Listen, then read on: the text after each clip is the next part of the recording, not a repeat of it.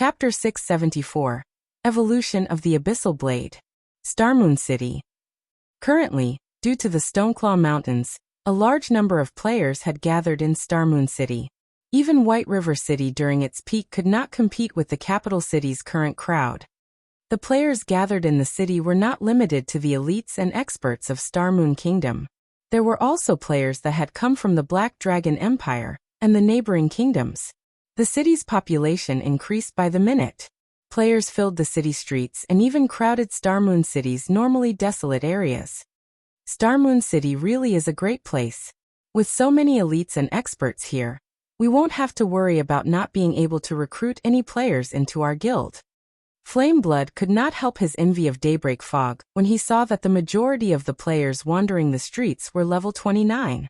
Many players had even reached level 30 already. Heaven's Burial's elite members were currently level 28 or 29. Very few had managed to reach level 30.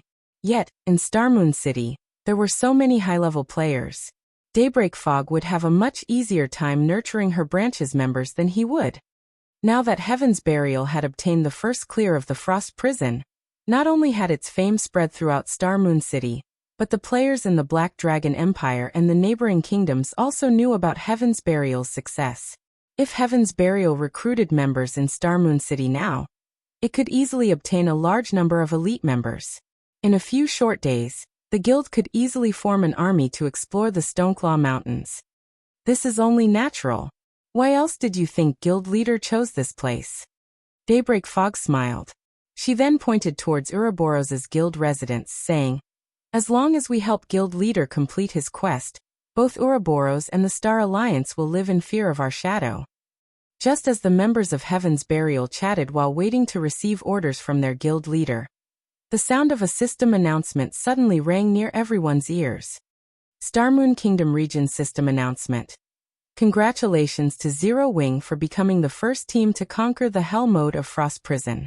All players on the team will be rewarded with 9 million EXP, 1 Tier 3 gemstone of a random attribute, 100 Starmoon Kingdom reputation points, and 10 humanity reputation points. God's Domain Southern Continent System Announcement. Congratulations to Zero Wing for becoming the first team to conquer the Hell mode of Frost Prison. All players on the team will be rewarded with 10 million EXP, 5 Tier 3 gemstones of random attributes, 100 Starmoon Kingdom reputation points, and 20 humanity reputation points. God's Domain Continent System Announcement. Congratulations to Zero Wing for becoming the first team to conquer the Hell mode of Frost Prison. All players on the team will be rewarded with 15 million EXP, 10 Tier 3 gemstones of random attributes, 200 Starmoon Kingdom reputation points, and 30 humanity reputation points. The announcement repeated 5 times. For a moment, every player in Starmoon Kingdom fell silent. Inside the Frost Prison. Success! The Frost Giant is dead. Everyone suddenly shouted with joy. They had obtained the first clear of a 100-man Hell mode team dungeon. None of them had ever dreamed of accomplishing this feat. The majority of these players had never been experts of the virtual gaming world. They were merely ordinary players who had followed Shurfeng's lead. This was one of the most difficult Hell mode team dungeons in God's Domain. Even super guilds did not dare to take on 100-man Hell mode team dungeons right now. They had simply claimed the first clear of hard mode, and immediately prepared to raid the next high-level team dungeon. But Zero Wing had done it. Moreover, not a single player on the team had died. It was simply inconceivable. There was a fundamental difference between obtaining the first clear of a 100-man hard mode team dungeon and the first clear of a 100-man Hell mode team dungeon. By obtaining the first clear of a 100-man Hell mode team dungeon, their names would be recorded on the God's Domain glory list. If they claimed the first clear of a 100-man hard mode team dungeon, at most, their names would be recorded on the glory list outside of the dungeon for future players to see. However, by claiming the first clear of a 100-man Hell mode team dungeon, not only would they have their names on the dungeon's glory list, but they would also have their names on the God's Domain glory list, which could be found in the Glory Temple in the various major cities throughout the continent. Players throughout God's Domain would see their names, and their fame would soar instantly. How could anyone not grow excited at obtaining such an honor? Of course, everyone understood that this achievement had only been possible due to Shifeng's leadership and guidance. Otherwise, they would never have had such an opportunity. Shifeng did not stop his teammates from celebrating as, inwardly, he was also excited. This was also his first time his name had ever been recorded on the God's Domain glory list. In his previous life, he was only able to gaze with envy at the other names in the glory temple. Now, however, he had become one of those people. Even though he tried to maintain his calm, he could not suppress the wild elation in his heart. After a moment, Shifeng managed to calm himself. He then slowly walked up to the frost giant's remains and began to collect the loot. Right before finishing off the frost giant, Shifeng had activated Divine Providence, allowing his luck to soar. In addition to the first clear bonus, the number of items the frost giant dropped was extraordinary. At a glance, there were over 100 items scattered across the ground. Of course, the majority of them consisted of rare materials. What a harvest! From this single raid, 1/3 of the materials I need for the stables have dropped. After a few more, I'll be able to start the construction. Shifeng muttered as he casually glanced at the items. Suddenly his eyes shone as he exclaimed, "An epic item!" There were 0 chances for an epic item to drop in a 100-man hard mode team dungeon. For hell mode, though, there was a very small chance of one dropping. Hence, even in the past, epic items were extremely rare. Unless they were extremely lucky, ordinary players had no hope of getting their hands on one. Only large guilds would have quite a few epic items. However, those required the efforts of the entire guild. What's this? Shifeng quickly discovered a faintly glowing golden crystal. Having never seen this item before, he unconsciously used omniscient eyes to examine it. Mana crystal. Contains a frightening level of mana. Rumor has it that this is the best material for forging magic weapons.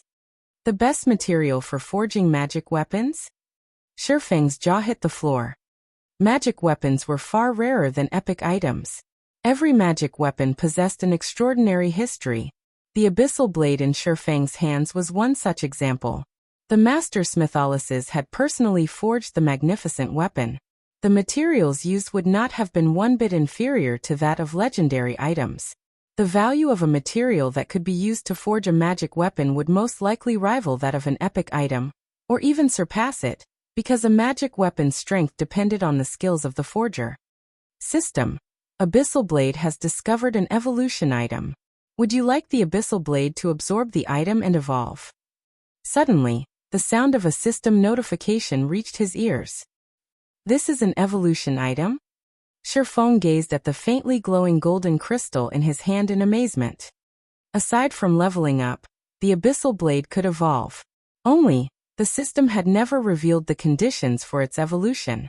Moreover, Shifeng had only managed to learn very little information regarding magic weapons in the past, so he was not sure how to evolve a magic weapon.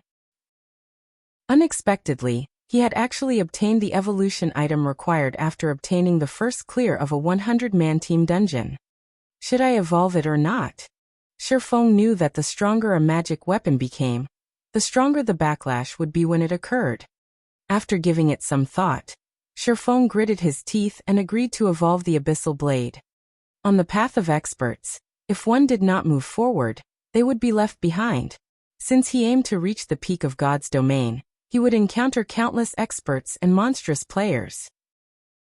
If he could not even control a single magic weapon, how was he supposed to face those monsters? Chapter 675, Bountiful Loot.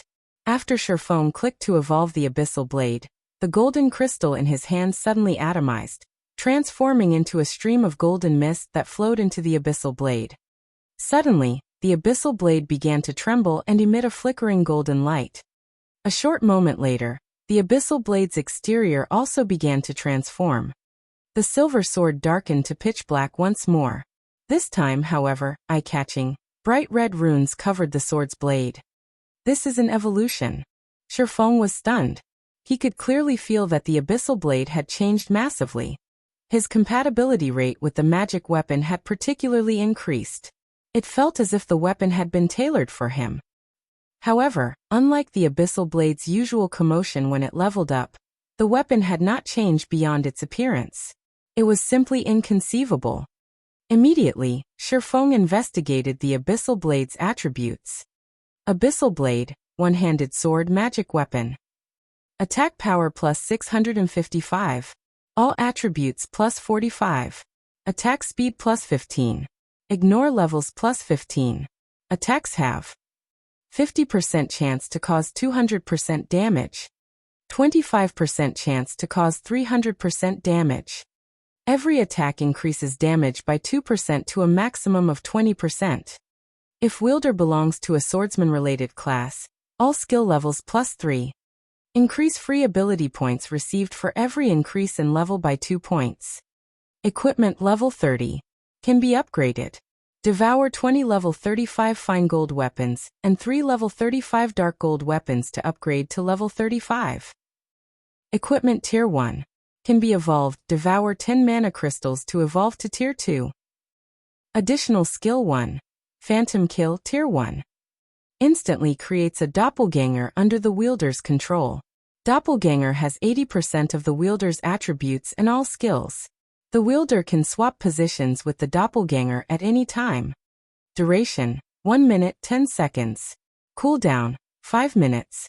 Additional Skill 2, Abyssal Bind, Tier 1. Binds enemies and prevents movement, reducing defense by 100%. Duration, 4 seconds. Cooldown 50 seconds. Additional Skill 3, 9 Dragons Slash, Tier 1. Instantly creates 12 phantoms of the Abyssal Blade for wielder's use. Each phantom sword deals up to 60% damage. Duration, 30 seconds. Cooldown 5 minutes. Additional Skill 4, Abyssal Curse Tier 1. Prevents all targets within a radius of 30 yards from moving or attacking for 6 seconds, and reduces their attributes by 20% for 10 minutes. Effect doubles if there is only one target within range. Cooldown 30 minutes. Additional Profound Inheritance, Black Emperor Tier 1. When activated, every critical hit will accumulate 1 stack of Death Aura. Each stack can be used to increase all attributes by 2% and attack speed and movement speed by 1% for 10 seconds, or to reduce the cooldown of a skill by 3 seconds. Maximum of 33 stacks of Death Aura. Duration, 10 minutes. Cooldown, 12 hours. The Master Smitholises personally created the Abyssal Blade using the Black Dragon King's fangs as material. It is one of 36 famed swords, ranking 31st. However, the Black Dragon King himself has cursed this sword. Beyond the immense strength the blade offers, the wielder must face a backlash after a certain amount of time. However, after Jack had remodeled the Abyssal Blade with a star crystal, the strength of the backlash has reduced greatly. If the wielder is unable to suppress the backlash, the wielder will receive the Black Dragon King's curse, permanently reducing all attributes by 50%. Unable to be dropped. Unable to be traded. So this is what an evolution looks like. Shifeng finally understood what was going on. The Abyssal Blade's evolution had only provided minor improvements in terms of attributes. However, it had increased the tiers of the magic weapon's additional skills, upgrading them from Tier 0 to Tier 1 skills. It was similar to how players upgraded their skills. Only, while players required skill proficiency to upgrade their skills, the Abyssal Blade required mana crystals. Although the additional skills had not improved much after the evolution, the skills would now be more effective on high-tiered monsters. But this mana crystal was not easy to obtain. It only drops from 100-man Hell Mode team dungeons, and its drop rate is really low. Shifeng smiled bitterly.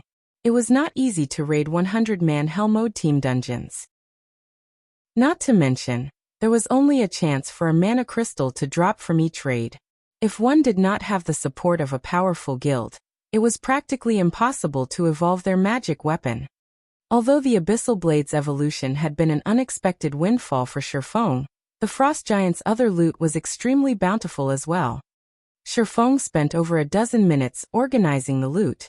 In total, they had obtained 26 weapons and equipment pieces in this raid. Aside from one epic weapon, 2 Tier 1 weapons, 8 dark gold set pieces, and 7 dark gold weapons and equipment had dropped. The remaining non-material items were fine gold set pieces.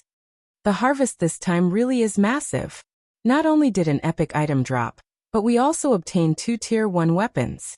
Shifeng immediately began appraising the epic item and Tier 1 weapons. Among the many weapons and equipment pieces that dropped, the epic item definitely ranked first in terms of value.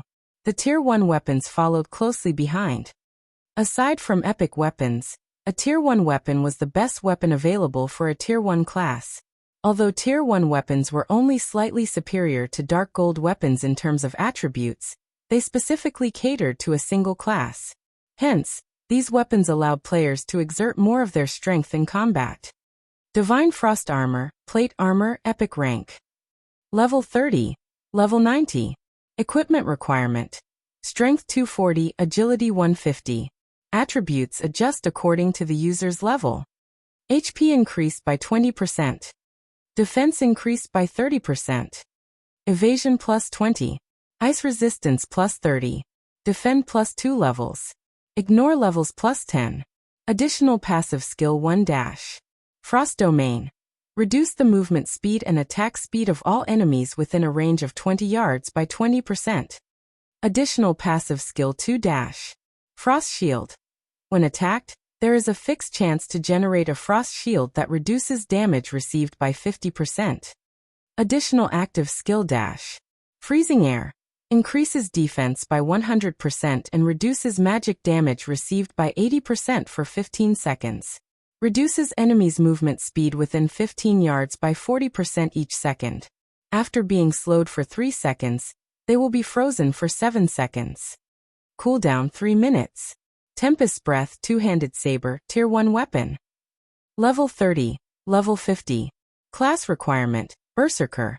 Attack Power plus 748, currently Level 30. Strength plus 50. Agility plus 45, Endurance plus 40. Ignore 20% of the target's defense. Ignore levels plus 10. All Berserker skills plus 1 level. Durability 160/160. Attacks have 15% chance to trigger Whirlwind Slash, passive, dealing 180% weapon damage to surrounding enemies. 20% chance to trigger Fatal Blow, dealing 220% weapon damage to target and inflict bleed, reducing target's HP by 20% over 6 seconds. Windchaser Longbow Tier 1 weapon. Level 30, Level 50. Class Requirement, Ranger. Attack Power plus 708, currently Level 30. Strength plus 43. Agility plus 55. Endurance plus 42. Attack Speed plus 3. Accuracy plus 10%. Ignore levels plus 10. All Ranger skills plus 1 level. Durability 140/140. Attacks have 10% chance to trigger Wind's Protection, increasing arrow speed by 60% and inflicting 170% weapon damage. 20% chance to trigger Quadruple Stars, transforming 1 arrow into 4, each dealing 90% weapon damage. When Shifeng shared these weapons and equipment pieces statistics, the team forgot about their joy of claiming the first clear of Hell mode completely. This epic plate armor is insane. This is perfect for dealing with agility-focused bosses and players. Cola stared at the armor mesmerized. MT classes were not particularly agile.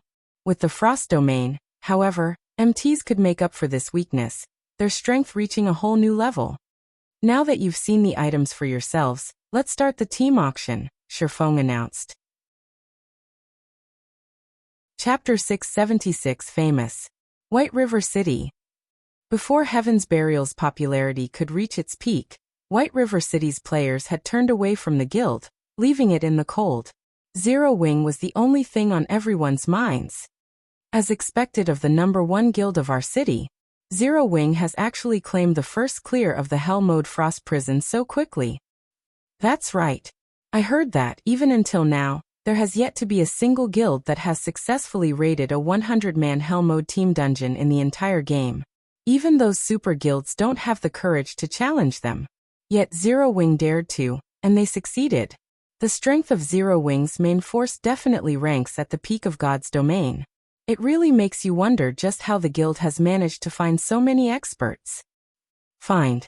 You have the wrong idea. My friend is a member of Zero Wing's main force, and I am very familiar with his strength. When we started playing God's Domain, he was even slightly weaker than I was. However, ever since he joined Zero Wing, his strength has improved at a rate beyond the imagination. At this point, he has even reached the Trial Tower's 5th floor, becoming one of the few experts in White River City. That's not possible, right? What's not possible? I've been regretting my decision to join my current guild ever since.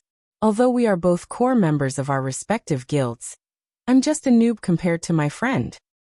As the sun began to drop below the horizon, the number of players who wandered into the Blue Moon Bar increased. When speaking about Zero Wing, many could not help but sigh with regret. Initially, Zero Wing had merely been a small and insignificant guild. Now, however, not only had it become White River City's unquestioned overlord, but it had also become the focal point of God's Domain. Many guild players wallowed in their regret. Had they had only chosen to join Zero Wing, they would have enjoyed extraordinary status and fame by now. Many guilds' elites even swore a silent oath to leave their current guilds and join Zero Wing, even if they had to compensate their guilds for the loss.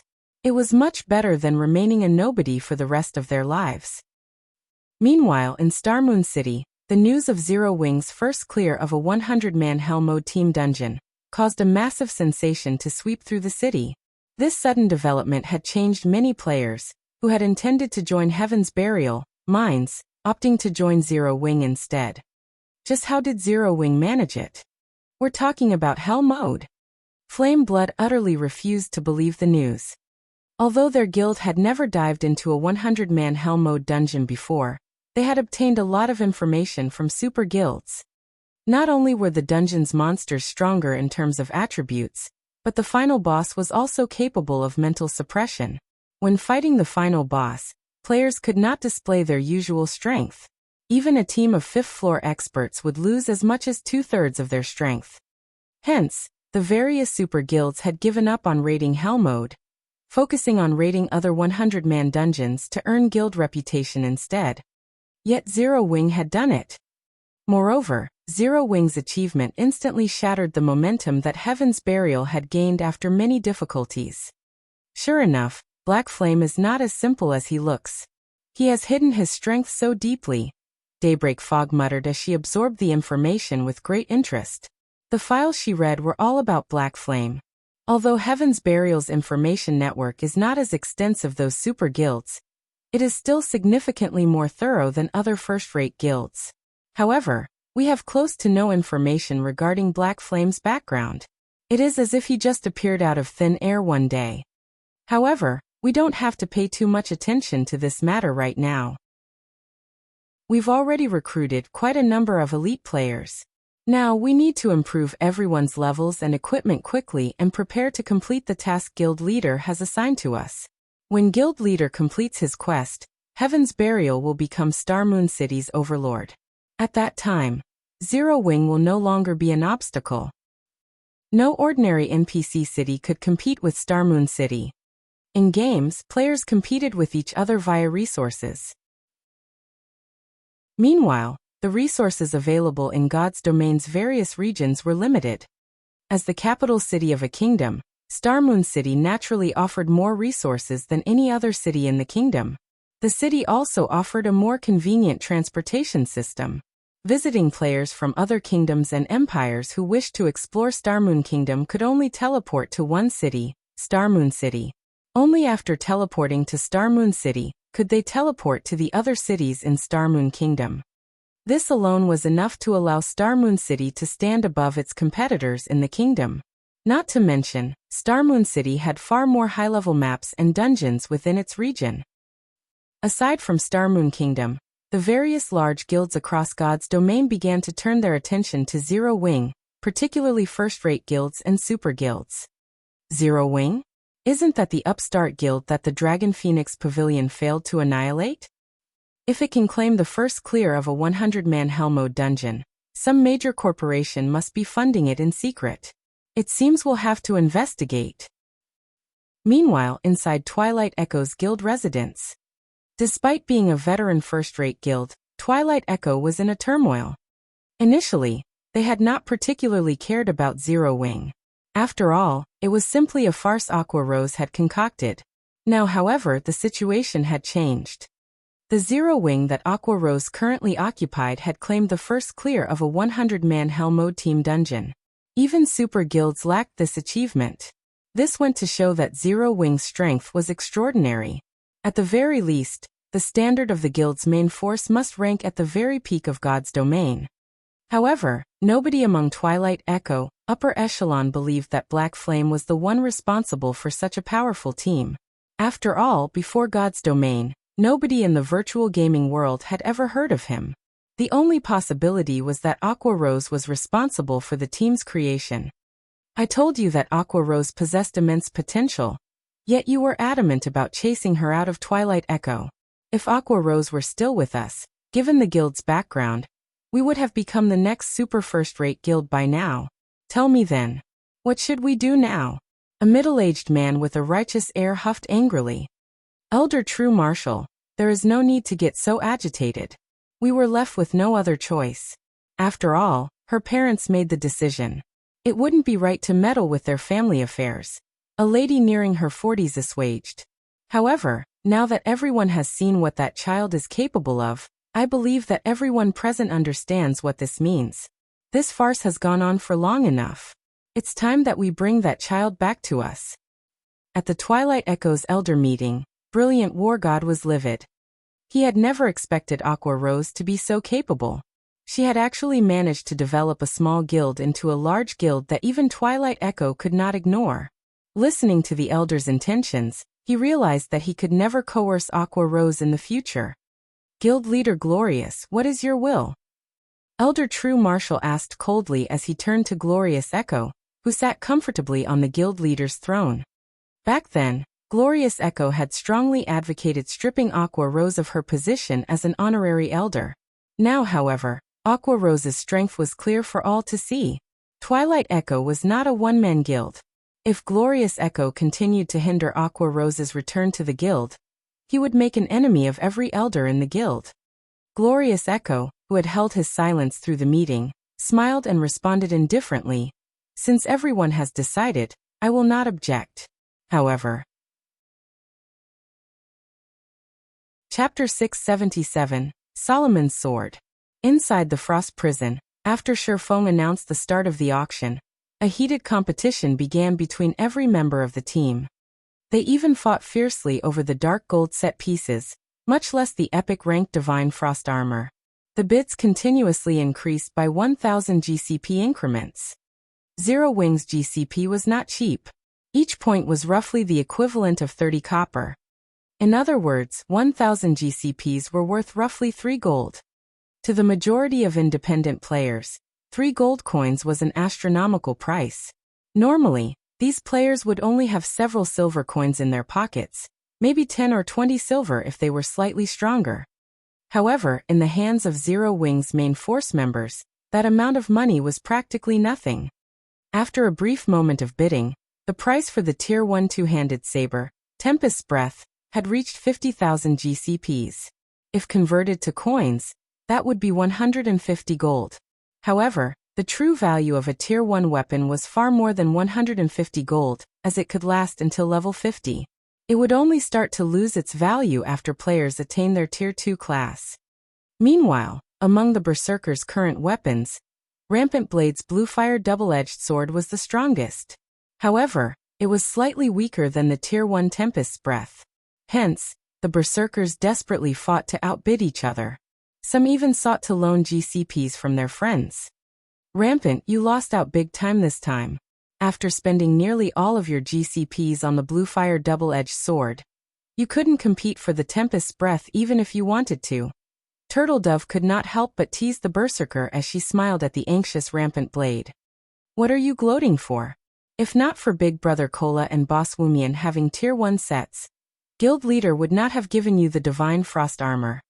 Rampant Blade rolled his eyes at the female Guardian Knight. Although the effects of a complete Tier 1 set equipment were frightening, the attributes on the Divine Frost armor were simply too good. It was only slightly inferior to a Tier 1 set equipment. In terms of combat, the Divine Frost armor might even be better. Ignoring Rampant Blade's words, Turtledove hugged the Divine Frost armor to her chest, smiling gleefully. Although she owed the guild a large number of contribution points after obtaining the Frost armor, with it, she could earn GCPs much faster than before. Moreover, with the Frost armor, her combat power instantly rose to the same level Cola and Yi Wumian, making her one of the top 3 MTs in the guild. While Turtledove joyfully celebrated her prize, Shadow Sword spent 85,000 GCPs to gain the Tempest's Breath. Minor Wind, one of the 5 demon generals, purchased the Tier 1 weapon Windchaser for 92,000 GCPs. Both Shadow Sword and Minor Wind were Zero Wings core combatants. Although they were not as strong as Fire Dance and Violet Cloud, they had still passed the 5th floor of the Trial Tower, making them both experts who had reached the 6th floor. Now that they both had a Tier 1 weapon, their combat power had improved significantly. After the auction was over, seeing as it was relatively late in God's domain, everyone logged out to rest. Only a few people, such as Shadow Sword and Minor Wind, continued to play. They intended to test out their new weapons. Hence, they all went to the Divine Colosseum to train. Just as Sherfong was about to leave the Frost Prison, the sound of a system notification suddenly reached his ears. System. There is a strange image engraved on the elemental core left behind after the Frost Giant's death. Do you wish to investigate it? Strange image. Sherfong turned to the massive, resplendent gemstone that he had previously ignored. The blue gemstone was as tall as he was. If not for the system notification, he would not have noticed the palm-sized image engraved on the gemstone's exterior. Why haven't I encountered this notification in the past? Sherfong walked up to the gemstone and inspected the image carefully. He discovered that it was an extraordinarily complex magic array. It was by far one of the most complex magic arrays he had ever seen. It was as intricate as an electronic instrument. When Sherfong touched the image, the elemental core suddenly began to shrink. From the size of an adult human, the massive gemstone shrank to the size of a fist in the blink of an eye. System. Quest Solomon's Treasure activated. Quest details. An immensely powerful magic array has been carved into the elemental core, along with Solomon's symbol. You might gain an unexpected bounty if you take this elemental core to a great mage. Quest rewards. Unknown. Is this a bonus quest for obtaining the first clear of Hell mode? Sherfong involuntarily shuddered when he heard the name Solomon. There were countless weapons in God's domain. However, while epic weapons were exceedingly rare, legendary weapons were as rare as a phoenix's feather. Among the 10 most famous legendary weapons in the past, one of them had been Solomon's sword. Although Sherfong did not know how Solomon's treasure and Solomon's sword were related, even the faintest of connections was amazing. It was enough to make every melee class in God's domain mad with greed. Legendary items were powerful enough to allow a person to challenge opponents of a higher tier. The 10 great legendary weapons, however, stood out from the crowd. Sherfong had heard many deeds involving the 10 great legendary weapons in the past. To put it in another way, not a single player in God's domain would ignore one of these weapons. One of the most sensational occurrences had been a Tier 3 player's provocation of a Tier 5 player. In the end, the two fought each other with everything they had. However, when everyone had believed that the Tier 3 player was finished, that Tier 3 player had actually managed to escape their opponent. In God's domain, the difference between tiers was massive. A Tier 5 player could massacre a group of Tier 3 players effortlessly. Hence, it was practically a miracle that the Tier 3 player had managed to escape. The incident had shocked God's domain as that person had broken one of the game's iron rules. Afterward, that Tier 3 player reached Tier 4, and when he encountered the Tier 5 player again, he only took a few seconds to finish his opponent off. After the incident, the various large guilds investigated the mysterious player, hoping to find the cause for such an upheaval. In the end, they discovered that the Tier 3 player's weapon had been one of the 10 great legendary weapons. Afterward, that person went on to become a Tier 6 God-ranked player. He had also been a member of the famous Midnight Tea Party, known as the Mage God Gaia. Although Gaia had only begun playing God's Domain during the middle stage of the game, both his talent and luck were far beyond that of the ordinary person. He quickly became a Tier 6 God-ranked player, becoming a massive headache for super guilds. Now that he had a clue that could possibly lead towards one of the 10 great legendary weapons, even Sherfong was shocked senseless. Although he currently had the Abyssal Blade, at the end of the day, a magic weapon was only a magic weapon. It was significantly inferior to a legendary weapon, not to mention one of the 10 great legendary weapons. Such an item was almost a myth, even in God's Domain. Sherfong carefully stored the elemental core, and with trembling hands, took out a return scroll. Calm down. Calm down. Sherfong told himself repeatedly. However, he could not keep his thoughts from wandering towards Solomon's sword. I should meet with Weissman for now. Although there were quite a number of Tier 3 great mages in White River City, there was only one Tier 4 great wizard, Weissman. Sherfong did not believe that ordinary great mages would know much about Solomon. Only those old fellows who had lived for over 100 years would have detailed information. Ordinary players had no chance of gaining an audience with Weissman. Fortunately, Sherfong was a Count of White River City. He was a true major noble. Even Weissman would not dismiss him casually. Furthermore, the two were familiar with each other. Chapter 678, Top of the World. As the sky darkened, the magic lamps lining the streets of White River City lit up, brightly illuminating the entire city. Quite a number of merchant players crowded the streets, purchasing equipment and materials. At this time, many combat players were returning to the city after a day of hard work. These combat players usually sold their unwanted materials, as well as spent a portion of the day's earnings on some delicacies and alcohol. By now, everyone had already adapted to their new lives in the world of God's Domain. The players on the streets of White River City were currently chatting merrily with each other. The hot topics either relating to Zero Wing, or the currently popular Stoneclaw Mountains. After returning to the city, Sherfong reverted his appearance to that of Yi Fang's. When he walked through the city streets, he immediately became the center of attention. Look, that guy's a member of Zero Wing. His equipment looks awesome. He must be an elite member of Zero Wing at the very least. It would be great if we could get him to carry us. Zero Wing really is amazing. Even a random member of the guild is level 30 and has such enviable equipment. It's a pity I failed to get through their test today. I'll definitely have another go at it in a few days. The six-winged emblem was something extremely familiar to the players of White River City. Unfortunately, the number of players who could sport this six-winged emblem was quite low. From time to time, female players would send flirtatious glances at Sherfong, causing some male players to look at him with disdain. TSK. What's so good about him? Isn't he just some lucky bastard basking in Zero Wing's limelight? If I got into Zero Wing, I'd definitely have much better achievements than him. A level 25 male summoner snorted in discontentment. If you have the ability, you can go take Zero Wing's test. If you manage to become an elite member of Zero Wing, I'll come fawn over you as well.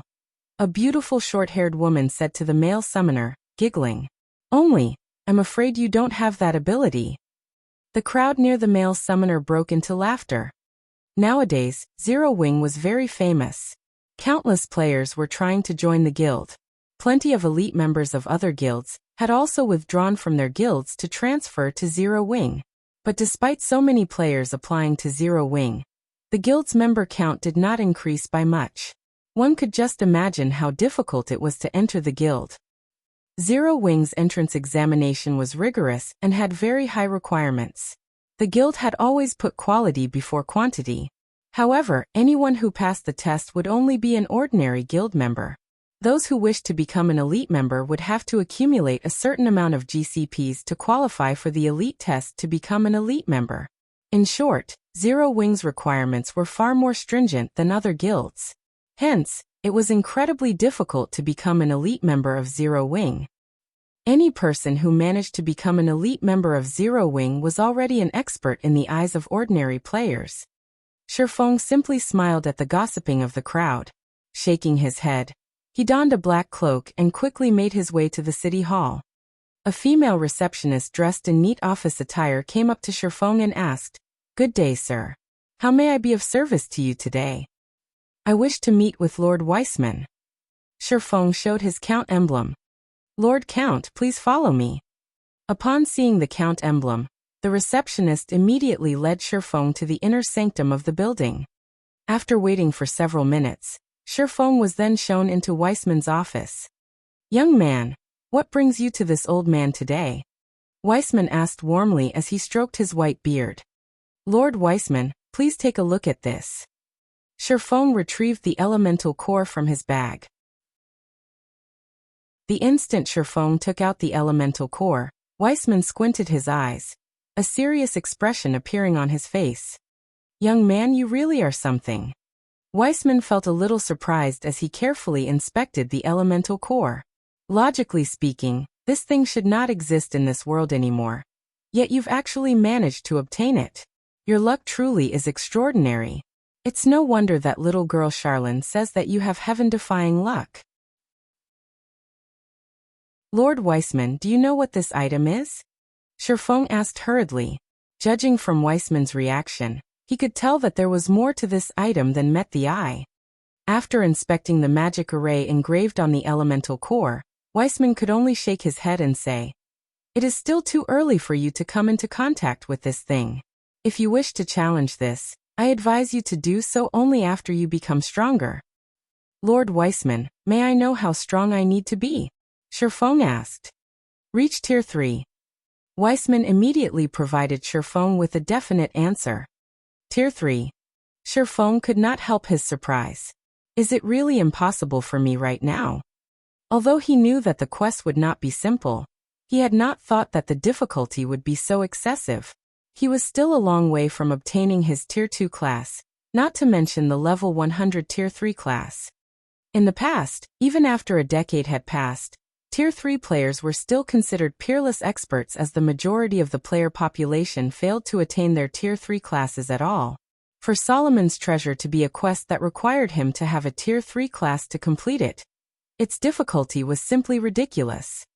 However, this revelation also further convinced Shifeng that Solomon's Treasure might be somehow related to Solomon's sword.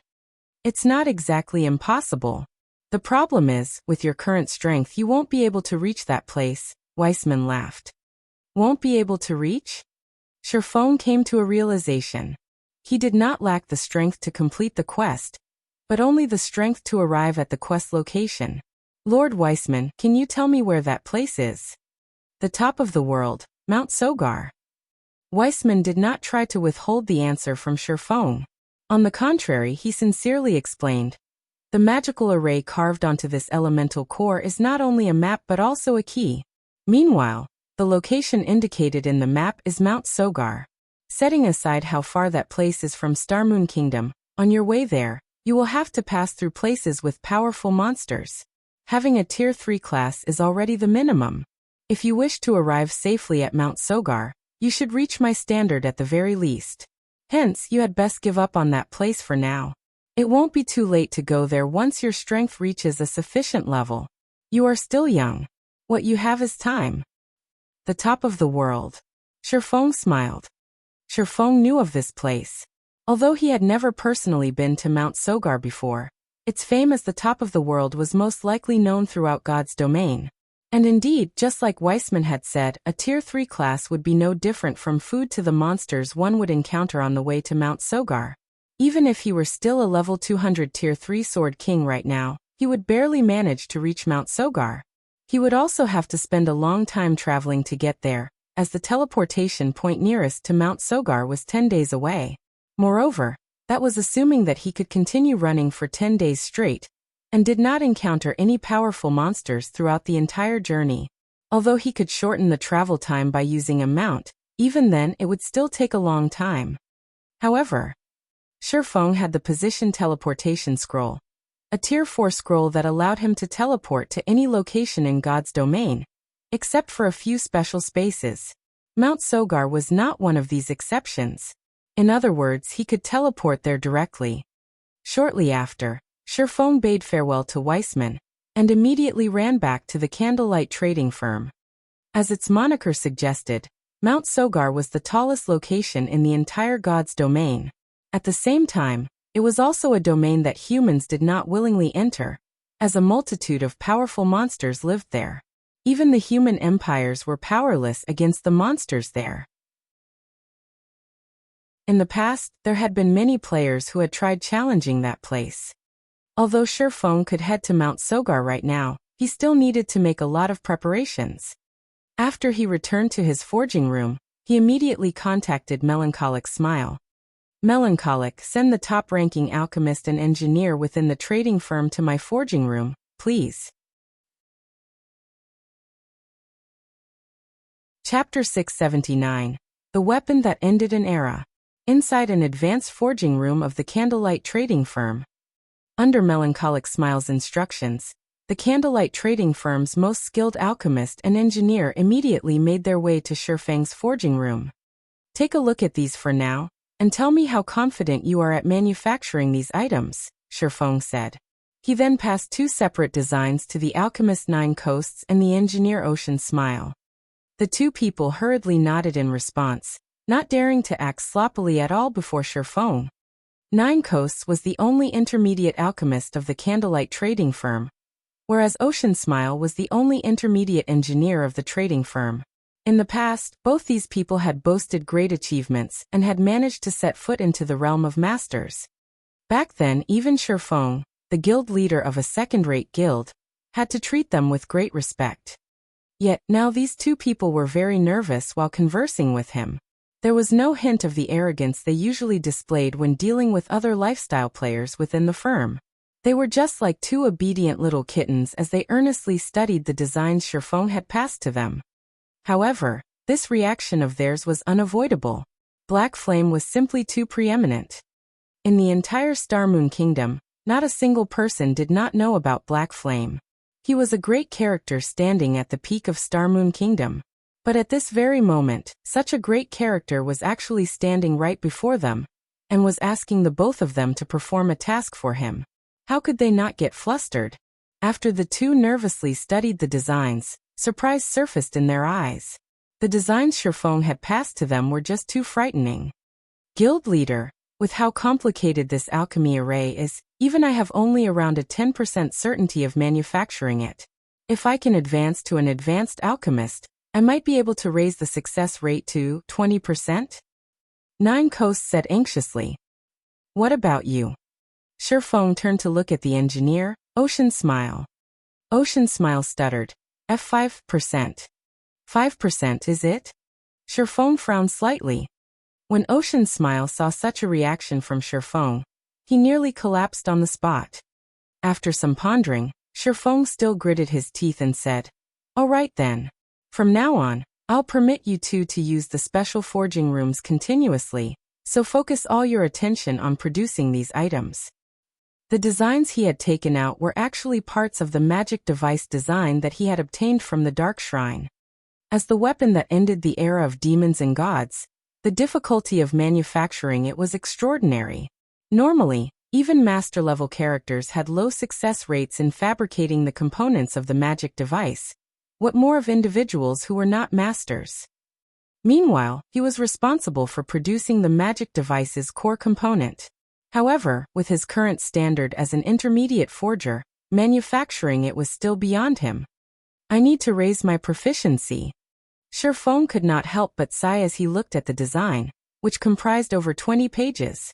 Sure enough, a magic device isn't that easy to produce. However, without a magic device, he did not dare to travel to the top of the world. The outer area of the Stoneclaw Mountains. In a forested valley surrounded by mountains, lights from spells, sparks, and light stones were visible in the vicinity. Ever since Stone Forest Town opened to the public, the Stoneclaw Mountains had become the hunting grounds of expert teams. Even in the dead of night, the number of teams passionately grinding in the regional dungeon did not decrease in the slightest. The various teams were grinding for magic crystals and equipment day in and day out. Magic crystal was the standard currency used at the Divine Colosseum. Since the Stoneclaw Mountains was a level 30 to level 49 regional dungeon, The equipment that the monsters inside dropped naturally ranged between level 30 to level 45. Moreover, the quality of the equipment dropped at the Stoneclaw Mountains was just slightly inferior to those dropped in large-scale team dungeons.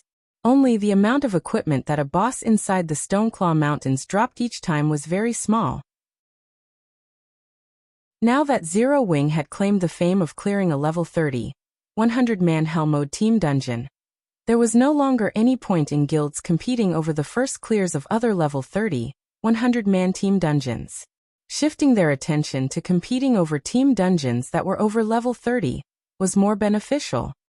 After all, reaching level 30 was only a small milestone for players, and Zero Wing had merely gained a little advantage from this achievement. There were still milestones at level 40 and level 50. Hundreds of levels awaited them. The competition over level 30 large-scale team dungeons was just the beginning. Meanwhile, the Stoneclaw Mountains was the best location for training and preparing to compete for the first clears of future large-scale team dungeons. Not only could they level up quickly at this place, but they could also gain a hefty amount of magic crystals. Most importantly, they could obtain a lot of high-level equipment here in short order. Setting aside the fact that team dungeons in the outside world had cooldown times, which greatly restricted the production volume of top-tier equipment, players also took time to adjust when switching from one team dungeon to another.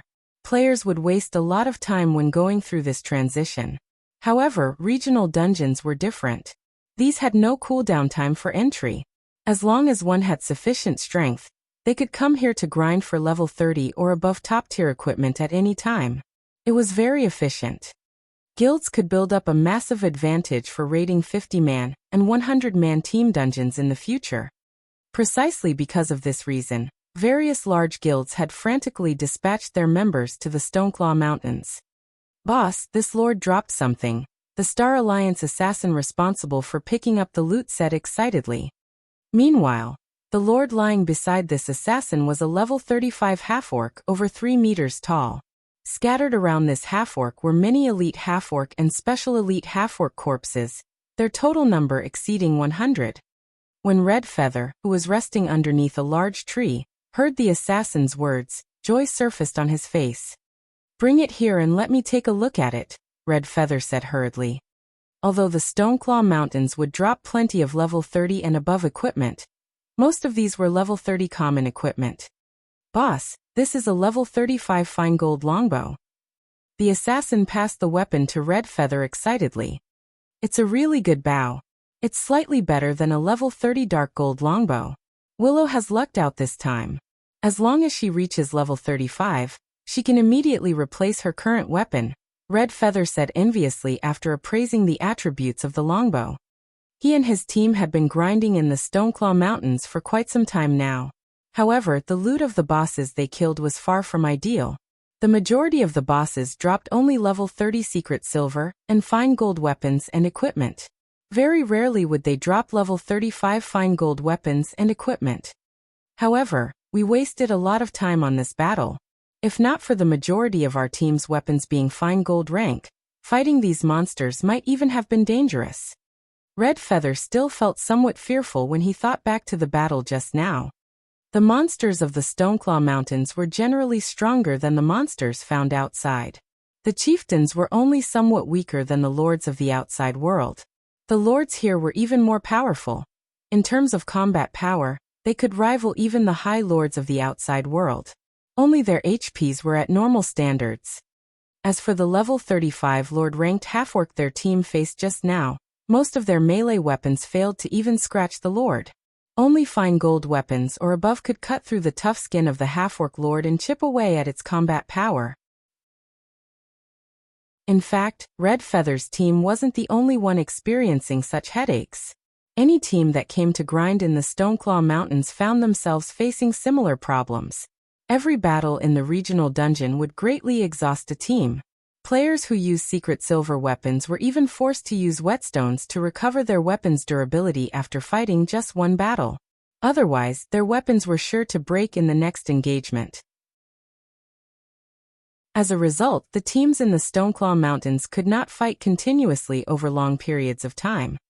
Boss Red, Elder Purple Eye's team has encountered one lord and 6 chieftains. They are in urgent need of backup right now.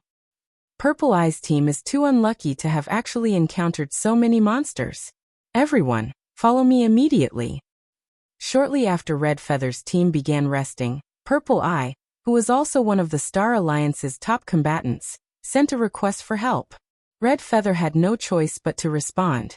Even if the standard of Purple Eye's team was very high, there was no way her 100-man team could take on the equivalent of 1 High Lord and 6 Lords of the outside world simultaneously. Not to mention, there should also be plenty of elite and special elite monsters. However, the problem plaguing the various teams was actually making the Candlelight trading firm in Stone Forest Town a fortune.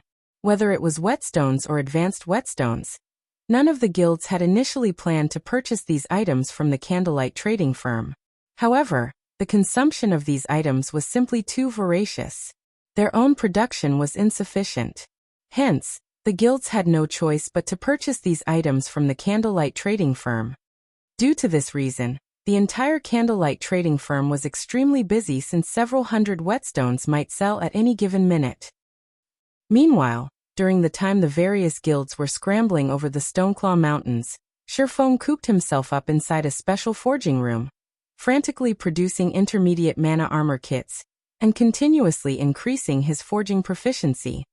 For 4 whole days, Shifeng did not sleep or rest, spending all that time madly raising his proficiency. He only stopped when the sound of a system notification entered his ears. Meanwhile, Shifeng's level had also increased rapidly during this period.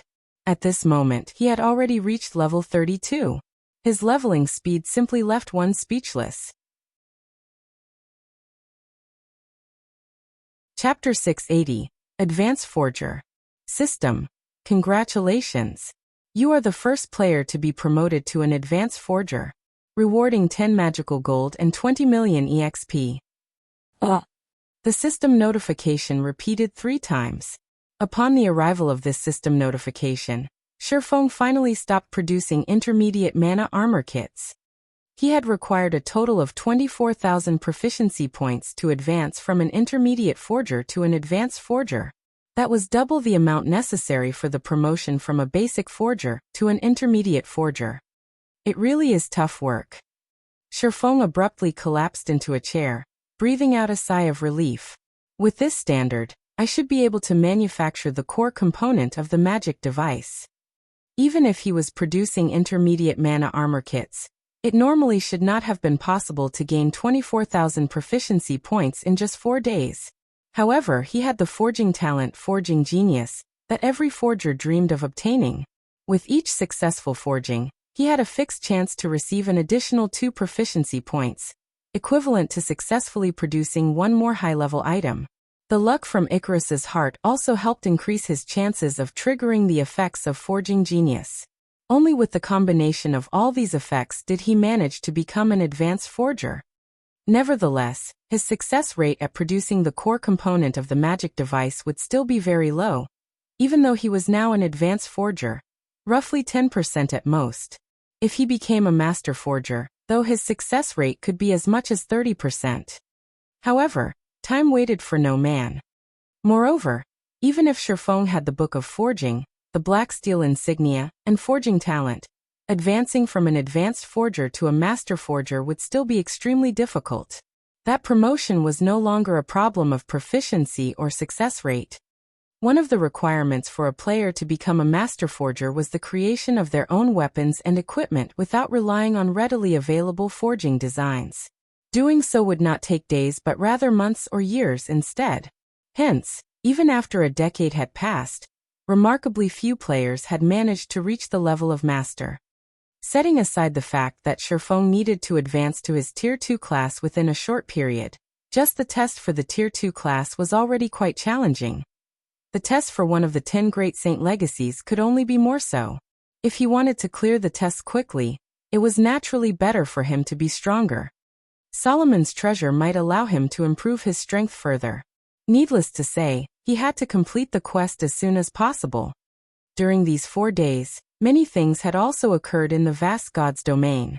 The most popular matter had to be the activation of the divine battlefield at the Divine Colosseum. The Divine Battlefield was a place for players to wage war against each other.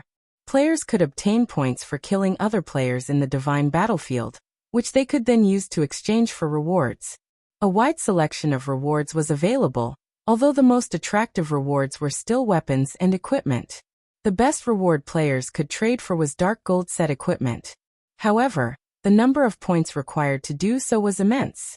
Moreover, the weapons and equipment received were non-tradable, and were usable for only the person who exchanged for them. Hence, even if the items dropped upon the owner's death, other people could not avail of said items, though they could sell them to NPCs at dismal prices.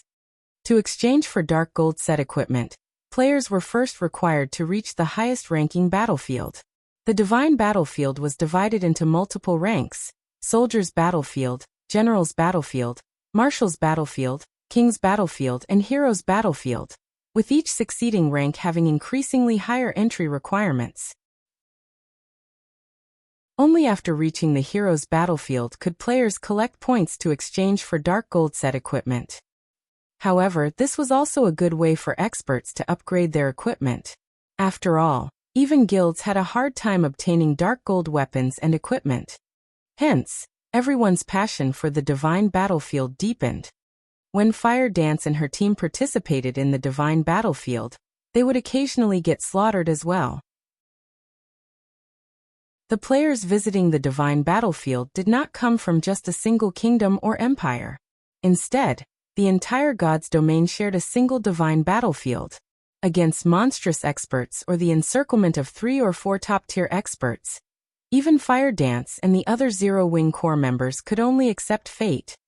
This experience also allowed her and the others to realize that, no matter how strong they had become, there was always someone stronger than they were. Even if they ranked at the top of a weak, little kingdom like Starmoon Kingdom, they were still insignificant beings in the vast world of God's domain. Meanwhile, the situation at the Stoneclaw Mountains was also heating up. Many teams had already begun clearing the monsters wandering in between the outer and inner areas of the dungeon, and upgrading their equipment very quickly as a result. Zero Wing was also sending large numbers of members to the regional dungeon to grind and level up. For a time, competition within the Stoneclaw Mountains rapidly intensified, and quite often, friction and fighting would break out between players in the dungeon. With the passage of time and the continuous improvement of the system, many more experts would emerge in God's domain. Hence, Shifeng was in a hurry to improve himself further. Guild leader, here are the items you've asked for. The alchemist Nine Coasts stacked a pile of components on top of the stone platform. Respectfully, he said, these are all the components we've managed to make during these past few days. There are 70 sets here. After striving for 4 days, he and Ocean Smile had managed to manufacture only 70 sets of components. Despite receiving an endless amount of materials, their success rates were far lower than their initial estimates. They had spent a full 1,000 gold on manufacturing a mere 70 sets of components. If converted to credits, that amount of coins would be worth several million. At this point, they just wished they could crawl into a hole and die. After all, the materials required to manufacture each component cost roughly 30 silver. With over 1,000 gold, they could have produced over 3,000 individual components. Yet, the both of them combined had only managed to make 140. Their success rate did not even reach 5%. Okay, you can go back and continue making the components. Shifeng nodded. He was not surprised whatsoever by this abysmal success rate. All things considered, those were components required to manufacture a magic device. Their failure to achieve a 5% success rate was entirely within his expectations. After Nine Coasts left, Shifeng sorted his mood out, and began producing the core component of the magic device. The core component required only a few materials. However, they were all rare materials. Even after the guild's combined efforts as well as purchases through Gentle Snow's connections, he had managed to collect only 100 sets of materials. The cost of one set was roughly 10 gold, so 100 sets cost about 1,000 gold. Meanwhile, Shifeng's success rate was only around 10%. Even the Star Alliance and Ouroboros would not be willing to take such a gamble. Fortunately, I'm earning quite a lot of money through Stone Forest Town and the Candlelight Trading Firm. Otherwise, even I wouldn't dare to take this risk, Shifeng muttered, smiling bitterly as he looked at the materials in his hands. The core component he was going to produce was a ball-shaped object. Just refining the metals required was already a difficult task. However, by relying on the ice blue devil flame, the metal he refined had relatively good color. What came next was molding the metal into the desired shape. If he was off by even a single millimeter, then the final product would end up as a failure. As for the last step, he had to engrave runes onto the metal ball. Time crept past. Shifeng went through 70 attempts in one go. In the end, only 3 out of the 70 attempts had succeeded. The difficulty of producing the core component was much higher than his initial expectations. I'm generally familiar with the process already. I should start using the magical gold now. Shifeng considered the materials he had left, feeling that he already had sufficient practice. The magical gold rewarded by the system was an extremely rare material. Not only could it increase his forging success rate, but it could also evolve an item at a fixed chance. Its market value was no less than 100 gold per piece. Initially, Shifeng had taken 50 tries to produce one core component. Afterwards, however, he had managed to succeed twice out of 20. Without a doubt, his success rate had increased significantly, which was all due to his continuous experimentation using the simulation device. If he did not possess the simulation device of the special forging room, he would have most likely failed all 70 attempts. Chapter 6 81 Dual Abilities. With only 30 sets of materials remaining, Shifeng did not dare to be careless. A magic device was an assembly of different components. The core component was merely one of 3 parts. If he failed the final assembly, the product would be a failure as well, and the components would have to be scrapped. Shifeng had seen a master forger assemble magic devices in the past. Back then, said master forger only had a success rate of 30%. Even so, a massive number of players eagerly searched out this master forger to help assemble their magic devices for them, because other master forgers had less than a 20% success rate. 5 sets of components were required just to assemble a single magic device. Furthermore, each component set, which consisted of 3 individual components, required roughly 10 sets of materials to manufacture. In other words, at least 50 sets of materials were required to produce a magic device. If one were unlucky, they might actually require more than 100 sets. Even an expert player would have to spend a long time to gather 100 sets of raw materials. The coins involved could also put an expert player into debt. This was precisely why magic devices had been extremely rare in God's domain in the past. The players capable of obtaining one were generally either experts or wealthy tycoons. After Shifeng had gone so much trouble to obtain 100 sets of materials, he had only managed to produce 3 core components after expending 70 sets. It was not enough to assemble a magic device. At the very least, he needed to prepare 10 core components to have a higher chance of manufacturing a magic device. After all, he was only an advanced forger, not a master forger. Time crawled by. Shifeng's first attempt to produce the core component with the magical gold failed. The second attempt failed as well. After 4 consecutive failures, Shifeng had no choice but to give up on using the magical gold. Magical gold was one of the best support tools for forging dark gold and epic items. Even Shifeng felt a sting after failing 4 times in a row. On his 9th attempt, Shifeng finally succeeded. Sure enough, engraving the runes is the most difficult stage. Shifeng could tell that his previous successes had not been due to luck, because he had felt as if his entire being had melted into the metal, while he had focused on engraving the runes on this last core. He had felt something similar during his previous successes. This feeling of melding with the core component? Shifeng stopped his work for a moment and pondered the sensation. It feels somewhat like improving my skill completion rate. To improve my skill completion rate, I had to integrate myself with the environment. Suddenly, Shifeng retrieved a bottle of 100-berry wine from his bag and began to manufacture the core component once again. This time, he used a bar of magical gold. The 100-berry wine was a tool that could increase one's compatibility rate.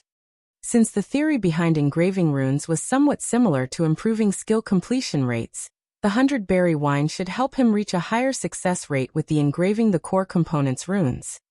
This time, Shifeng completed the core components refinement much faster than before. In just 5 minutes, Shifeng finished refining and molding the metals. He also completed engraving the runes in a single breath. As the core component felt like an extension of himself, Shifeng's control over the rune engraving process was quite high. System. Core component has been successfully manufactured. Forging proficiency increased by 3 points. Obtained 50,000 EXP. Sure enough, my guess was correct. Excitement bubbled in Shifeng's chest as he heard the sound of the notification. I never realized that the 100-berry wine could be used like this as well. Immediately, Shifeng used the remaining materials in one go. Of the remaining 20 sets of materials, he successfully produced 4 core components. Among them, magical gold had been incorporated into 3. His success rate had reached the level of a master forger. With this, he had managed to produce 9 core components with the 100 sets of materials. Among them, 4 had magical gold. He was only 1 core component from his goal of 10. Now all that was left was to assemble the magic device. If he succeeded, he would be the first player in God's domain to birth a magic device. As the weapon that had brought about the end of the era of demons and gods, one could just imagine how powerful a magic device was. A magic device's most valuable effect was its ability to strengthen weapons, allowing these weapons to inflict damage to demons and gods. To put it simply, magic devices had given humans the ability to resist demons and gods. Of course, the magic device Shifeng had obtained was not that powerful as it was only bronze rank. Even so, a bronze magic device should not be underestimated. As players reached higher levels in God's domain, the monsters they encountered would grow stronger as well. At some point, even dark gold and epic weapons would not deal much damage. However, after one equipped a bronze magic device, even a secret silver weapon could cut through the tough hide and scales of monsters, not to mention fine gold and dark gold weapons. If players did not possess a magic device, however, the difficulty of defeating those powerful monsters would increase significantly. Hence, in the past, the various large guilds throughout God's domain had been extremely desperate to obtain magic devices. Even the design for a bronze magic device could incite a war between first-rate guilds. Now that Shifeng had obtained a magic device forging design so early into the game, he could begin to manufacture them much sooner than anyone else. He would also be prepared when everyone began encountering monsters that could not be easily defeated with normal weapons. The first assembly failed. The second assembly failed. The third assembly was successful. System. Bronze magic device has been successfully manufactured. Forging proficiency increased by 5 points. Obtained 100,000 EXP. Shifeng was stunned when he heard the system notification. This can't be real, right? Success on the 3rd try? Shifeng muttered, astonishment filling his voice, as he stared at the fist-sized metal ball in his hand. The black metal ball overflowed with light. The surging mana within was visible to the naked eye. I wonder what kind of attributes it possesses. After a magic device's successful assembly, it would gain a random ability. Although the bonus a magic device provided varied in strength, the magic device's basic function would not change. The layer of mana that covered the weapon, or mana blade, was invaluable. This mana blade could interfere with the mana that radiated off a monster's body, thereby weakening its defense significantly and allowing players to inflict damage. Otherwise, a monster's body with that protective layer of mana was tougher than diamond. Even scratching the monster would be extremely difficult, not to mention taking it out. Magic device, bronze rank. Strengthens a weapon, giving it the basic reduced weight effect and weaken target's mana body by 30%. What a pity! Although the weakening effect is quite powerful, the reduced weight effect isn't particularly useful to a one-handed weapon. It would be very useful towards a two-handed weapon though. Shifeng inwardly felt disappointed. Both the Abyssal Blade and Purgatory's shadow fit him perfectly right now. If they became any lighter, he might not be able to exert his full strength with them. Following which, Shifeng returned to assembling magic devices. 1, 2, 3.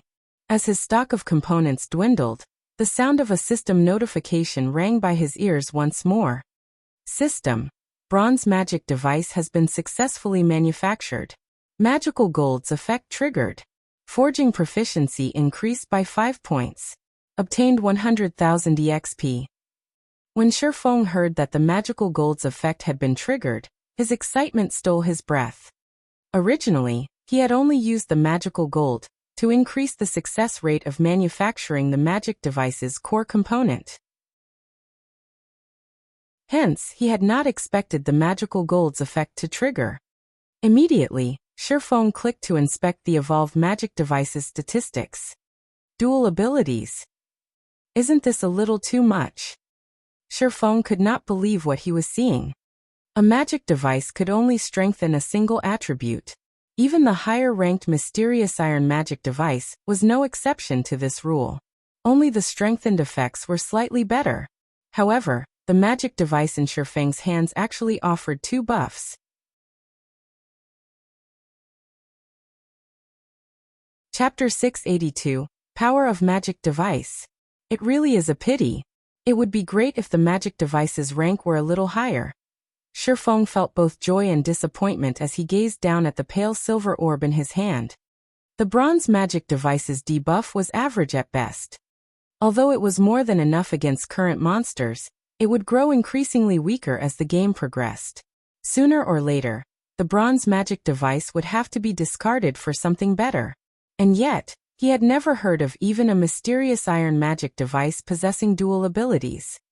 Purely in terms of combat power, the double-attributed bronze magic device was stronger than ordinary mysterious iron magic devices. Only mysterious iron magic devices posed more of a threat to a monster's mana body. Oh well, one can't have everything. I've already lucked out by manufacturing a double-attributed magic device. I can't get too greedy. Shifeng quickly shifted his focus, and the more he looked at the magic device in his hand, the more he fell in love with it. Magic device, bronze rank. Strengthens a weapon, giving it the basic vibration effect, basic polarizing effect, and weaken target's mana body by 27%. Both the vibration effect and the polarizing effect were considerably powerful additional abilities among magic devices.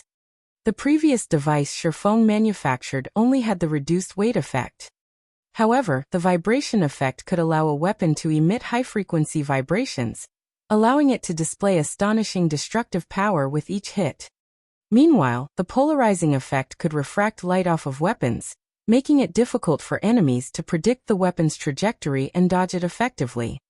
Originally, among the many abilities available, these two were only intermediate abilities. However, when these two abilities were combined, the overall strength the magical device offered increased exponentially. Not only could the magic device make a weapon difficult to dodge, but it could also give the weapon immense destructive power. The combined effects of these two abilities was not the slightest bit inferior to an advanced ability. Magic devices of different ranks generated different abilities.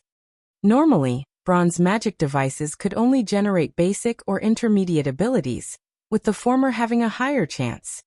Mysterious iron magic devices could only generate basic or intermediate abilities. Only it had a higher chance of generating an intermediate ability. Only after reaching secret silver rank could a magic device generate an advanced ability. However, the probability was not very high. Currently, although his magic devices was only bronze rank, it rivaled a secret silver magic device with an advanced ability.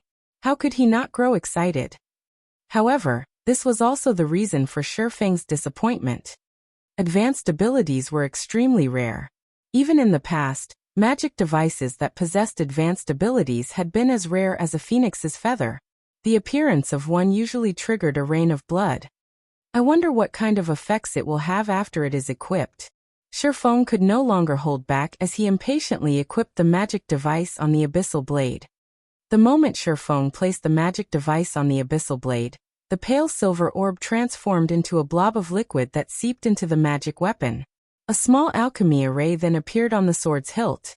In the next moment, the alchemy array began to absorb a large amount of mana from the surroundings, assimilating it into the abyssal blade, and increasing the magic weapon's power. When Shifeng swung the abyssal blade lightly, he saw the sword split into 3 identical blades. With just the naked eye, it was impossible to tell which sword was the real one.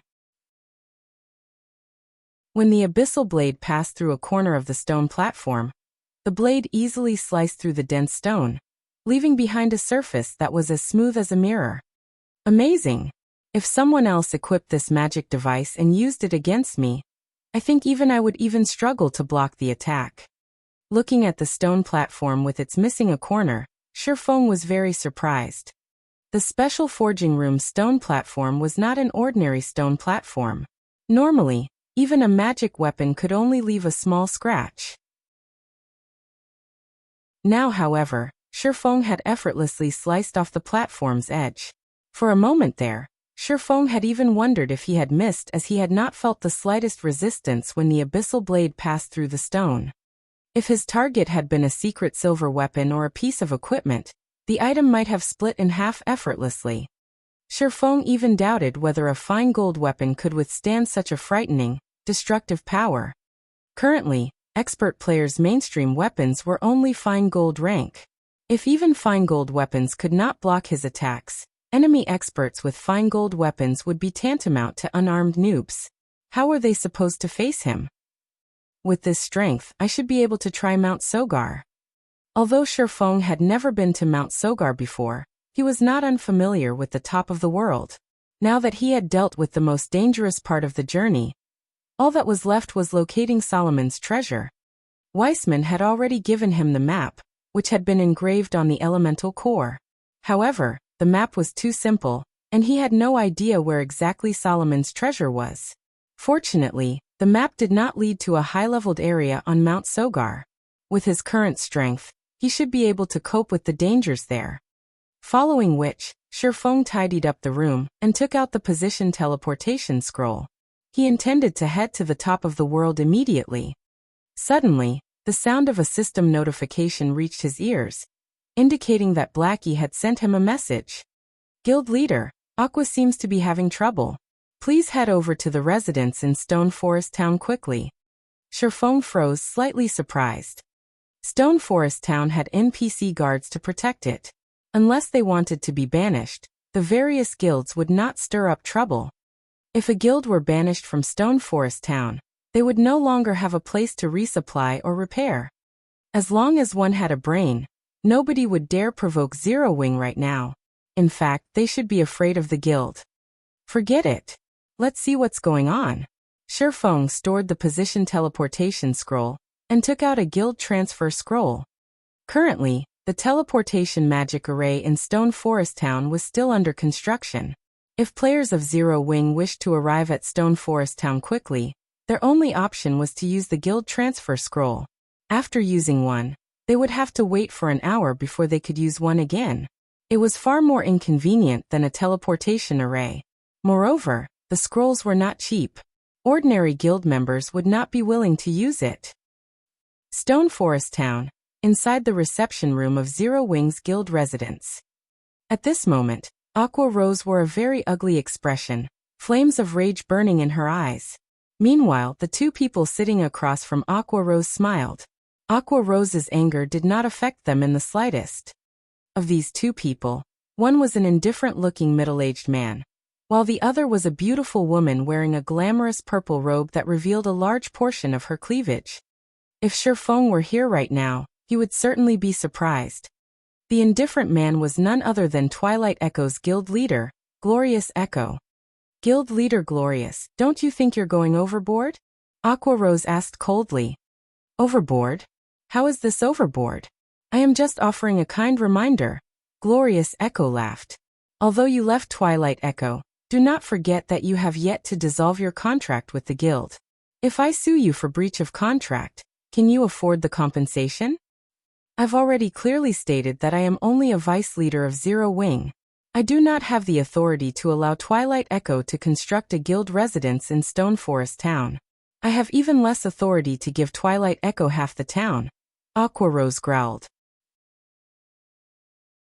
She had wanted to dissolve her contract with Twilight Echo the moment she first left, but in the end, she had abstained as her family sat on the board of directors of the guild.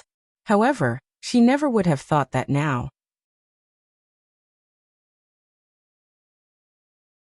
Chapter 683, Cooperation. Although Aqua Rose had been trying to explain, Glorious Echo acted as if he had not heard a word. With an unsmiling expression, Glorious Echo said coldly, "The conditions I offered are quite generous. You should know that, if not for your family, we would never offer the chance to become a guild elder. We also wouldn't offer triple the price to purchase your shares of Zero Wing in addition to some of Twilight Echo's shares. Or are you telling me that you can afford the severance fee?" As a veteran first-rate guild, Twilight Echo had very few loopholes in its management. In the past, Aqua Rose had been an honorary elder of Twilight Echo. With a considerably high position in the guild, it had only been natural to require her to sign a contract with the guild. She was no exception to this rule, even though her family sat on Twilight Echo's board of directors. Now that Aqua Rose had left Twilight Echo and joined another guild, she was in severe violation of her contract. If it were Aqua Rose of the past, the severance fee would not have been an issue with her family's backing. Now, however, since Aqua Rose's family hoped that she would agree to Glorious Echo's conditions, they would not assist with the severance fee. Since the Divine Colosseum had launched, the price of magic crystals continued to climb by the day. In contrast, however, the increased availability was insignificant. As a regional dungeon that produced magic crystals, various guilds throughout God's domain targeted the Stoneclaw Mountains. However, the travel costs for guilds outside of Starmoon Kingdom were ridiculously high. Moreover, without a foothold in the area, these guilds, at most, would be left with table scraps. As the nearest town to the Stoneclaw Mountains, setting aside Stone Forest Town's geographical advantage, the coins and magic crystals it could earn each day was enough to make the various guilds drool. Only level 150 guards patrolled the town, protecting the guild that owned it. At the same time, there were also the NPC guards that Zero Wings members had recruited. Even a super guild had to stand by and watch, helpless against Zero Wings' defense. From Twilight Echo's perspective, Aqua Rose was the only reason Zero Wing had any power today. Otherwise, it was impossible for a guild without any background, financial strength, or nurturing methods to grow to such a scale within such a short amount of time. Aqua Rose had initially been an honorary elder of Twilight Echo. She was well known in the virtual gaming world, yet she had suddenly joined a nameless and powerless guild. This guild must have offered a relatively high price to recruit her. In addition, with Aqua Rose's current importance to Zero Wing, she would undoubtedly wield a massive amount of authority. Even giving away 90% of the town's lands would be well within her authority, much less allowing Twilight Echo to establish a guild residence in Stone Forest Town. As long as Twilight Echo obtained Stone Forest Town, the guild would have the capital to rise in God's domain. A veteran first-rate guild had an abundance of manpower. Twilight Echo was no exception, with an army of elite players held in reserve. However, it was not easy to nurture a God's domain expert. This process required a large amount of magic crystals. If Twilight Echo could claim Stone Forest Town, then it could farm magic crystals, which would then allow them to nurture a large number of experts. At that time, Twilight Echo would have much higher chances of emerging victorious in the competition over the Storm Empire. Hence, it was a must for Twilight Echo to secure Stone Forest Town. Listening up to this point, Aqua Rose fell silent. She had already had enough when her family had forced a marriage upon her. She had joined Zero Wing and wholeheartedly focused on managing the guild, watching it grow slowly, because she wanted to prove her talents to her family and gain their approval. However, rather than gaining recognition, she was still treated like a tool. Glorious Echo, if you have nothing else to say, you can leave now. You are not welcome here. Aqua Rose no longer bothered addressing Glorious Echo as guild leader, but referred to him by his character name instead. She made sure they knew how furious she was. Since she had joined Zero Wing, she had been very happy. Her time here was completely different from her time in Twilight Echo. She had learned many things during her time in the guild. Counter to others' beliefs, it was Zero Wing that had made her stronger, not the other way around. And they want her to sell out Zero Wing? Not in this lifetime. Seeing Aqua Rose's determination, Glorious Echo's somber expression darkened. Right, I've forgotten to introduce this young lady beside me. Glorious Echo's expression suddenly changed. With a smile, he proceeded with the introduction. This is Miss Exemplary Willow. She represents Open Source Corporation and is responsible for the corporation's affairs relating to God's domain. Exemplary Willow, who wore a purple robe, only smiled in response. She did not bother to offer a single word. It was as if she looked down on Aqua Rose. Why is someone from Open Source Corporation here? Aqua Rose's shock was obvious. Open Source Corporation was a Global 500 company. Moreover, it ranked very close to the top. To the corporation, Twilight Echo was like an ant that it could squeeze to death at any given moment. They were from completely different worlds. You might not realize this, but Open Source Corporation has already invested in Twilight Echo, becoming the guild's largest shareholder. Although your parents were strongly opposed to the plan, their efforts were useless, Glorious Echo sneered. If our talks for cooperation fail today, I believe that Miss Willow will be quite disappointed. If Miss Willow is unhappy, Open Source Corporation might accidentally take everything from you and your family. So, I think you should consider your options carefully before you speak. So that's their game. Aqua Rose immediately came to a realization, a self-deprecating smile appearing on her face. It was no wonder why her family had not opposed the guild's decision. It would be child's play for Open Source Corporation to suppress her family's business. Facing such a monstrosity, her family would have no choice but to lower their heads. This is your best and only option. Why must you make life difficult for yourself? Glorious Echo advised softly. Besides, we're not just taking Stone Forest Town's land for granted. We are offering your guild leader a satisfactory price. If you can persuade him to hand over Stone Forest Town, then I assure you that, not only will you become a director of Twilight Echo, but Black Flame will also receive shares of the guild, and become a director with you. With OSC's investment, Zero Wing will quickly become the #1 guild in Star Moon Kingdom. Wouldn't this be a better result? Taking a deep breath, Aqua Rose said resolutely, Glorious Echo, stop dreaming. I will never agree to your offer. She would never betray the guild. Although she felt sorry for her family, she believed that, by relying on her own abilities, even if her family's business went under, she could help her family flourish even more than before. Good, very good. Glorious Echo applauded. However, his expression while doing so was exceptionally grim. With a chilling tone, he said, Since you do not know what's good for you, I'll move this discussion to your guild leader. I believe he will be far more understanding. You better not regret your decision. No guild could ignore the temptation of receiving OSC's investments. As long as Black Flame was a reasonable man, he would beg to have Open Source Corporation become the major shareholder of Zero Wing. Are you looking for me? At this moment, Shifeng pushed open the doors, smirking wickedly as he slowly entered the room.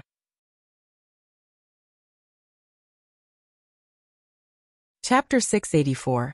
You are not qualified. Guild leader. Startled, Aqua Rose turned to Shifeng. Guilt and embarrassment were written across her face. Glorious Echo was also momentarily stunned. He had never expected Zero Wing's guild leader to actually appear. He quickly recovered, smiled, and introduced himself. Good day, Guild Leader Black Flame. I am Twilight Echo's guild leader, Glorious Echo. This is Miss Exemplary Willow, Open Source Corporation's God's Domain representative. Having been unprepared for Shifeng's sudden appearances, Glorious Echo intended to use Exemplary Willow's identity to frighten Shifeng a little. Meanwhile, Exemplary Willow only glanced at Shifeng indifferently. It was obvious that she was not interested in a conversation between ants.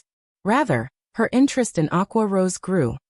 Without much effort, one could predict this conversation's outcome. OSC was a major, international corporation. It was also a giant in new energy trading. Its industries covered the entire world. Now that the corporation was moving on God's domain, there were countless people desperately trying to show off, vying for the corporation's attention. An upstart guild like Zero Wing would definitely react in the same way. Only, Aqua Rose's decision had surprised her slightly. Facing such pressure and temptation, Aqua Rose remained unmoved. Having an assistant like Aqua Rose by her side could be quite valuable.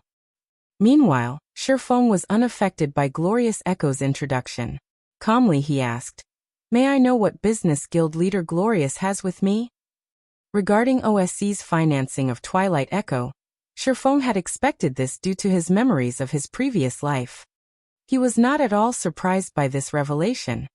He even knew plenty of major secrets that OSC had yet to discover. Shifeng's cool reaction unsettled Glorious Echo a little. Upon hearing the name Open Source Corporation, any guild in God's domain would introduce themselves carefully to win Exemplary Willow's favor. Yet, without offering a single greeting, Shifeng forged ahead and asked for the reason behind his visit. Does he not know about OSC? Glorious Echo was inwardly stunned. Immediately he said, "Guild leader Black Flame, Open Source Corporation is a major, international corporation. The corporation has both funding and connections in abundance. Currently, the corporation has taken a liking to Stone Forest Town and wishes to purchase it. Hence, we've sought out Aqua to discuss the conditions of the purchase. Since Guild leader Black Flame has made a personal appearance, our negotiations will be much simpler.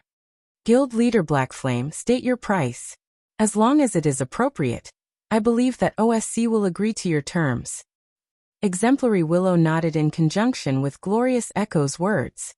Although she had just come into contact with God's domain, she already had a relatively good understanding of Stone Forest Town's importance. She had to admit that it was surprising that a mere upstart guild had obtained such a town.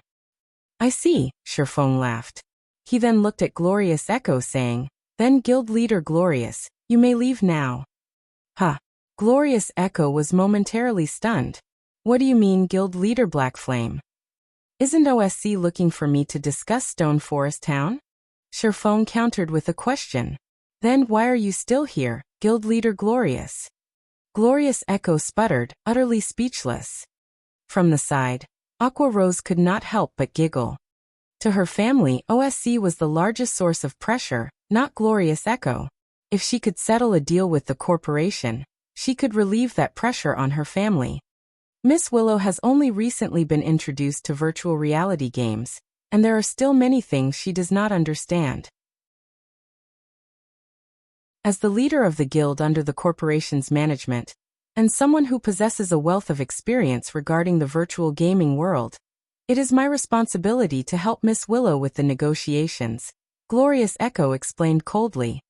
"Since that is the case, I'll just tell you my price for Stone Forest Town," Shifeng laughed. Raising his index finger, he said, "I'll take a little loss on this trade and settle for 10% of Open Source Corporation's shares." As Shifeng's words fell, the room became utterly silent. Aqua Rose's little mouth hung open as she stared at Shifeng. His demand had gone beyond greedy. This was outright insane. Meanwhile, Glorious Echo as well had thought he had misheard for a moment. As for Exemplary Willow, she snapped her frosty gaze towards Shifeng. "Guild leader Black Flame, your joke is not funny at all," Glorious Echo said in a somber tone. "Even 1% of Open Source Corporation's shares could purchase multiple Zero Wings, much less 10%. Why do you say that, Guild leader Glorious?" Pointing at Stone Forest Town through the window, Shifeng said earnestly, "Stone Forest Town is the nearest town to the Stoneclaw Mountains. Meanwhile, the Stoneclaw Mountains is a dungeon rich with magic crystals. I don't believe I need to inform you of this item's importance. Since you wish to purchase Stone Forest Town, this would be equivalent to cutting off Zero Wing's path of development. I only want a few Open Source Corporation's shares, so how is that excessive? Since Guild Leader Glorious doesn't qualify to make this decision, please look for someone who does to speak with me. You should know that I am a very busy man." If I make an appointment with every random nobody to discuss business, I won't even have any time to rest. Insulted, Glorious Echo's vision went red as he even considered Shifeng's murder. Shifeng had actually dared to humiliate him publicly, calling him a random nobody. Even super guilds were not so bold. Meanwhile, Aqua Rose could not hold back her laughter. The guild leader of the almighty Twilight Echo had actually been humiliated to the point where he could not offer even a word of retaliation. This was the first time Aqua Rose had seen such an ashen expression on Glorious Echo's face. This comic moment relieved much of her pent-up frustration. However, Aqua Rose realized that Shifeng was currently venting for her, and her heart could not help but warm at this sight. Guild leader Black Flame, are you being serious? Finally, Exemplary Willow spoke. However, her tone was extraordinarily cold. She could not believe that the guild leader of such a tiny guild would actually dare to underestimate OSC. Although Exemplary Willow had not said anything threatening, the room's atmosphere grew heavy with tension. Even Aqua Rose struggled to breathe. This was the aura of someone who had always stood at the top of the world. Despite being unimaginably weak, she could still make a top-tier expert like Aqua Rose feel anxious. If Shifeng answered poorly, the consequences would be unimaginable. At this moment, Aqua Rose was somewhat regretful. She should have stopped Shifeng. At the very least, she could have prevented this. However, as if Shifeng was without a care in the world, he nodded leisurely and responded, "Of course. I am always a man of my word." Although Shifeng was not loud, everyone in the room could hear him clearly. Insane. This person was insane. Glorious Echo's previous anger vanished, replaced by shock.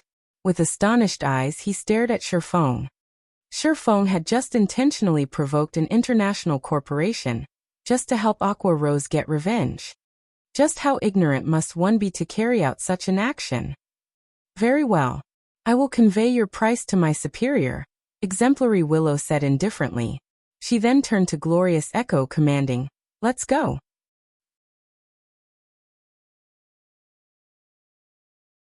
Chapter 685, New Continent. After Exemplary Willow and Glorious Echo left, the tension in the room evaporated. However, Aqua Rose still wallowed in her guilt. Exemplary Willow's eyes as she departed had reflected her inner anger clearly. This matter definitely would not be resolved so easily. "Thank you," Aqua Rose muttered as she watched Shifeng, who maintained his usual calm, with grateful eyes. She was no fool. Although Shifeng's actions had seemed foolish, she knew that he had been helping her. Initially, OSCs had focused on Aqua Rose, and it would not let her or her family off the hook for her refusal to cooperate. However, Shifeng had come forth and provoked OSC intentionally, shifting the corporation's hatred towards himself. This way, the corporation would not bother targeting her and her family. If this were any other guild, none of them would willingly make an enemy of OSC for a single guild member.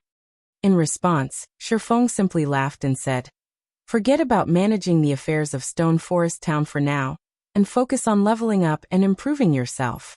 I'll have Melancholic manage the town for the time being." He was not the slightest bit worried about what had just happened.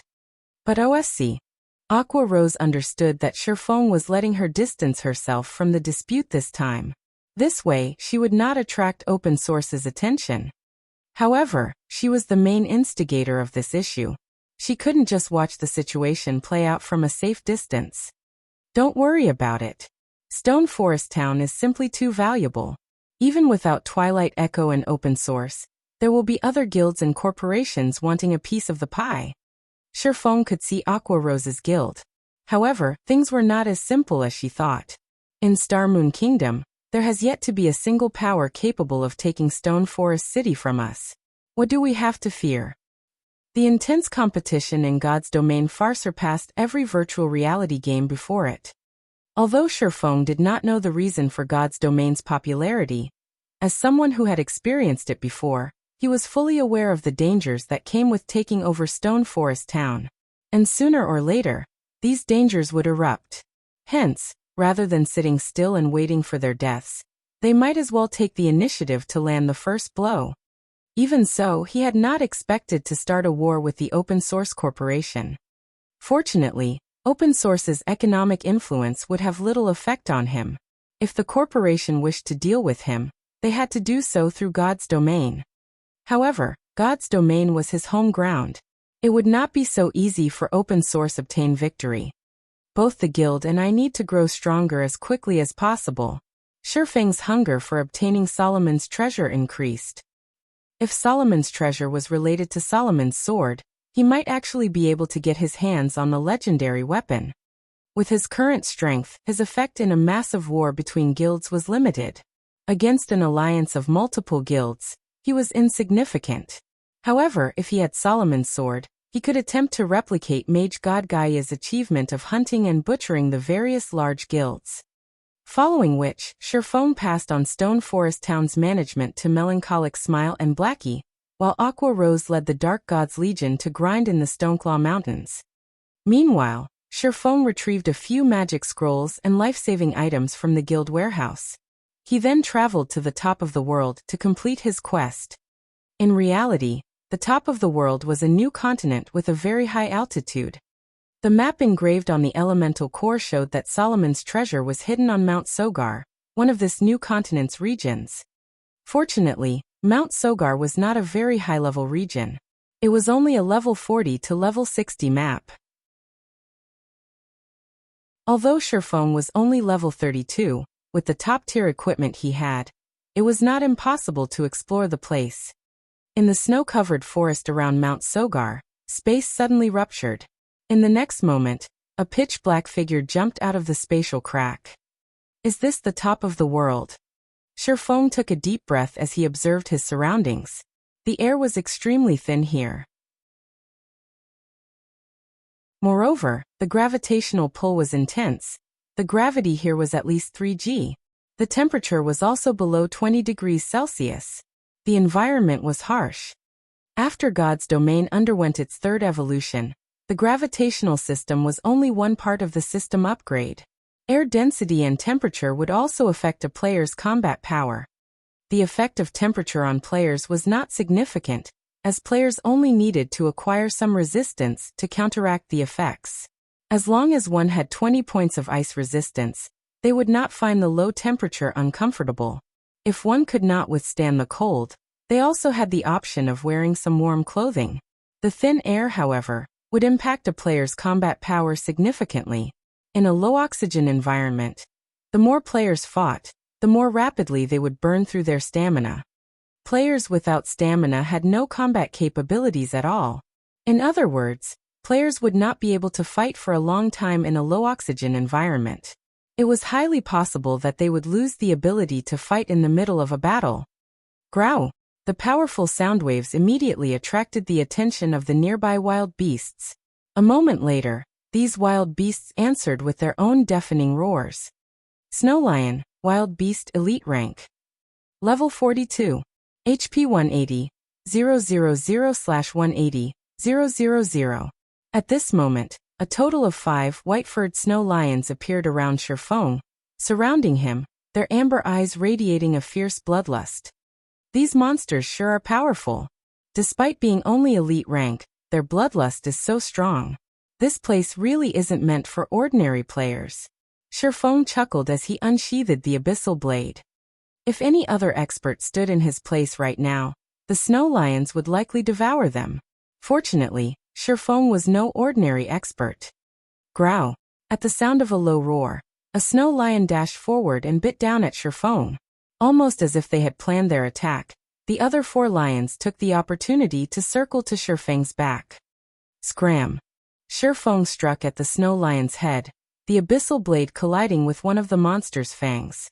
Dang! So tough! Shifeng felt his hand go numb when the abyssal blade stuck the snow lion's fang. However, the snow lion that attacked Shifeng had not fared any better than Shifeng as the impact sent it flying. Its ivory fang also sported a deep gash. The abyssal blade had nearly chopped off the snow lion's fang. However, the snow lion only suffered -424 damage from the attack. To its 180,000 HP, that damage was practically negligible. Shifeng then spun and sent a slash to his back, the black streak of light slashing at the 4 oncoming snow lions. The snow lions' hides were far more tender than their fangs. Very easily, the abyssal blade sliced through the lions' hides, leaving behind a bone-deep gash. However, the attack only dealt slightly more than -1,200 damage to each of the 4 lions. Why is their defense so high? Shifeng was surprised. Previously, seeing as his attack had landed on the snow lion's fang, he thought the low damage was reasonable. However, even after his blade bit into the monster's flesh, he had only managed to deal over -1,200 damage. These snow lions' defense was stronger than even a great lord. Do all monsters here have such high defense? Shifeng muttered, feeling a slight headache begin to brew. These snow lions were only elite monsters. If he encountered a chieftain or lord, how was he supposed to defeat them? He had already equipped the abyssal blade with a magic device. Without the device, his damage would most likely be much lower. After Shifeng managed to repel 4 snow lions with a single attack, the lions began to roar. Growl! The sound of their deafening roars was powerful enough to echo over 1,000 meters. What are they trying to do? Are they trying to scare me? Shifeng could not help but smirk at the roaring snow lions. None of them showed any signs of attacking at this moment.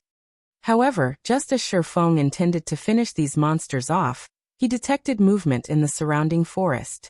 The ground began to tremble, and soon, he noticed the towering trees fall, one after another. Suddenly, a massive snow lion that stood over 5 meters tall emerged from the forest, a long, sharp horn protruding from his forehead.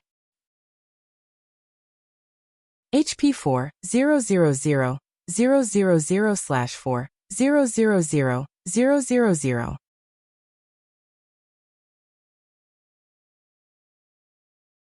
Chapter 686, Tattered Old Treasure Chest. They summoned a companion? Shifeng frowned as he saw the Lord-ranked One-Horn Lion King. Monsters at the top of the world were already much stronger than monsters one normally found in Starmoon Kingdom. In addition to the environmental effects, dealing with these monsters would be quite challenging. In the current God's domain, there had yet to be a single player capable of soloing the level 45 Lord-ranked One-Horn Lion King. Even if Shifeng activated twofold Berserk, he would not have a shred of hope of defeating the level 45 Lord. Aside from its 4 million HP, Shifeng also had no information on the boss's skills. If it summoned another Lord, it would even be difficult to escape with his life. The One-Horn Lion King gave Shifeng no opportunity to consider his situation. Lifting one of its massive paws, the Lion King suddenly transformed into an afterimage as it dashed towards Shifeng like a gust of wind. Its speed could match Shifeng's when he had Windwalk activated. It took only an instant for the massive Lion King to cross more than 20 yards, its paws sending dirt and snow into the air. So much destructive power. Shifeng immediately used Abyssal Bind, not daring to be careless. After the Abyssal Blade had evolved, all of its skills had reached Tier 1. A Lord-ranked monster was the equivalent of a Tier 2 class. With only a difference of 1 tier, Abyssal Bind could exert a large fraction of its effects. Xiao, xiao, xiao. 12 pitch-black chains appeared out of thin air, instantly binding the One-Horn Lion King's limbs, forcing the Lord to halt its charge. The Lion King bellowed in rage as it struggled against its bindings. If Shifeng had taken on this fight before the Abyssal Blade had evolved, the One-Horn Lion King would have easily freed itself from Abyssal Bind. However, no matter how much strength it exerted, it could not move an inch. The most it managed was cause the chains to tremble slightly. Although the chains showed signs of breaking, it would still be some time before they would shatter. I can finally use Abyssal Bind again. Shifeng was quite satisfied with this outcome. The stronger the monster was, the weaker the effects of Abyssal Bind would become. Hence, he rarely used Abyssal Bind in his fights anymore. Now that the skill had regained its usefulness, he would have another card against powerful monsters. However, Shifeng did not dare to tarry any longer as he activated Windwalk and fled. Initially, Abyssal Bind could prevent a target from moving for 4 seconds. Against the One-Horn Lion King, however, he'd be lucky if the skill lasted 2 seconds. If utilized properly, he could put quite some distance between himself and the Lord. Sure enough, 2 seconds after Sherfeng activated Abyssal Bind, the one-horned Lion King broke free from its restraints. Without hesitation, the Lion King chased after its prey. Like so, one man and one beast ran through the snowy forest. Although Sherfeng had attracted the attention of several monsters during his escape, he easily threw them off with his speed. The only monster he could not shake off was the one-horned Lion King. Fortunately, the Lion King was not a speed-type lord. After activating Windwalk, Sherfeng's speed was roughly equal to the Lion King's. Hence, the Lion King could not close the distance he had created during his 2-second head start. It won't do to continue running like this. I haven't seen any flying-type monsters so far, so it should be fine to use Wind Rider. While Sherfeng fled, he searched for any movement in the air. The ability to fly was a massive advantage against monsters. However, as players reached higher levels, many high-level maps would also contain flying-type monsters. If players encountered such a monster, escape would not be an option. They either defeated the flying monster chasing after them, or said monster claimed their life.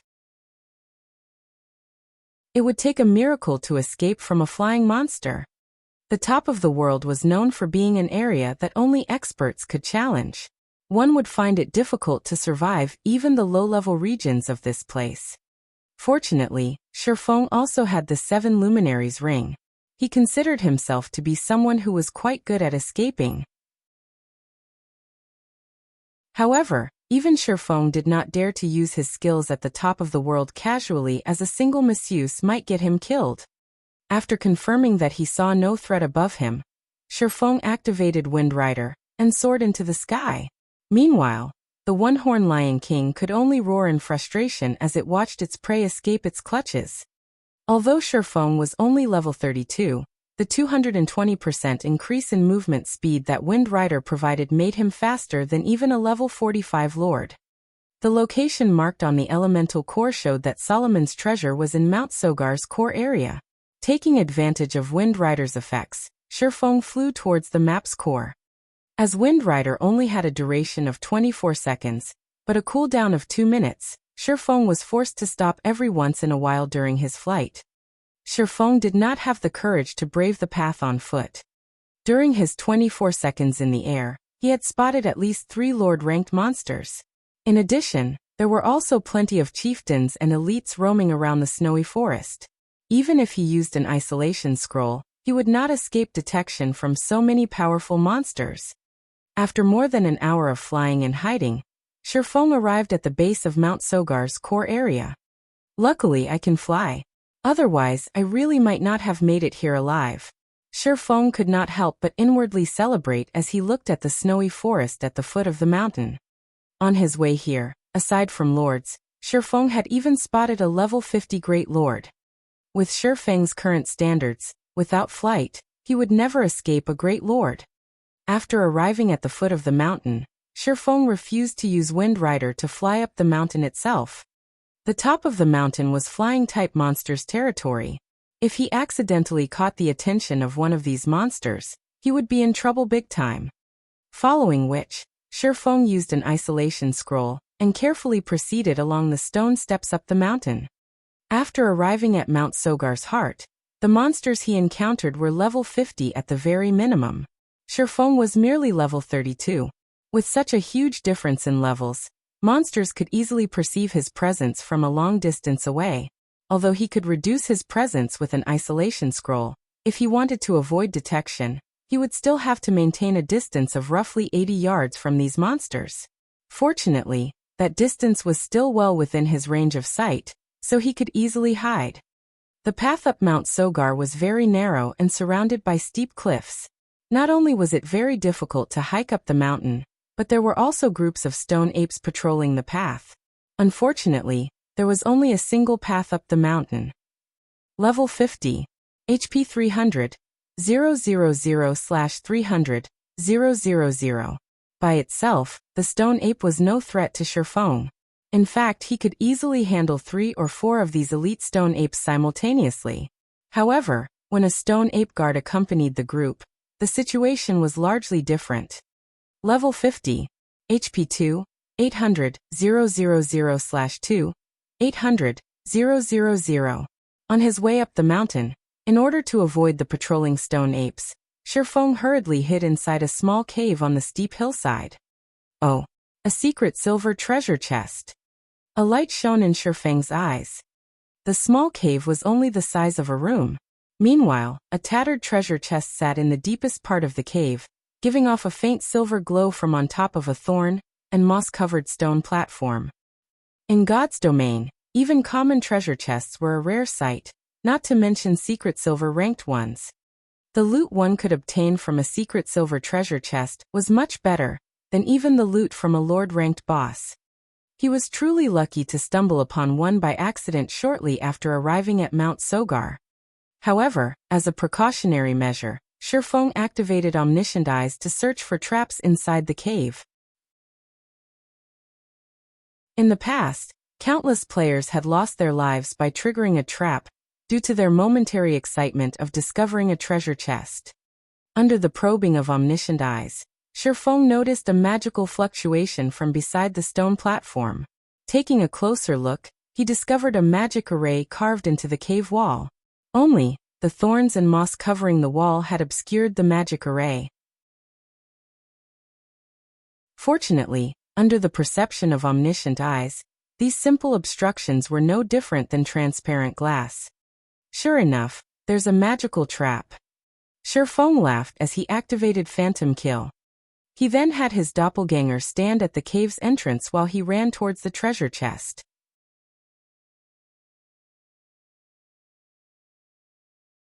Chapter 687, Tier 3 Magic Scroll. There were many types of traps in God's domain, and any one of these traps could finish a player off easily. The simplest traps were the ordinary physical traps. Most players could resolve these traps. A slightly more advanced trap was a magical trap. Even experts could lose their lives to these traps if they were not careful. The most advanced traps were challenge traps. When triggered, challenge traps would seal players inside a barrier. Players were then required to undergo a challenge, and only after they cleared the challenge would they obtain the reward. Although challenge traps were the most advanced of the three types, the former two were the most fatal when triggered. After all, players could simply choose to ignore the treasure if they did not wish to risk their lives, whereas the other two types would not offer players such a luxury. Hence, the physical and magical traps claimed the most lives. Meanwhile, classes like the assassin possessed skills to disarm traps. Hence, most solo assassins could get by just fine in God's domain. Although Shifeng was a swordsman without any disarm skills, he had magic scrolls that could do the job. This item had a very low drop rate. Moreover, it was only capable of disarming magical traps and challenge traps. Even with 0 wing strength, the guild had only managed to obtain slightly over 20 scrolls. Before coming to Mount Sogar, Shifeng packed 5 of these magic scrolls with him, although he had not expected to use one so soon. Walking up to the stone platform, Shifeng did not hurry to open the treasure chest. Rather, he cleared away the thorns and moss covering the stone platform. He then took out a silvery gray scroll, unfurling it and chanting the incantation recorded within. This silver gray scroll was none other than a Tier 1 disarm scroll. It was capable of disarming all magical and challenge traps of fine gold rank and below treasure chests.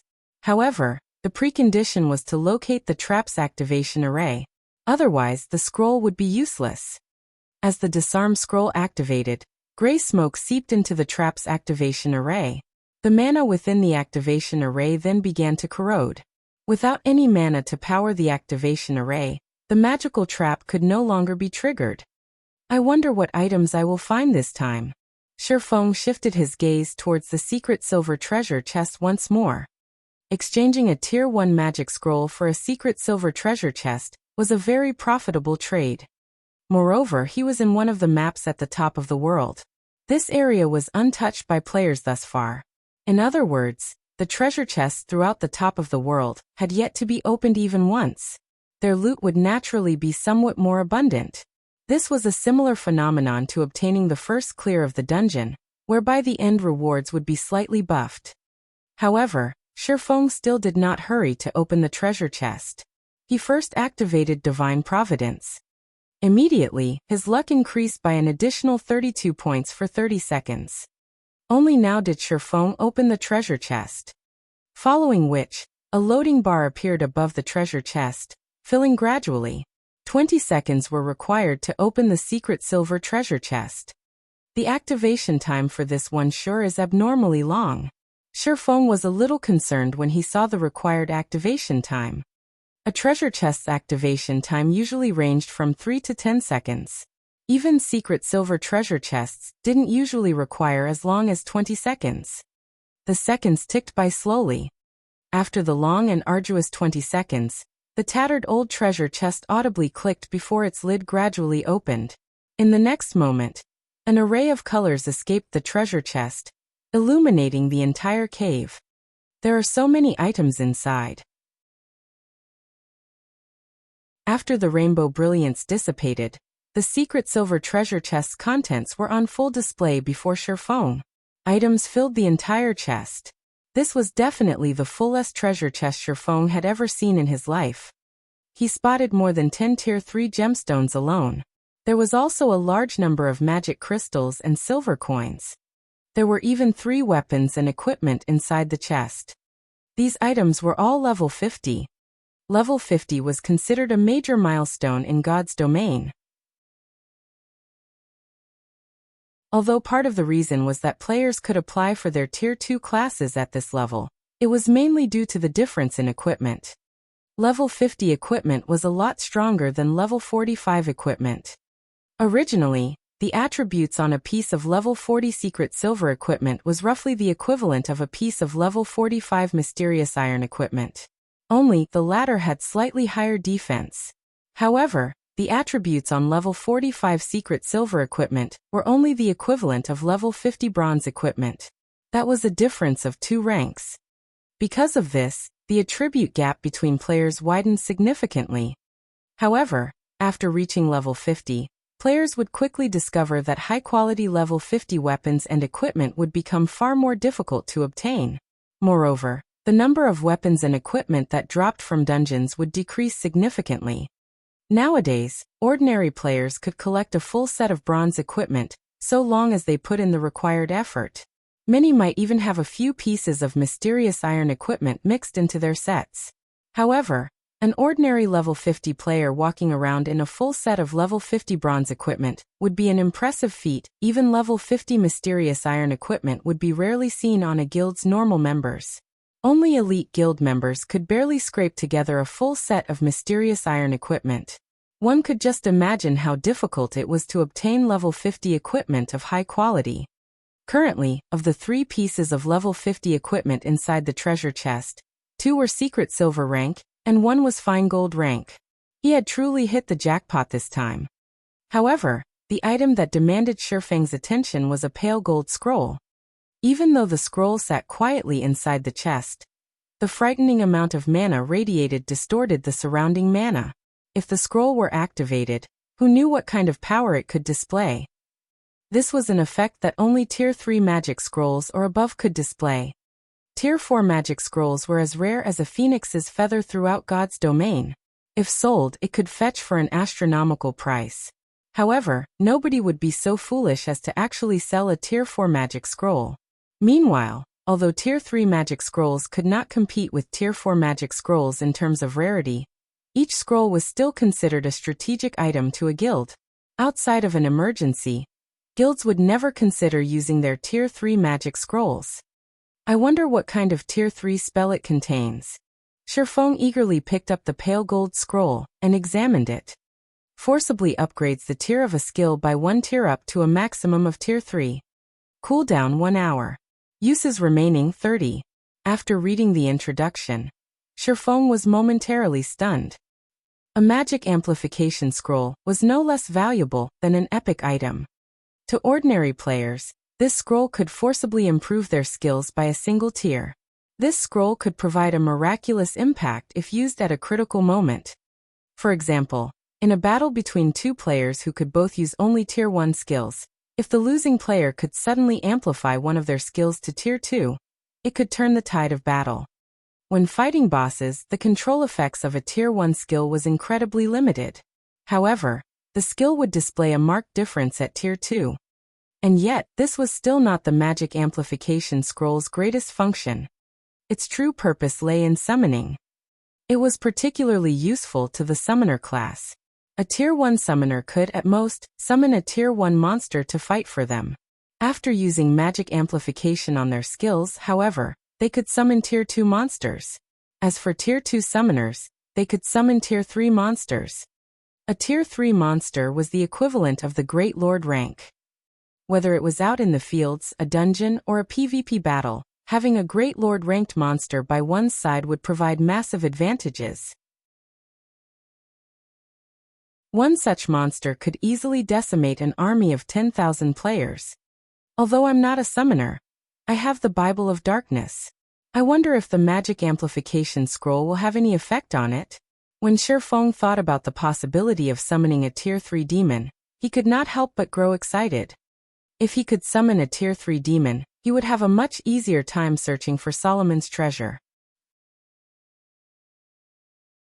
With the assistance of a Tier 3 demon, he could easily defeat even a group of chieftain-rank stone ape guards.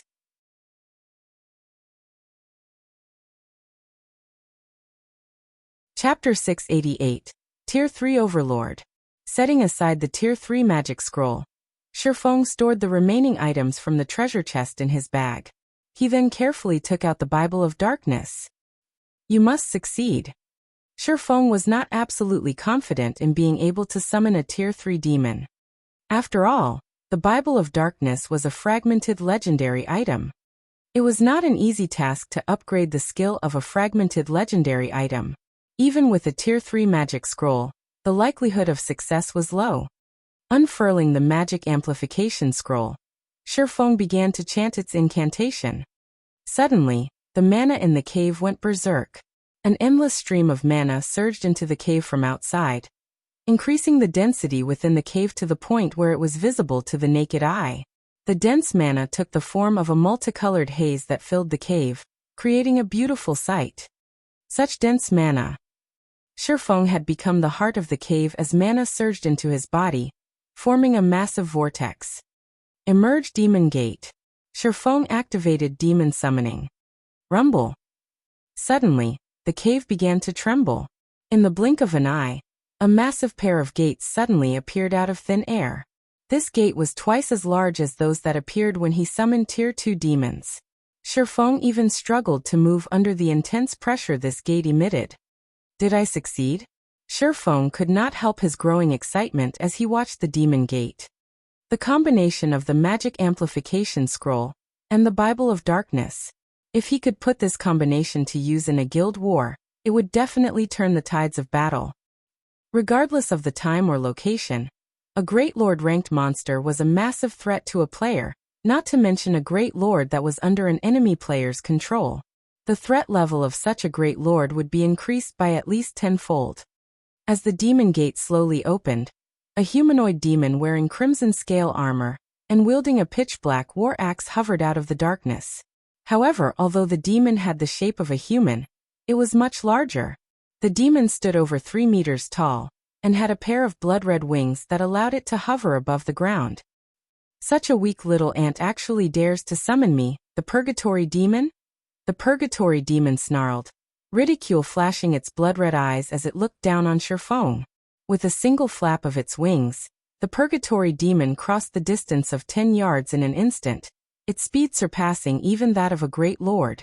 The demon then swung its war axe down towards Shifeng. Die. The pitch-black war axe suddenly emitted intense shockwaves, destabilizing the surrounding space. As the war axe descended, Shifeng suddenly discovered that he could not move. This is the Tier 3 taboo skill, Spatial Suppression. Shifeng was aghast. He had never imagined that the demon he summoned would be so powerful. There were many kinds of Tier 3 demons. Moreover, Tier 3 demons possessed very high intellect, so there was a small number who could learn Tier 3 taboo skills. Among Tier 3 demons, these individuals were warlord-level existences. Shifeng was only a Tier 1 class. He had no hope of breaking free from the suppression of the Tier 3 taboo skill. He could not even use a skill. He could only watch as the massive war axe descended on him. Boom! When the pitch-black war axe landed, the impact destroyed the entire cave. Ah! Such a weakling also dares to use the Bible of Darkness? With this, the Bible of Darkness now belongs to me. The hovering purgatory demon could not help but laugh. However, its laughter was short-lived as a serious expression suddenly appeared on the demon's face. Its gaze focused on the ruins before it. Why are you still alive? The purgatory demon stared in shock as it watched Shifeng slowly climb out of the rubble. Shifeng looked somewhat miserable as his entire body was covered in dust. However, his HP was still full. He had not received any damage from the purgatory demon's attack. As expected of a Tier 3 demon. If I hadn't used Phantom Kill as a precaution for the magical trap, that hit really would have killed me, Shifeng said, smiling as he turned to the hovering purgatory demon while dusting himself. The instant the purgatory demon had appeared, Shifeng had noticed that he could not control it completely. Hence, he had immediately activated the replace skill, trading places with his doppelganger while he hid at the cave's entrance. However, the shockwaves from the demon's Tier 3 taboo skill had still affected him. Fortunately, he was able to activate Defensive Blade in time, blocking the incoming damage. Lucky ant. But you won't be so lucky the next time.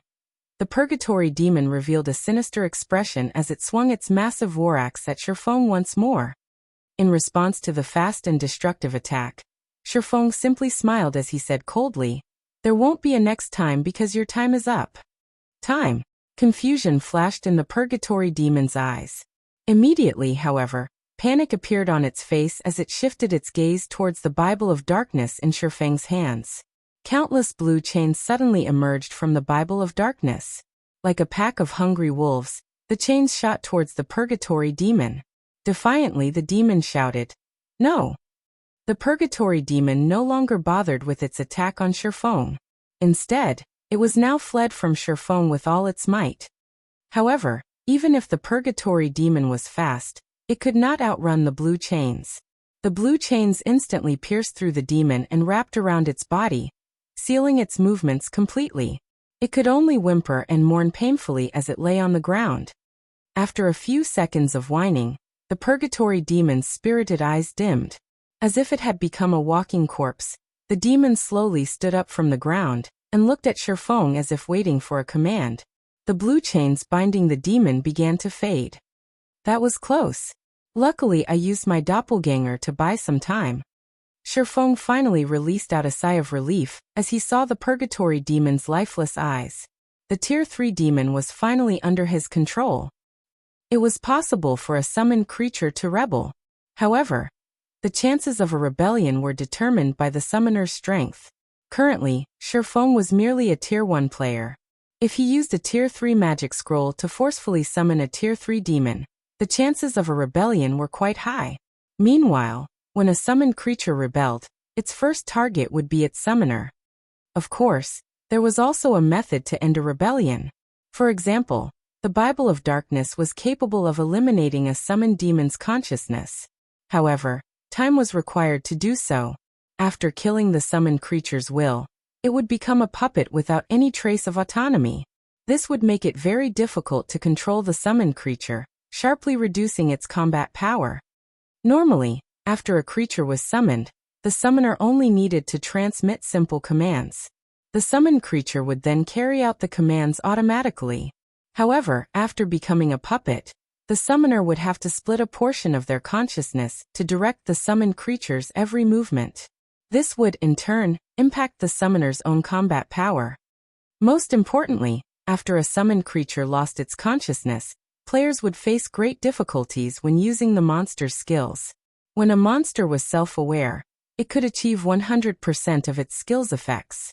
For players who had never used any of the summoned creature's skills before, in addition to splitting their focus on controlling the monster, it would be a miracle if they exerted 50% of the summoned creature's skills effects. However, Shifeng couldn't care less right now. Compared to a turncoat Tier 3 demon, a puppet Tier 3 demon was far more useful. Although having to control the demon manually would greatly reduce its combat power, It was better than nothing at all. I wasn't able to check its attributes before because it wasn't under my control. I wonder just what kind of attributes the Tier 3 Purgatory Demon possesses. Shifeng was very curious about the Tier 3 demon's attributes. The fact that it could use a Tier 3 taboo skill showed that it was much stronger than ordinary Tier 3 demons.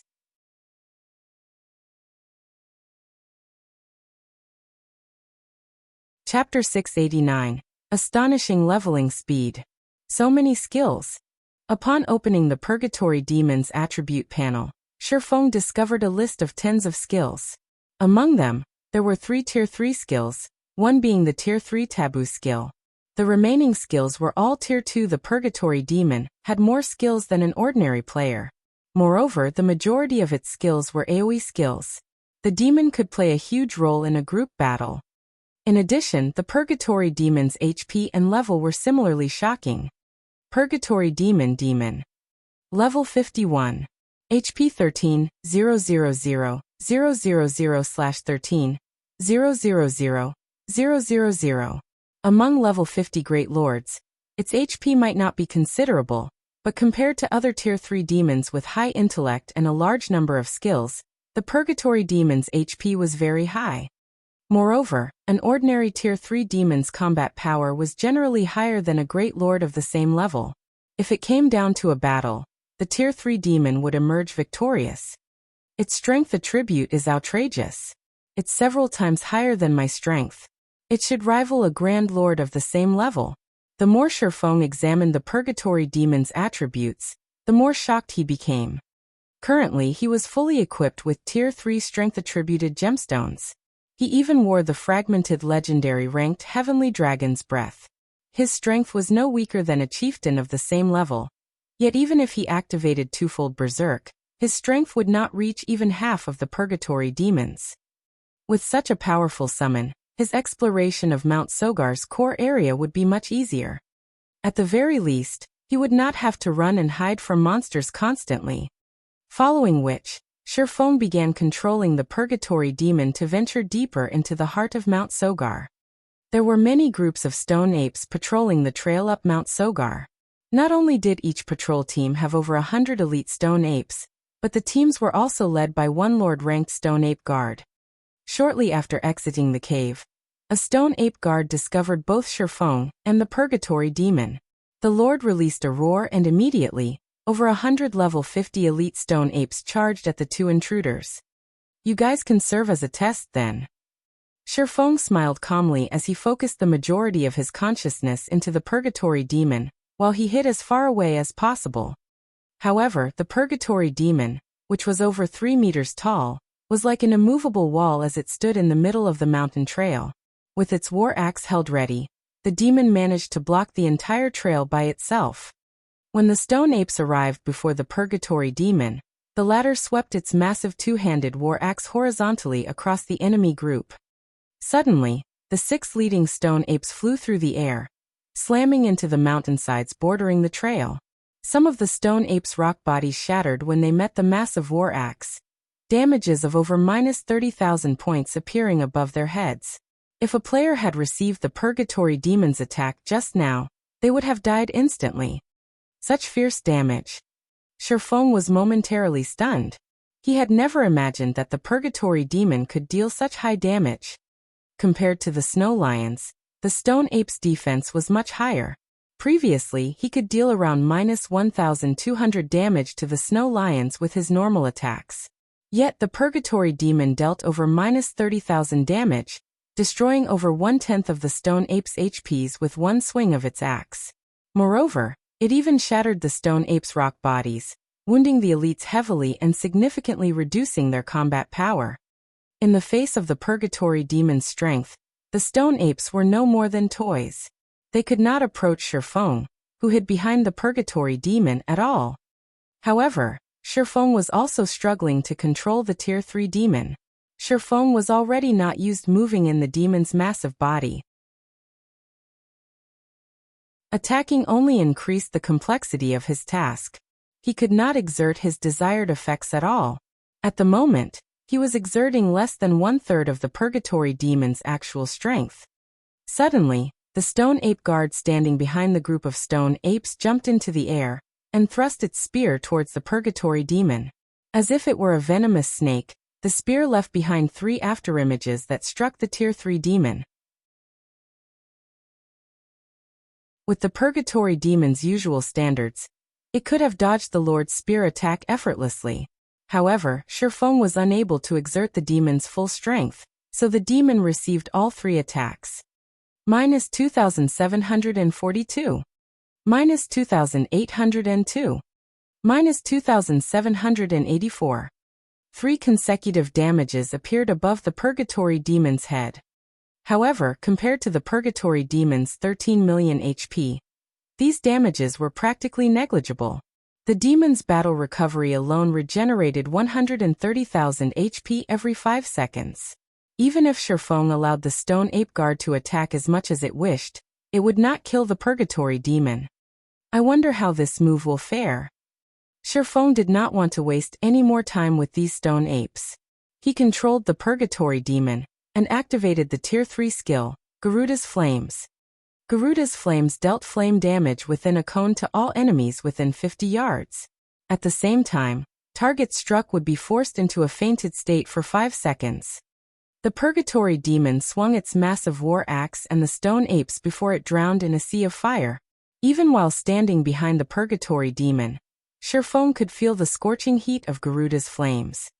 Against such a wide-range attack, neither the stone ape guard nor the elite stone apes could avoid it.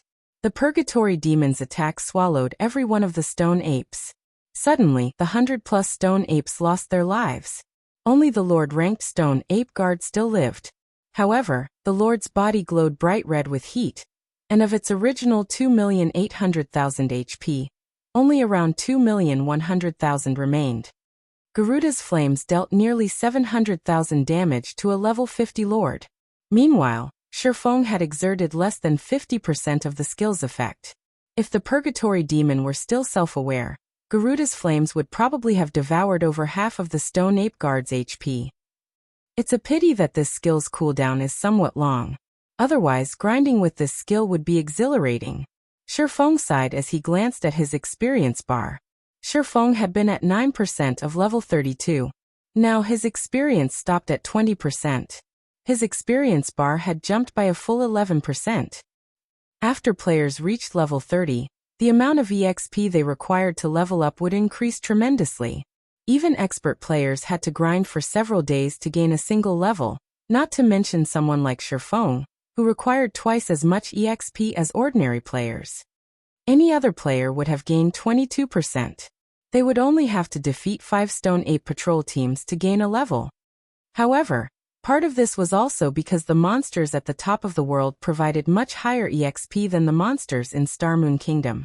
Moreover, there was also the fact that the stone apes were elite monsters and were 18 levels higher than Shifeng, providing him with ample amounts of bonus EXP. For an ordinary player, a common monster that was 2 or 3 levels higher would be their limit, let alone an elite monster. Normally, a party of ordinary players was required to take down a single elite monster. After splitting the EXP 6 ways, each player would only receive a small amount. Meanwhile, Shifeng enjoyed the EXP from more than 100 stone apes by himself. His leveling speed would be as fast as flight. Following which, Shifeng directed the purgatory demon to attack the stone ape guard with more skills. The Tier 3 skills cooldowns were simply too long. Shifeng intended to use them sparingly, so he only used Tier 2 skills to deal with the stone ape guard. Even so, each Tier 2 skill dealt over -100,000 damage. In less than 30 seconds, the stone ape guard lay at the purgatory demon's feet. Meanwhile, Shifeng's experience bar had risen by an additional 6%. The Lord provided more EXP than half of the 100+ elite stone apes. Other than providing Shifeng with an abundance of EXP, these stone apes had also dropped a large number of items. Equipment and materials littered the mountain trail before the purgatory demon. The drop rate here was even better than in the Stoneclaw Mountains. However, this place was home to monsters that were level 50 and above. If Shifeng grinded in an ordinary high-level map in Starmoon Kingdom rather than at the top of the world, he would not enjoy such a lucrative drop rate. However, Mount Sogar possessed a large number of powerful monsters. This was one major difference between it and ordinary maps. Surviving here was already extremely difficult for level 50 players, not to mention grinding for levels and items. Moreover, Shifeng was only able to eliminate the powerful monsters here due to the Purgatory Demon.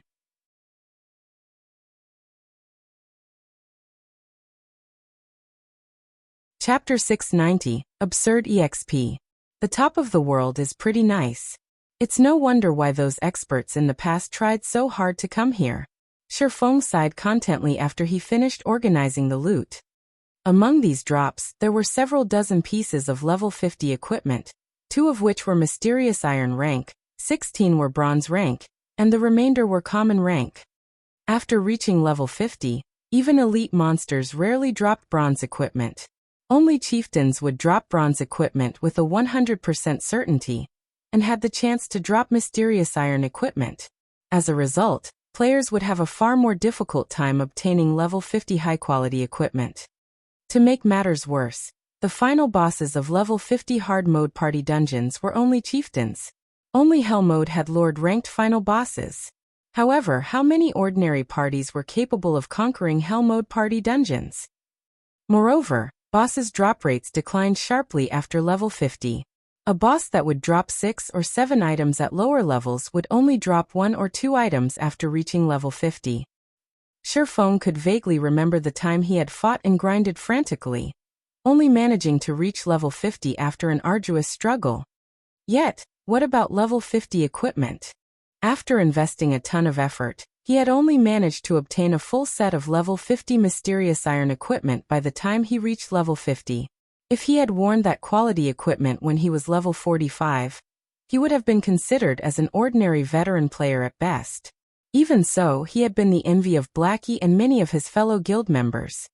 Back then, wearing several pieces of level 50 mysterious iron equipment into a 20-man team dungeon had been a luxury, not to mention a full set of mysterious iron equipment. After all, one obtained less than a handful of level 50 mysterious iron items after clearing a level 50, 20-man hard mode team dungeon. This was also the reason behind Forger's suddenly popularity surge.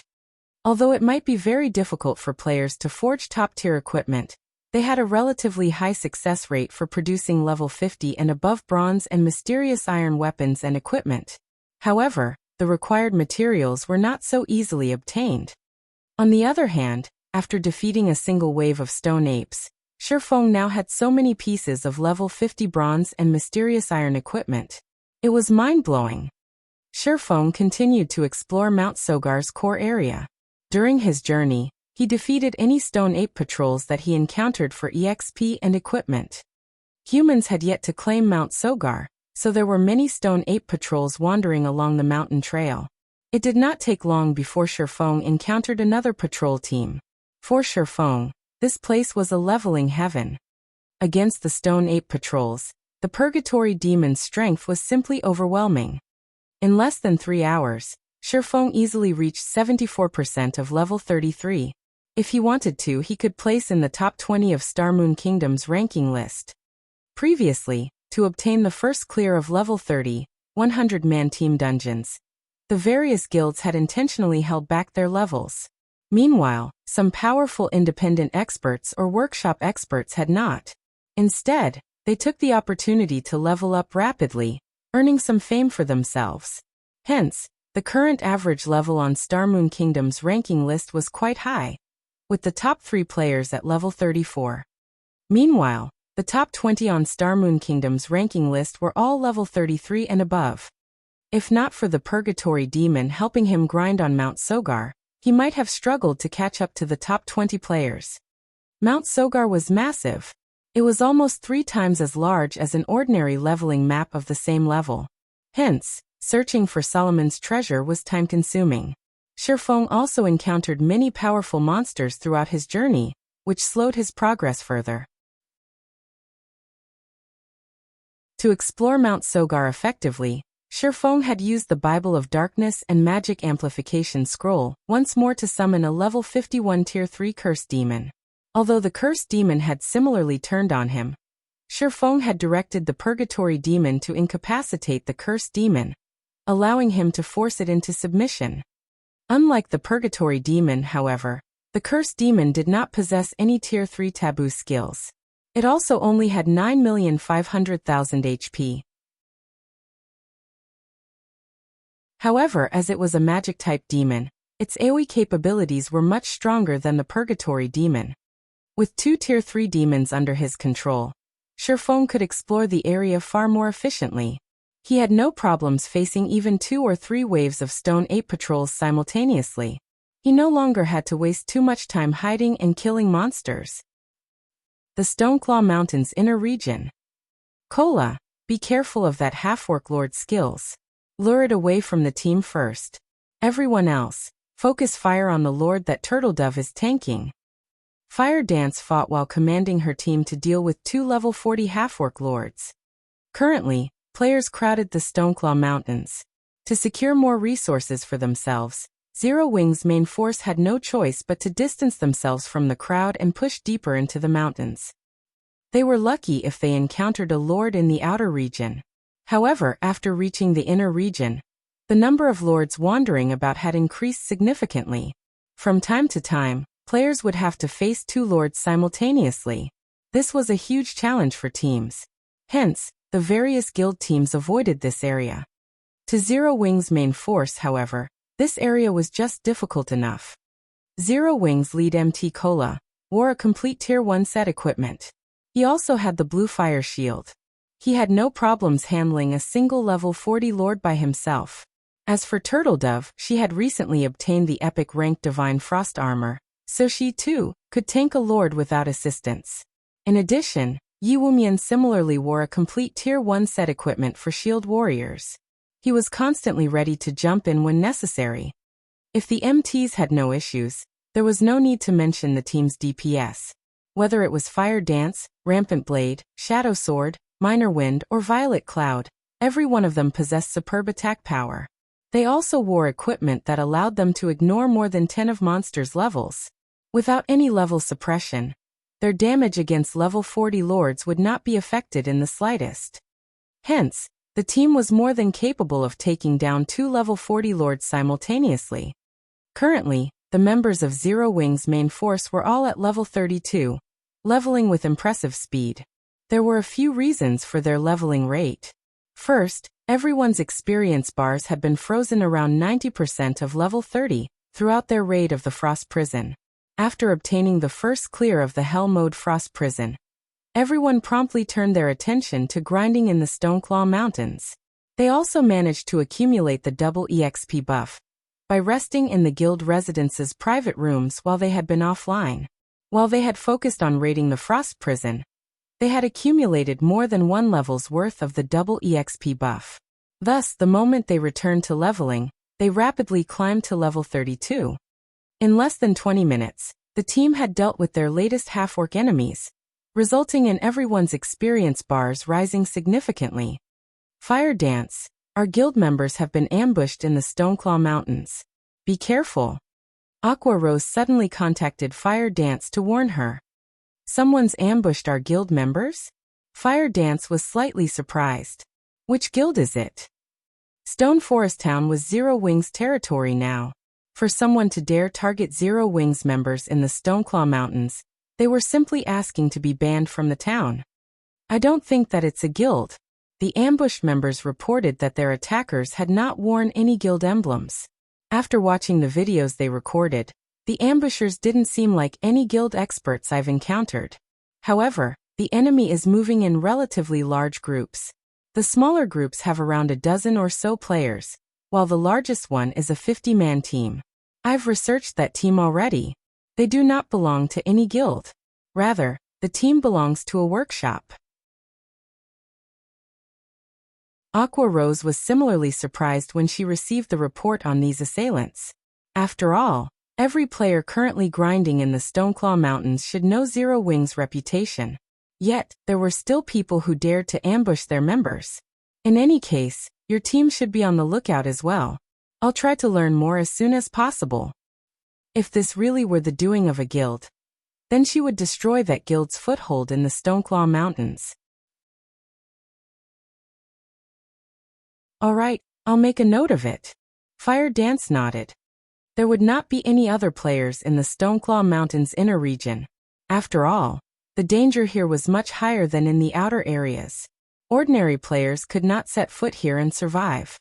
However, as soon as Fire Dance disconnected the call, she heard Minor Wind's anxious voice through the team chat. A large group of players is approaching.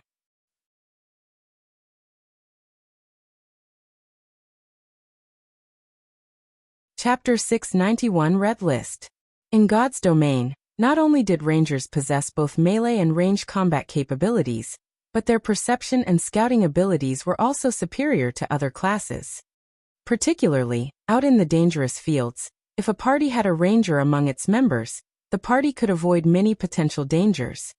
As the number 1 ranger of Zero Wing, not only did Minor Wind wear excellent equipment, but he had also learned some rare skills thanks to Shurfang's guidance, particularly scouting and perception skills.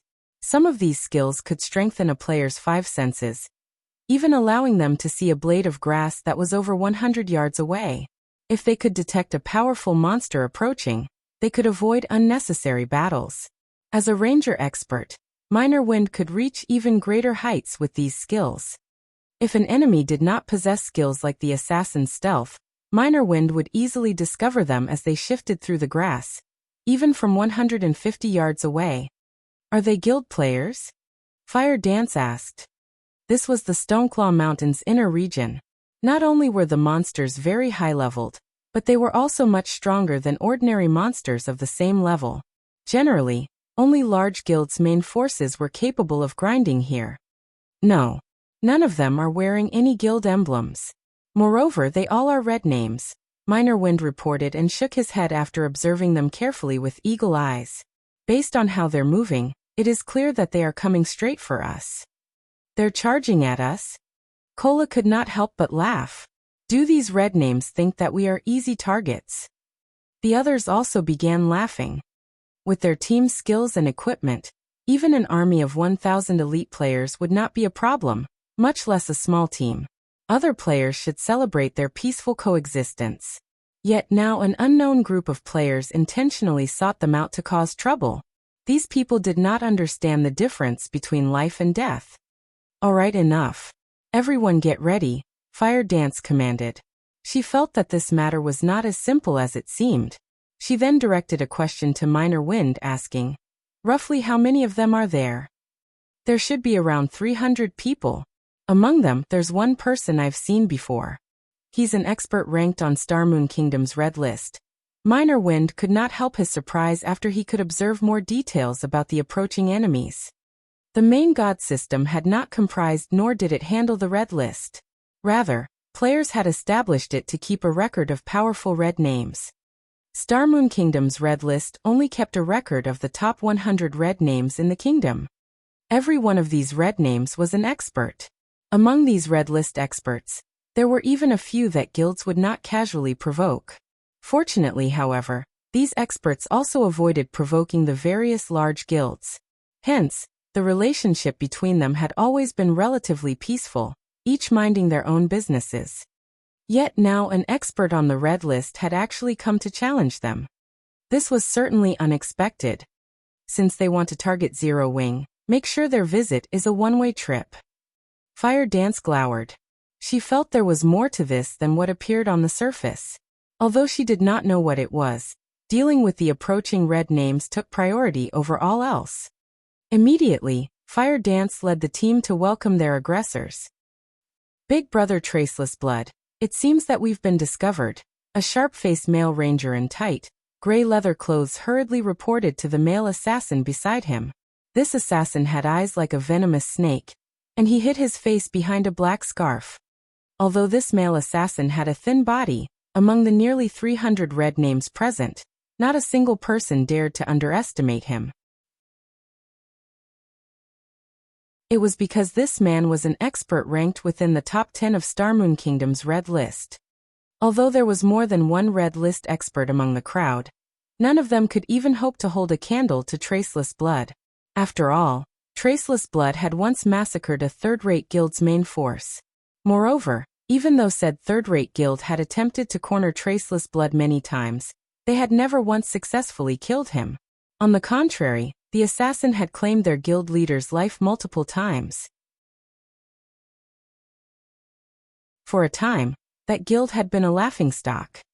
From that moment on, no guild out there dared to underestimate Traceless Blood. Aside from guilds, Traceless Blood had also killed many of Starmoon Kingdom's experts. His most notable assassination attempt so far was his assassination of the Star Alliance's guild leader, Galaxy Past.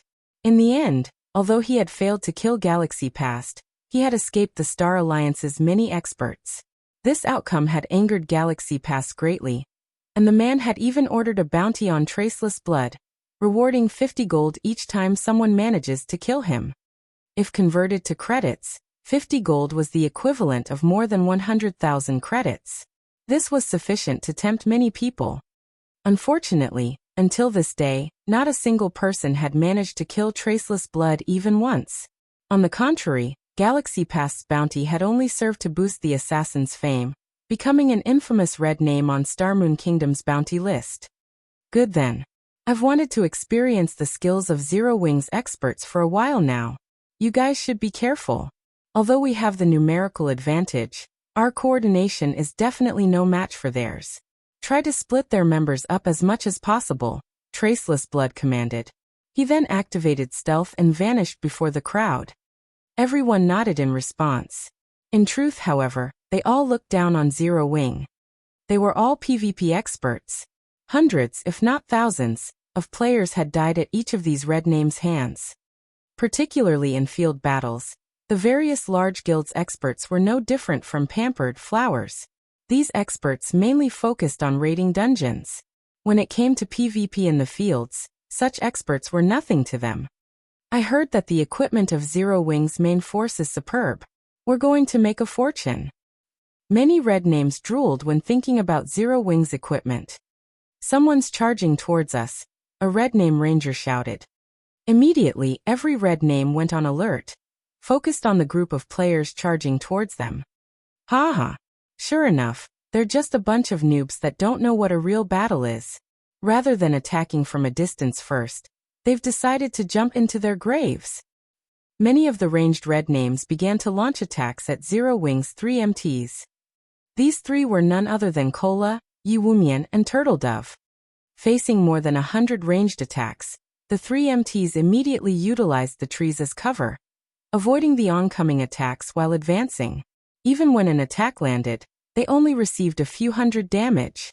All 3 MTs had over 10,000 HP, so this damage was barely a scratch.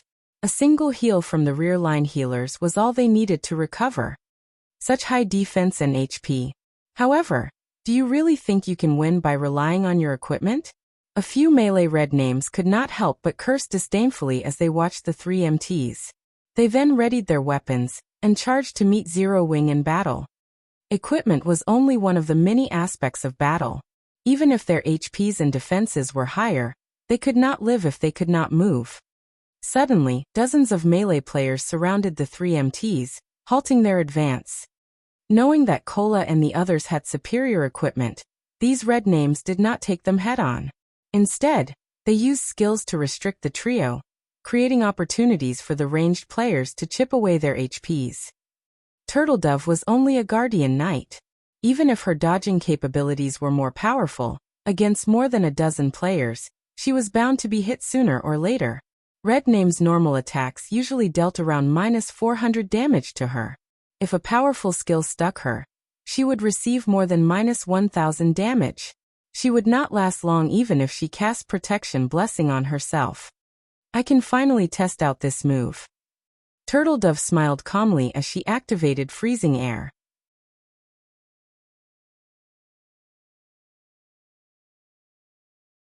Chapter 692, A Corporation's Strength. Starmoon City, Starmoon Restaurant. Starmoon Restaurant was the only 5-star restaurant in Starmoon City. The building was 36 stories tall, and stood at the heart of the city's central trade district. If one dined in the top floor rooms of the restaurant, they could couple their food with the beauty of Starmoon City. However, even expert players could not afford even a single meal in the top floor rooms. The minimum expenditure here was 30 gold. Normally, only NPC nobles came here for a meal. This was not a place for players. Today, however, a charming and sexy female player in luxurious purple robes enjoyed a meal in one of the VIP rooms on the top floor. Delicacies covered the table, each costing at least 2 gold. Each dish offered players a relatively top-tier piece of equipment. Suddenly, the room's doors opened. A burly, middle-aged man entered the room. "Miss Willow, I've arranged for the matter you requested. Both the red names and various workshops are quite satisfied with the remuneration that we have provided.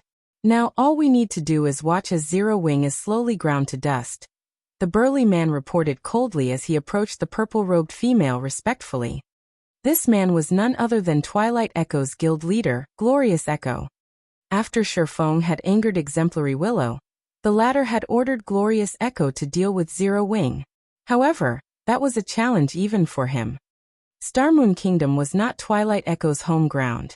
Moreover, even if it were, Twilight Echo couldn't do anything about Stone Forest Town.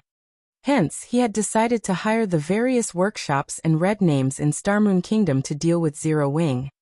A beggar doesn't fear going bankrupt. Unlike guilds, these players could afford to target Zero Wing as they had never particularly relied on Stone Forest Town or the Stoneclaw Mountains to strengthen themselves and level up.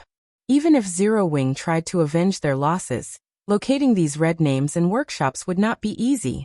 The resources and manpower required to do so would gradually wear Zero Wing down. It was especially true for those red names. Every one of them was an expert in field combat. It was easy for these red names to find an opportunity to kill a few of Zero Wing's core members. In addition, through repeated ambushes and harassment, they could restrict Zero Wing's activity. Moreover, Exemplary Willow was still arranging further punishment for Zero Wing. There was no need to worry about the guild surviving. "What did the Star Alliance and Ouroboros say about our offer?" Exemplary Willow asked softly. "The Star Alliance has agreed to our conditions. Ouroboros, unfortunately, does not know how to appreciate kindness when offered. However, I've contacted Ouroboros as original guild leader. If Miss Willow agrees to help him, he is confident that he can reclaim Ouroboros for himself." Glorious Echo had been shocked by Gentle Snow's rejection. Ouroboros was no longer as strong as it had been. After the mutiny, Ouroboros began to struggle. Several corporations that had originally supported Ouroboros had abandoned the guild. The fact that the guild remained standing was a miracle in and of itself. Theoretically, the guild should be in need of a large sum of money to turn things around. Yet, Gentle Snow had rejected the offer of open-source corporations' support. Exemplary Willow had offered no less than what she had given Twilight Echo. Moreover, as the guild leader of Ouroboros, Gentle Snow should hold a significant fraction of the guild's shares. If she had accepted the offer, those shares would have easily become over 10 times more valuable. Exemplary Willow wanted to obtain the Stoneclaw Mountains at all cost. If they could not obtain Starmoon City's 2 first-rate guilds, it would be nearly impossible to claim the regional dungeon for themselves. Hence, Glorious Echo had sought out Ouroboros as original guild leader, Chao Qinghua. Chao Qinghua's influence was still entwined with Ouroboros. He was only helpless about his situation because Gentle Snow had gained the support of several important guild elders. If Chao Qinghua had the support of OSC, however, there was a large possibility that he could regain control over Ouroboros. Since that is the case, agree to his conditions. "I don't want to waste too much of my time on Starmoon Kingdom." Exemplary Willow nodded indifferently. When she thought about Sherfang's previous arrogance, her lips unconsciously twisted into a cold sneer. Against a boorish fellow like Sherfang, she had decided to show him just what kind of beast he had provoked. Meanwhile, in the Stoneclaw Mountains inner region, the battle between Zero Wing's main force and the army of red names was in full swing. After Turtledove activated freezing air, the temperature within 15 yards of her fell sharply, cold air filling the area. The movement speeds of the dozen or so red names surrounding Turtledove instantly dropped by 40%. Meanwhile, the damage Turtledove received decreased to around -100 points. These red names were no fools. The moment they noticed the change to their movement speeds, they began to distance themselves from Turtledove. In the next second, however, their movement speeds decreased by another 40%. Even if they fast, they could not outrun the Guardian Knight. 3 seconds later, all of the melee red names surrounding Turtledove and the other 2 MTs were frozen. What kind of skill is this? Some of the melee players who had intended to charge at Turtledove slid to a halt, aghast as they watched their companions turn into ice sculptures. With such an AoE control skill and high defense, melee classes like themselves had no hope in close combat with Turtledove. They could only allow Turtledove move unhindered as she approached their team's rear-line healers. However, as players who often participated in PvP battles, these red names were no weaklings. Every one of them possessed skills that allowed them to remove control effects. They immediately activated these skills to break free from their restraints. If they were frozen solid, they would be no more than practice targets. Zero Wings ranged players would bombard them with vicious attacks. If comparing equipment quality, Zero Wings' main force was at least 2 levels above theirs. It was especially true for Minor Wind's attacks. As he possessed the Tier 1 weapon Windchaser, even MTs such as Shield Warriors and Guardian Knights, who possessed damage reduction skills, received over -1000 from each of his normal attacks. If they sustained one of the Ranger's skills, they would receive nearly -3000 damage, nearly -6000 damage if it were a critical hit. Among these red name MTs, there were a few who had as much as 9000 HP, while some had as little as 8000 HP. A single critical hit from a skill was more than enough to destroy over half of their HPs. Even the red name healers could not keep up with Minor Wind's damage.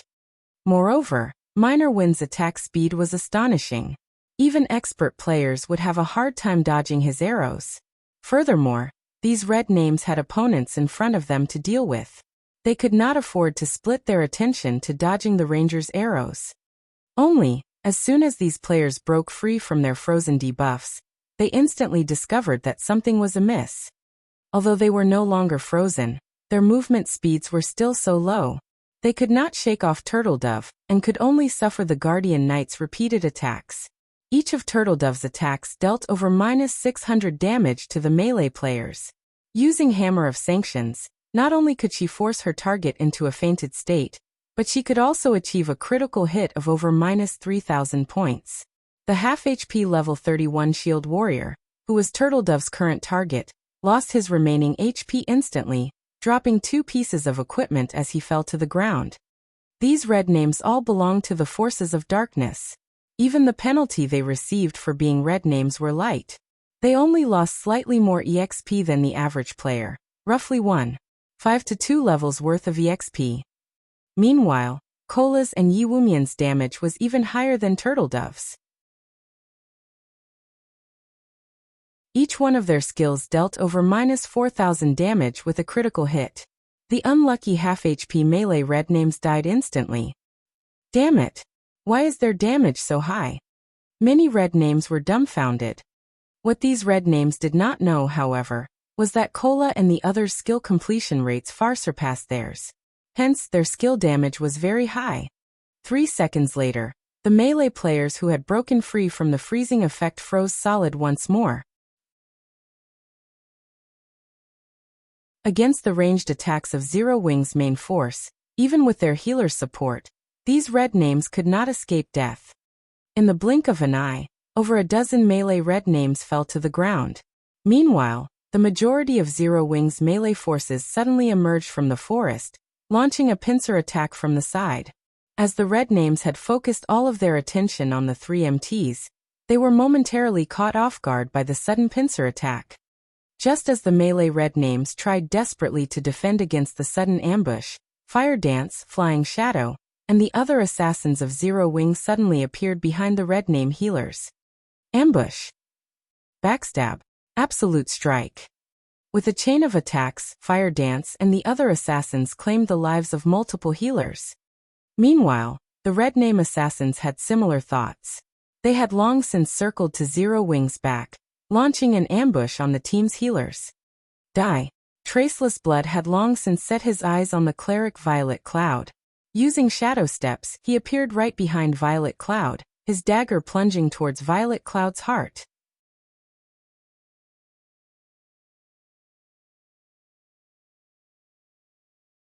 Chapter 693. Magic Weapon Against Magic Weapon.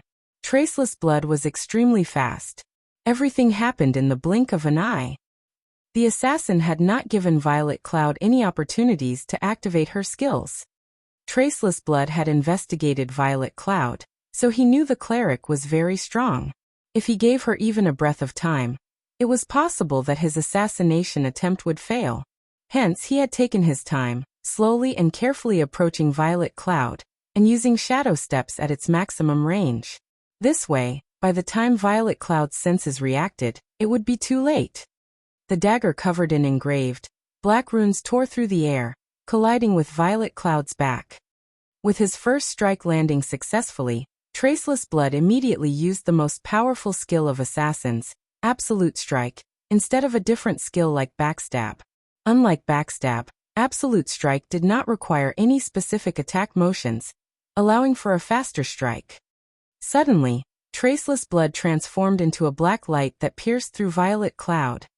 After arriving in front of the cleric, Traceless Blood spun in midair, using his dagger's most powerful additional skill, Flowing Light, on the cleric. Flowing Light's single target damage was even higher than Absolute Strike. The skill was also much faster, the entire process ending in less than a heartbeat. Traceless Blood's eyes widened as he looked at his dagger in disbelief. No matter how much strength he put into his arm, his dagger could not pierce Violet Cloud's pale golden robes. It was as if her robes were made of adamantine. You are quite impressive. If I hadn't activated absolute space at the first sign of danger, I would have most likely been dead by now, Violet Cloud said as she looked at the dagger with black runes. Those black runes looked very familiar to her. They were very similar to the runes unique to magic weapons. If the dagger wounded her, the consequences would be unimaginable. Since his attack had failed, although Traceless Blood was shocked, he immediately turned and fled. He abandoned the idea of attacking Violet Cloud as he knew that he could no longer inflict damage on the cleric. Moreover, he did not know the duration of the cleric's absolute space. While she had that protection, he was no more than a living target. His only options were to run and hide. You can't escape. Violet Cloud did not dare give Traceless Blood an opportunity to escape. Absolute space had a relatively long cooldown. If she allowed the assassin to get away, she would not be able to fend him off should he come back to attack her again. Waving her finger, she used the Tier 1 skill, Star's Guidance. Immediately, a powerful gravitational force pulled at Traceless Blood, dragging him back towards Violet Cloud. What kind of skill is this? This was the first time Traceless Blood had seen such an unconventional skill. He felt like small threads had wrapped around him, zealously pulling him towards his enemy. As a last resort, Traceless Blood used his control removal skill, removing the effects of Star's Guidance. Sacred Seal. Seeing that her attack had failed, Violet Cloud used Sacred Seal, a marking skill of clerics. Suddenly, a sacred light appeared on Traceless Blood's forehead, preventing him from entering stealth. Damn it! She knows a skill like this as well. Traceless Blood began to panic. Not being able to enter stealth was extremely disadvantageous for him. With this, he would not be able to sneak up on Violet Cloud later in the battle. Shortly after Traceless Blood began to flee, a black figure dashed towards him. Don't even think of escaping. Shadow Sword lifted Tempest's breath and used charge at the assassin. Since Traceless Blood had already used his control removal skill, he had no choice but to use Wind Steps, utilizing the 1 second of invulnerability the skill provided to block Shadow Sword's charge. Turning around, Traceless Blood then flipped his dagger into a reverse grip and plunged the weapon into Shadow Sword's abdomen. Kidney Strike. As long as the skill forced the berserker into a fainted state for 2 or 3 seconds, it would be enough for him to get away. Realizing that he could not block the incoming attack in time, Shadow Sword activated Whirlwind Slash, swinging Tempest Breath at Traceless Blood. Shadow Sword fully intended to trade hit for hit.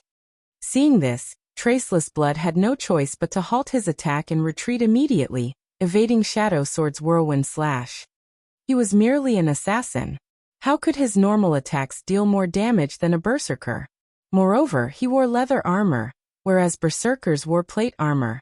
Even if his weapon were a magic weapon, a head-on clash could end with mutual destruction. Moreover, he currently occupied the rear line of the enemy's formation. There were no healers to recover his HP. However, Shadow Sword was different. He had the assistance of a healer like Violet Cloud. The berserker had no fear of a battle of attrition. Hence, when Shadow Sword attacked, there was no fear in his eyes at all. After evading Shadow Sword's attack, Traceless Blood immediately turned and fled, having no desire to continue his clash with the berserker. His opponents included an expert cleric and an expert berserker. He had very little confidence in defeating either one in a frontal assault, to begin with, not to mention fighting both simultaneously. However, Shadow Sword had no intentions of letting the assassin get away so easily. Immediately, he followed his failed attack with Break and Thunderclap. When the movement speed reduction effects of both skills were compounded, Traceless Blood lost any hope of escaping the berserker. Traceless Blood had no choice but to enter a melee with Shadow Sword. Pung! When the two weapons collided, dazzling sparks scattered into the surroundings. The impact forced Traceless Blood to retreat by 3 steps, a grim expression appearing on his face when he noticed his opponent still standing steadily in his original location. Why does he have so much strength? Traceless Blood acknowledged that his own strength attribute was quite high, even slightly higher than an ordinary berserker. Yet, against Shadow Sword's attack, this berserker's strength overwhelmed him. The magic weapon he wielded granted him a significant amount of strength. Even if Shadow Sword was superior in terms of strength, the berserker's attack should not have been able to force him back by 3 steps. Even now, his hands still felt numb from the exchange. Zero Wing actually possesses so many top-tier experts. Smiling, Violet Cloud finished chanting her incantation. She then pointed her finger at Traceless Blood. Tier 1 spell, Black Coffin. A pitch-black barrier suddenly wrapped around Traceless Blood. Having no other choice, Traceless Blood used Vanish. After activating Vanish, he would become invulnerable to all attacks momentarily. The skill would also place him in a forced invisibility state for 3 seconds, followed by a stealth state. Even Sacred Seal would not be effective during forced invisibility's 3 seconds, and these 3 seconds were more than enough to put a huge distance between himself and the 2 experts. Vanish. Shadow Sword had no counter for this skill either. This was the most powerful life-saving skill an assassin, one of the 12 major classes, possessed. Unless one had a silencing skill, it was extremely difficult to kill an expert assassin. 3 seconds later, Traceless Blood reappeared far from Shadow Sword. At this range, even the berserker's charge would not reach him. Moreover, assassin was an agility-focused class. In terms of movement speed, an assassin was much faster than a berserker. In addition, Traceless Blood also possessed equipment that enhanced his speed. There was no way that Shadow Sword could catch up to him at this point. This was also why Traceless Blood had been able to escape after his assassination attempt on Galaxy Past had failed. What's this? Traceless Blood suddenly noticed a black magic array beneath his feet. Although Traceless Blood struggled to get away, this black magic array was like a black hole. No matter how much he tried to struggle, he could not escape his fate of being devoured. In the next moment, the black magic array swallowed the assassin whole, his body vanishing without a trace. When Traceless Blood saw light again, he was shocked. How is this possible? He appeared a short distance from Violet Cloud once more. This time, however, he was surrounded by mana balls and barriers of light. The berserker, Shadow Sword, also stood nearby. He had no options to flee the enclosement of the barriers of light. I already told you that you can't escape. Wielding a pitch-black key in her hand, Violet Cloud smiled at Traceless Blood and said calmly, "You have a magic weapon. I too have a magic weapon." To resolve a serious threat like Traceless Blood, Violet Cloud utilized her final trump card, Star's Reminiscence. The skill was also an Astromancer's main weapon. One of the skill's effects was spatial imprisonment. When activated, Star's Reminiscence would lock a target in the specified space indefinitely. If the target wished to escape their imprisonment, their only option was to shatter the spatial barrier, or have the user dispel the skill. Meanwhile, the user's mana determined how much damage the spatial barrier could absorb. It was a skill with terrifying effects. However, the skill also had a very long cooldown of 2 hours. "I'm actually going to die like this." Traceless Blood could not help but smile bitterly as he watched the mana balls that covered the sky and the berserker that eyed him like a fierce tiger.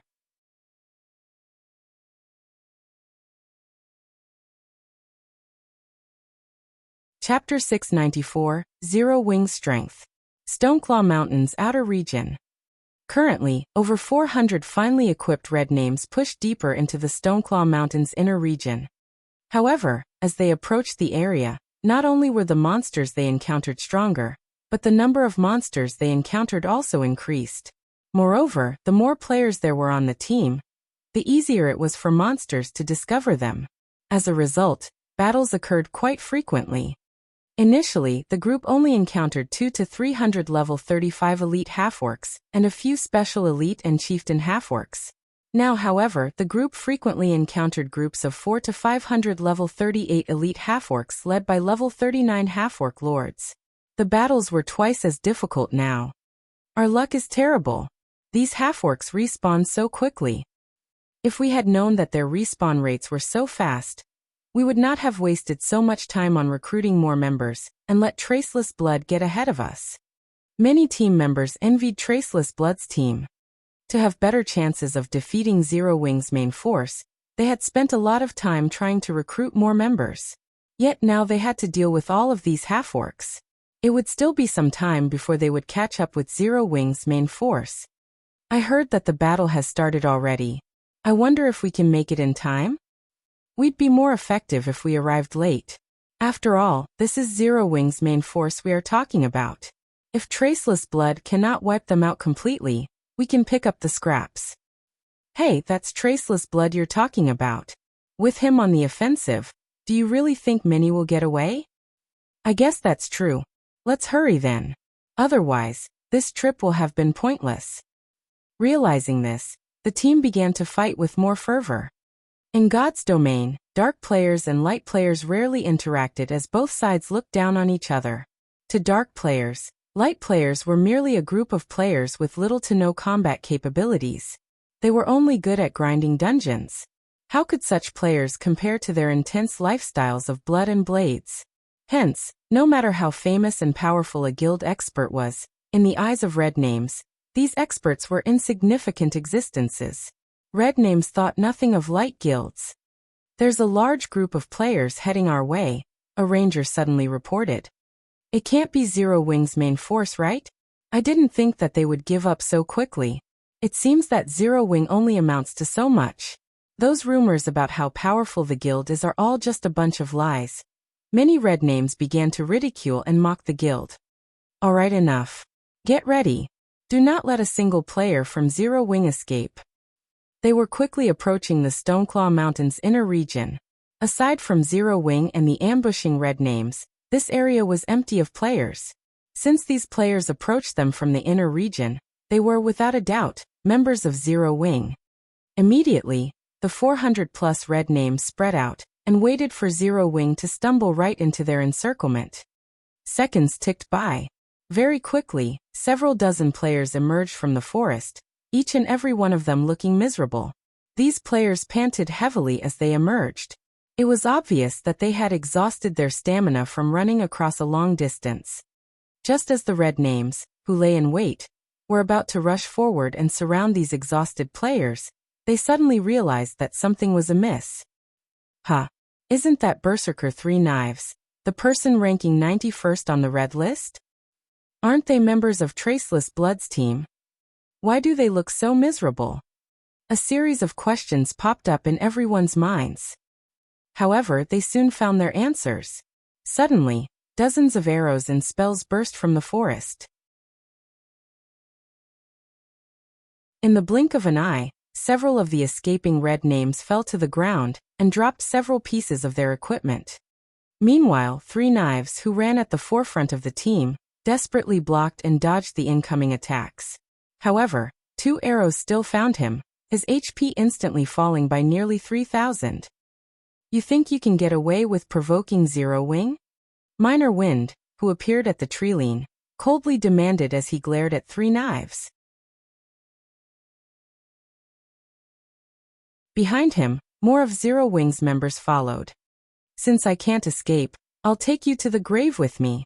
Three Knives, who was exhausted from running, stopped as he resolved to fight to the death. The fight with Zero Wing's main force had been one-sided punishment. Even their strongest combatant, Traceless Blood, had been easily defeated, not to mention the rest of their team. Less than 5 minutes since their battle with Zero Wing began, they had lost over half their numbers. On the other hand, Zero Wing had not suffered a single death.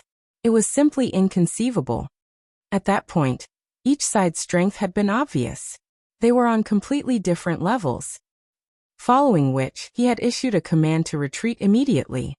When they started retreating, they still had more than 100 players. Now, however, only a dozen or so were alive. Minor Wind had claimed the majority of their members' lives himself. Not only were the Ranger's arrows extremely fast, but he also had ranged AoEs at his disposal. Even Three Knives, who ranked 91st on Starmoon Kingdom's red list, could not defend against all of Minor Wind's attacks, much less the members of his team. Mutual destruction? Minor Wind could not help but laugh. Unfortunately, you are not capable of such a thing. Although Three Knives was strong, superior to even a few members of Zero Wing's main force, the Berserker's skill completion rates were not high. After taking into account the difference in their equipment, Three Knives would rank roughly around 56th in Zero Wing's main force. Of course, this was not taking the power of darkness into consideration. As Minor Wind said so, he knocked his longbow and shot dozens of arrows in quick succession at the remaining red names. Although Three Knives and the other red names tried to approach Minor Wind, over 40 yards stretched them and the Ranger. There was not enough time for them to reach the Ranger. Moreover, of the dozen or so remaining red names, not a single one was a ranged class. Hence, the group had no choice but to weather the rain of arrows as they advanced. However, the Tier 1 weapon Windchaser was no trivial item. With it, Minor Wind could deal over -1,500 damage with his normal attacks alone. Three Knives and the others had, at most, a little over 7,000 HP. A few arrows were enough to finish them off. In addition, Minor Wind's arrows would occasionally trigger the quadruple stars effect. Before the dozen or so red names crossed 10 yards, only Three Knives remained alive, though the Berserker only had a thread of HP left. The red names lying in ambush were all shocked. With just his bow, Minor Wind single-handedly defeated over a dozen red names before they came anywhere close to him. Even Three Knives was on his last breath. None of the red names lying in wait could believe their eyes. Am I dreaming? Why is that Ranger so powerful? Suddenly, everyone realized that their fellow red names who had gone ahead to ambush Zero Wing were all dead. Moreover, the only survivor had no more than a thread of HP remaining. The gap between the light players in their imaginations and the members of Zero Wing's main force was massive. Oh, you called for reinforcements? Minor Wind shifted his gaze towards the red names hiding in the bushes. With eagle eyes, he noticed more than 400 players. Grinning, he said, "Since Big Sis Fire and the others are not around, let's use you guys to test out my true strength."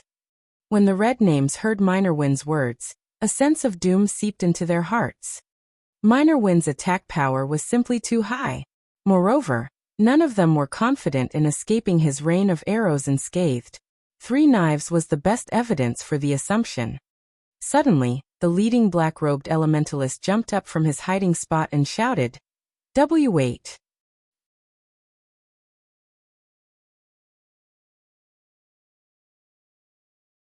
Chapter 695, Flower of Seven Sins. The black-robed elementalist was level 33. On Starmoon Kingdom's ranking list, he would rank within the top 20. The majority of his equipment consisted of level 30 fine gold rank, while the rest was dark gold rank. Particularly his staff, which sported a spiral of flame-red runes, was no ordinary dark gold staff. Sunlight Dust. Three Knives was shocked when he saw the black-robed elementalist reveal himself. What are you doing here? Among the top 10 experts on Starmoon Kingdom's red list, Traceless Blood ranked 7th. Meanwhile, Sunlight Dust stood above Traceless Blood, ranking 3rd on the red list. The red list was different from the ranking list. Rather than ranking players by their levels, players on the red list were judged by their strength. It was a far more accurate estimation than the God's Domain experts list the secret pavilion had created. So you're Sunlight Dust, the person who defeated Red Feather, the Star Alliance's apex expert. Minor Wind grew serious as he watched Sunlight Dust. Coldly he asked, "Are you targeting Zero Wing as well?" Red Feather was one of the strongest combatants in the Star Alliance, and was an expert who ranked on the God's Domain experts list. The fact that Sunlight Dust could defeat an apex expert like Red Feather showed that the Elementalist should also rank at the top of Starmoon Kingdom. Hence, even he could not afford to be careless around Sunlight Dust. Even the slightest mistake could result in his death. Initially, I had only planned to earn a quick buck. Now, however, it seems that won't be possible, Sunlight Dust said as he turned to an empty area near Minor Wind. Shaking his head, he said, "Zero Wing really has an abundance of experts. Its fame is not undeserved." Seeing Sunlight Dust's reaction, Three Knives was very confused. With Sunlight Dust's strength and that of his companions, they could make short work of Minor Wind. Yet the expert elementalist chose to surrender. A figure suddenly appeared beside Minor Wind. This figure was none other than Flying Shadow, who had been in stealth all this time. "I'm impressed. He actually sensed me from so far away," Flying Shadow muttered in surprise. With his standards, aside from their guild leader, Black Flame, only Fire Dance and Violet Cloud could detect him from such a long distance. One could just imagine how powerful Sunlight Dust was. "You can't expect this matter to end just because you revealed yourself, right?" Flying Shadow growled as he stared at Sunlight Dust. Sunlight Dust and his companions had aimed for Zero Wing from the very beginning.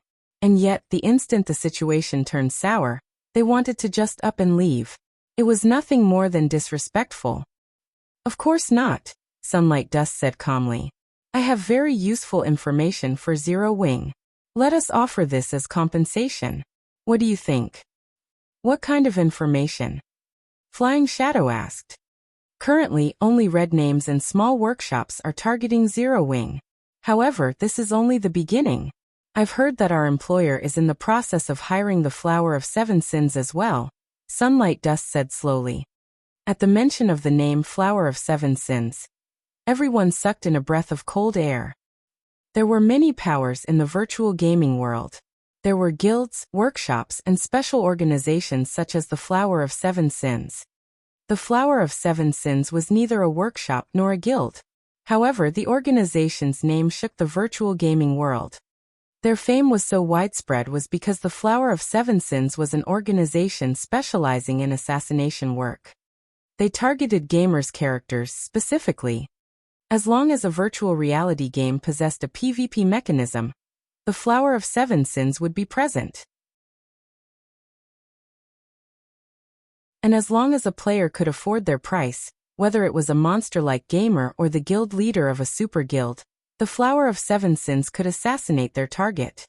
Moreover, these statements were not without proof. In the past, someone had paid to have the guild leader of a super guild eliminated. In the end, the Flower of Seven Sins completed the task. Back then, the organization had greatly angered said super guild, causing said super guild to declare war against the organization. In the end, however, this super guild ceased to exist. The Flower of Seven Sins tore the guild apart thoroughly and removed its name from the virtual gaming world forever. However, the Flower of Seven Sins' asking price was extremely high. No ordinary person could afford it. Fire Dance suddenly appeared in between the two groups. In a grave tone she asked, "Are you telling us the truth?" Fire Dance's sudden appearance surprised even Sunlight Dust, causing the elementalist to feel an immense pressure. "I actually failed to detect her at such a close distance." Sunlight Dust wore a grave expression as he looked at Fire Dance.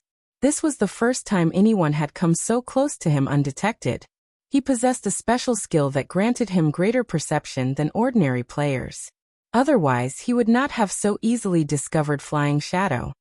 If Fire Dance attacked him at such a close distance, he would likely die. Zero Wing really is scary. It's no wonder that person is hiring the Flower of Seven Sins. Sunlight Dust finally realized. He then turned to Fire Dance, smiling bitterly as he responded, "I guarantee that this information is true. However, as to what that person has requested the Flower of Seven Sins to do, even I have no clue. You may leave." Fire Dance dismissed them with a wave of her hand. Whether Sunlight Dust was lying to her or not, she doubted his words. Experts had their own pride to protect. It was especially true for an apex expert like Sunlight Dust. Following which, Sunlight Dust led his team away. As for Three Knives, he was not allowed to leave with his life. Flying Shadow immediately ended the Berserker's life as negotiations ended. As for Sunlight Dust, he did not particularly mind. Although he and Three Knives were both red names, they were not companions, and he had no obligation to rescue Three Knives. "Big Sis Fire, what are we going to do now?" Flying Shadow asked worriedly as he sheathed his daggers. Every player's heart was familiar with the terror of the Flower of Seven Sins. Until today they had never once failed a job. Even super guilds did not dare to provoke the Flower of Seven Sins. Such an organization targeted Zero Wing. Even with Zero Wing's current strength, Flying Shadow doubted that they could fend off the Flower of Seven Sins. This matter is of utmost importance. Let's discuss it with Aqua and guild leader first. Fire Dance had no idea of what to do now. The Flower of Seven Sins' reputation was simply too immense. Anyone who had touched a virtual reality game knew about the organization.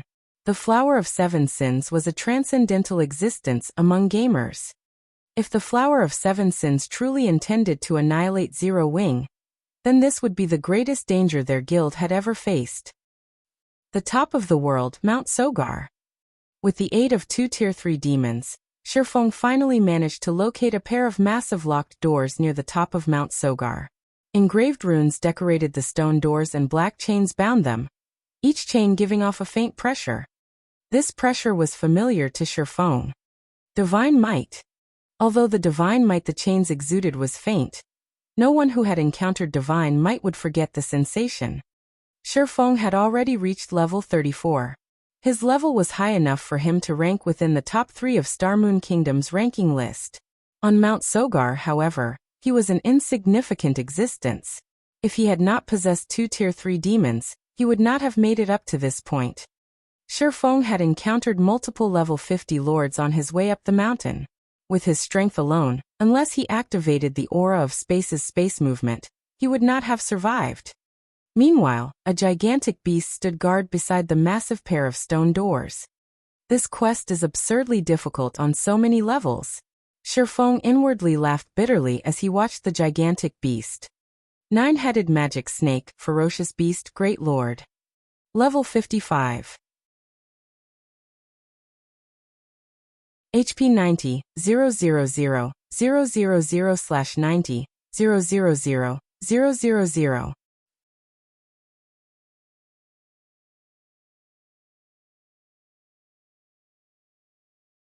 Chapter 696, Ferocious Beast. Ferocious beasts were different from general wild and demonic beasts. They belonged to the ancient era. During ancient times, ferocious beasts were monsters that fought even gods. Some ferocious beasts had even managed to kill gods. Ferocious beasts were on the same level as angels and dragons, possessing the strength to challenge opponents of a higher tier. In the past, Shifeng had watched large guilds raid ferocious beasts, and he could describe those battles with a single word: intense. Once, an army of 10,000 elite players and several hundred first-rate and top-tier experts had attempted to raid a ferocious beast. The players had all been above level 100, whereas the Ferocious beast had only been level 90. Some of those players had even been tier 3 classes. In the end, although the players defeated the Ferocious beast, over 95% of the elites and half of the experts had died. There was a massive difference in strength between players at level 90 and players at level 100. It was like the difference between level 40 and level 50. Equipment's attributes would undergo a massive improvement at the level 100 threshold. Monsters received a similar boost. Yet, even with such a huge difference, the players who faced off against the Ferocious beast still suffered devastating losses. Although the 9-headed magic snake was only a Great Lord, unlike the level 90 Ferocious beast that had been a level 90 Grand Lord, it was still a much higher level than Shifeng. At the very minimum, it would take a party of level 60 players to take down a level 55 Great Lord ranked Ferocious beast. In Shifeng's opinion, if he wanted to kill this Ferocious beast, he needed at least 500 level 60 and above tier 2 players. Moreover, they would need excellent equipment. Particularly, their weapons should be at least dark gold rank. Facing the 9-headed magic snake, with any less would be suicide. Unlike other monsters, Ferocious beasts did not just possess immense combat power. They also possessed the life force passed down from ancient times. In combat, ordinary monsters' battle recovery would only regenerate 1% of their HPs every 5 seconds. Ferocious beasts' battle recovery, on the other hand, regenerated 3% of their HPs every 5 seconds. A Ferocious beast's HP already ranked at the very top among monsters. They were practically bug-like existences. The 9-headed magic snake had 90 million HP. In battle, it could recover 2,700,000 HP every 5 seconds. Even if Shifeng multiplied his damage output by 10, and the Great Lord stood motionless, he could not kill it.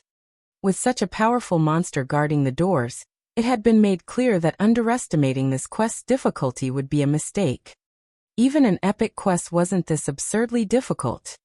Fortunately, it doesn't seem like I'm required to kill the 9-headed magic snake to pass through those doors.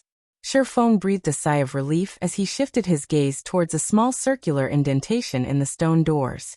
The indentation was the perfect size for the elemental core. Weissman had said that the elemental core was both a map and a key. Since there was a keyhole in the stone doors, he just needed to insert the elemental core to open them.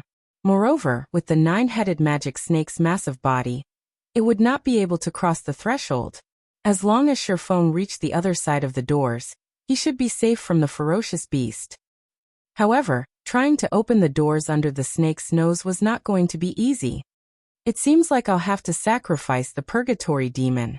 Shifeng noticed that the Purgatory Demon's time in this world was already nearing its end. Since it was going to disappear soon anyway, he might as well put it to good use. The Purgatory Demon had 13 million HP. It should buy him some time. Immediately, Shifeng used Phantom Kill and sent his doppelganger away. With this, should his life be in danger, he could escape.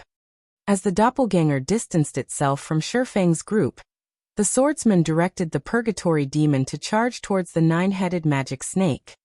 Next to the 9-headed magic snake, which was over 30 meters tall, the Purgatory Demon looked like an insect. One bite from one of the Great Lord would be enough to devour several Purgatory Demons. When the Purgatory Demon was 30 yards away from the 9-headed magic snake, the latter yawned lazily as it whipped its tail forward. Suddenly, the hill-like snake tail appeared before the Purgatory Demon. Before Shifeng could react, the snake sent his Purgatory Demon hurtling into a nearby stone wall. When the Purgatory Demon slammed into the wall, a damage that the demon had never experienced before appeared above its head. Minus 267,849. Shifeng's mouth twitched when he saw those numbers. This damage far surpassed his expectations. With a casual strike, the 9-headed magic snake dealt nearly minus 270,000 damage. Despite both creatures being tier 3, the difference in strength was like heaven and earth. Since I can't approach it, what about this? Shifeng did not dare direct the Purgatory Demon to approach the Ferocious beast again. Instead, he used the Tier 3 skill Garuda's Flames. Suddenly, a sea of fire rushed towards the 9-headed magic snake. This time, the ferocious beast finally woke. Suddenly, one of its snakeheads opened its mouth and inhaled. The beast sucked the flaming tide into its mouth, devouring the fire in the blink of an eye. Even Shifeng was stunned. This was his first battle against a ferocious beast. Although he had known that the purgatory demon was no match for the 9-headed magic snake, he had not expected the ferocious beast to fend off the purgatory demon's attack with little to no effort. The difference between them was absurd.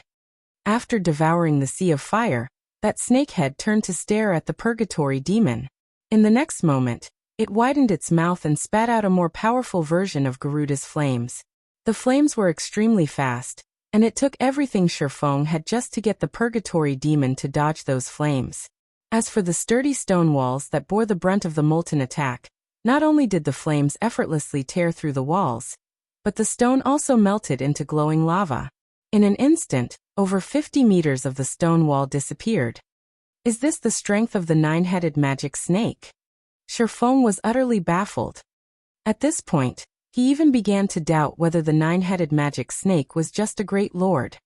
Even several thousand Tier 2 players would not be a match for the ferocious beast. Moreover, based on the magic snake's lazy attitude, it was obvious that the ferocious beast was simply toying with him. It had yet to utilize its true potential. Helpless, Shifeng could only use his final trump card. The purgatory demon's Tier 3 taboo skill, Spatial Suppression. If he could not shift the 9-headed magic snake's attention towards the purgatory demon, he would not have a chance to open the stone doors. The power of a Tier 3 taboo skill could rival even an ordinary Tier 4 skill. As the 9-headed magic snake was both a great lord and a ferocious beast, its combat power should be equivalent to Tier 4. In theory, a Tier 3 taboo skill should deal damage to the 9-headed magic snake. Moreover, the damage should be relatively high. When the purgatory demon swung its war axe at the 9-headed magic snake, Shifeng silently prayed that the attack would wound the great lord.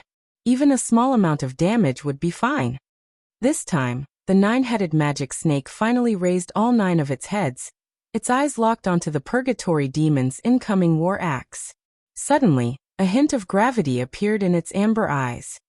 Let this succeed. Shifeng tightened his grip around the elemental core, focused on the 9-headed magic snake's reaction.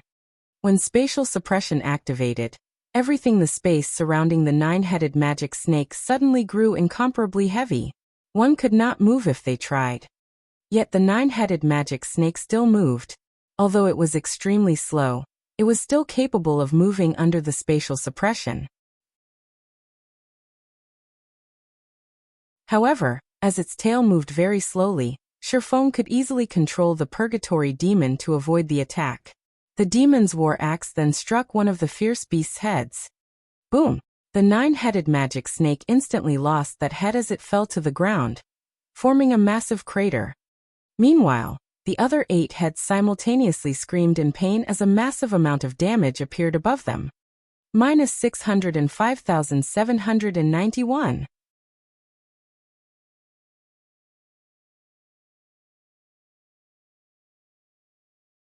Chapter 697, Super Large-Scale Destruction Spell.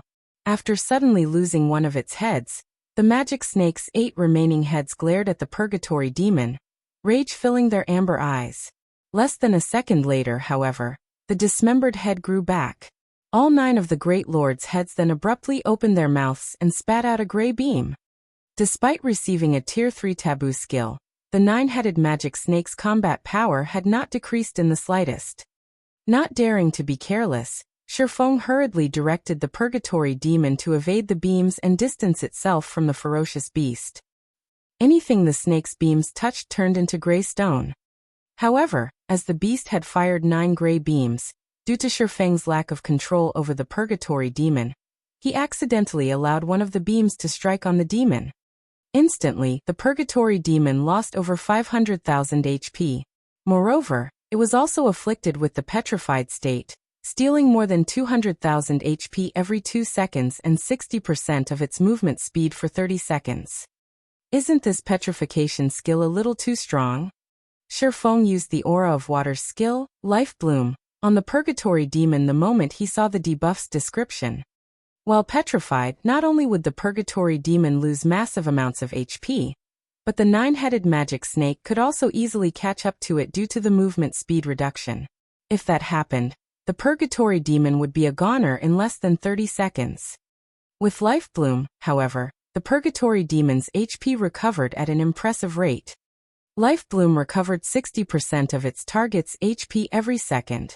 With the Purgatory Demon's 13 million HP, even if the nine-headed magic snake were more powerful, it would not instantly kill the demon.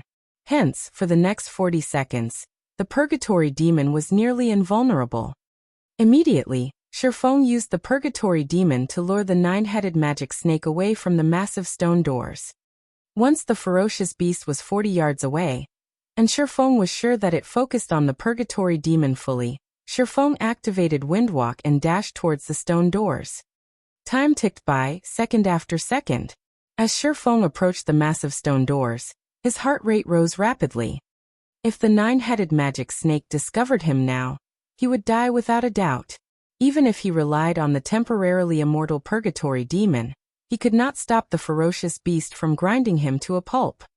By the time Shifeng arrived at the stone doors, over 6 seconds had passed. Meanwhile, the Purgatory Demon had lured the nine-headed magic snake 100 yards away from the stone doors and desperately tried to pin it down, earning as much time for Shifeng as possible. To the nine-headed magic snake, the Purgatory Demon was practically a toy. Again and again, the ferocious beast smashed the Purgatory Demon into the ground, damages in the hundreds of thousands appearing above the demon's head. The Purgatory Demon had no power to resist. Without wasting any time, Shifeng immediately inserted the elemental core into the small hole in the doors. Suddenly, the magic arrays on the elemental core, and inside the circular hole shifted and aligned. They then released a faint, golden light. The runes covering the pair of stone doors lit up, releasing a dazzling golden glow. A moment later, the chains around the stone doors began to shatter. Faster! Hurry up! Shifeng's anxiety mounted as he watched the chains break, one after another. There were over 20 chains around the doors, yet each one took a full second to break. It would take more than 20 seconds for the stone doors to open. As the chains shattered, the initially weak divine might grew stronger. This is bad. Shifeng frowned as he turned to the nine-headed magic snake, which currently toyed with the Purgatory Demon.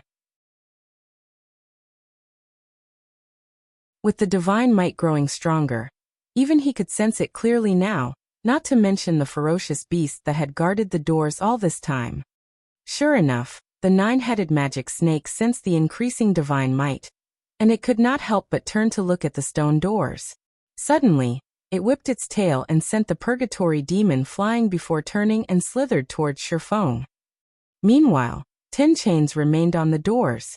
With the nine-headed magic snake's speed, it did not need that much time to reach him. With no other choice, Shifeng directed the cursed demon to use the Tier 3 skill, Spiritual Blade, to attack the ferocious beast. Spiritual Blade was not just a magical attack skill. It was also capable of forcing its target into a confused state for 15 seconds. The skill could earn him enough time for the doors to open. This time, due to the stone doors being unlocked, the nine-headed magic snake did not bother blocking the Spiritual Blade. Immediately, the ferocious beast received over -300,000 damage, releasing a pained cry as its massive body slid to a halt. Its eyes glazed over slightly. Good. Shifeng unconsciously sighed with relief. Although the nine-headed magic snake possessed relatively high magic resistance, in the end, it was still only a great lord. A Tier 3 skill should still be effective against it. As the chains continued to shatter, the ferocious beast's glazed eyes gradually regained clarity. By the time the last 3 chains remained, the nine-headed magic snake woke from its stupor. It then released an earth-shaking roar, its cold, amber eyes suddenly turning blood-red. Widening its mouths, it fired multiple gray beams once more. The nine-headed magic snake had spat a total of 9 gray beams. Each one was more than enough to kill Shifeng instantly. Moreover, the 9 beams sealed off any path of retreat. Shifeng had nowhere to go. Immediately, Shifeng activated his replace skill.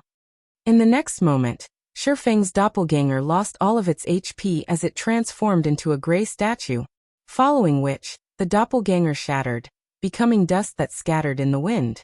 It could not resist the beams in the slightest. Seeing Shifeng vanish completely, the 9-headed magic snake shifted its attention towards the cursed demon. Shifeng immediately directed the cursed demon to escape. To the 9-headed magic snake, however, the cursed demon was simply too slow. After the demon had taken a few steps, the ferocious beast caught up to it. With a whip of its tail, the 9-headed magic snake sent the cursed demon into a stone wall, destroying over 400,000 HP instantly. In less than 3 seconds, the cursed demon lost over 2 million HP. This is my chance. Shifeng realized that all of the chains had finally broken. He activated space movement and arrived before the doors once more. Stretching out his hand, he twisted the elemental core. As the elemental core produced a click sound, the massive stone doors gradually opened. Turning to take a look, the 9-headed magic snake froze. It had never imagined that Shifeng would appear again. Thinking that its previous skill had been too weak, all 9 of the Great Lord's heads stretched open their jaws once more. This time, however, the heads did not spit gray beams.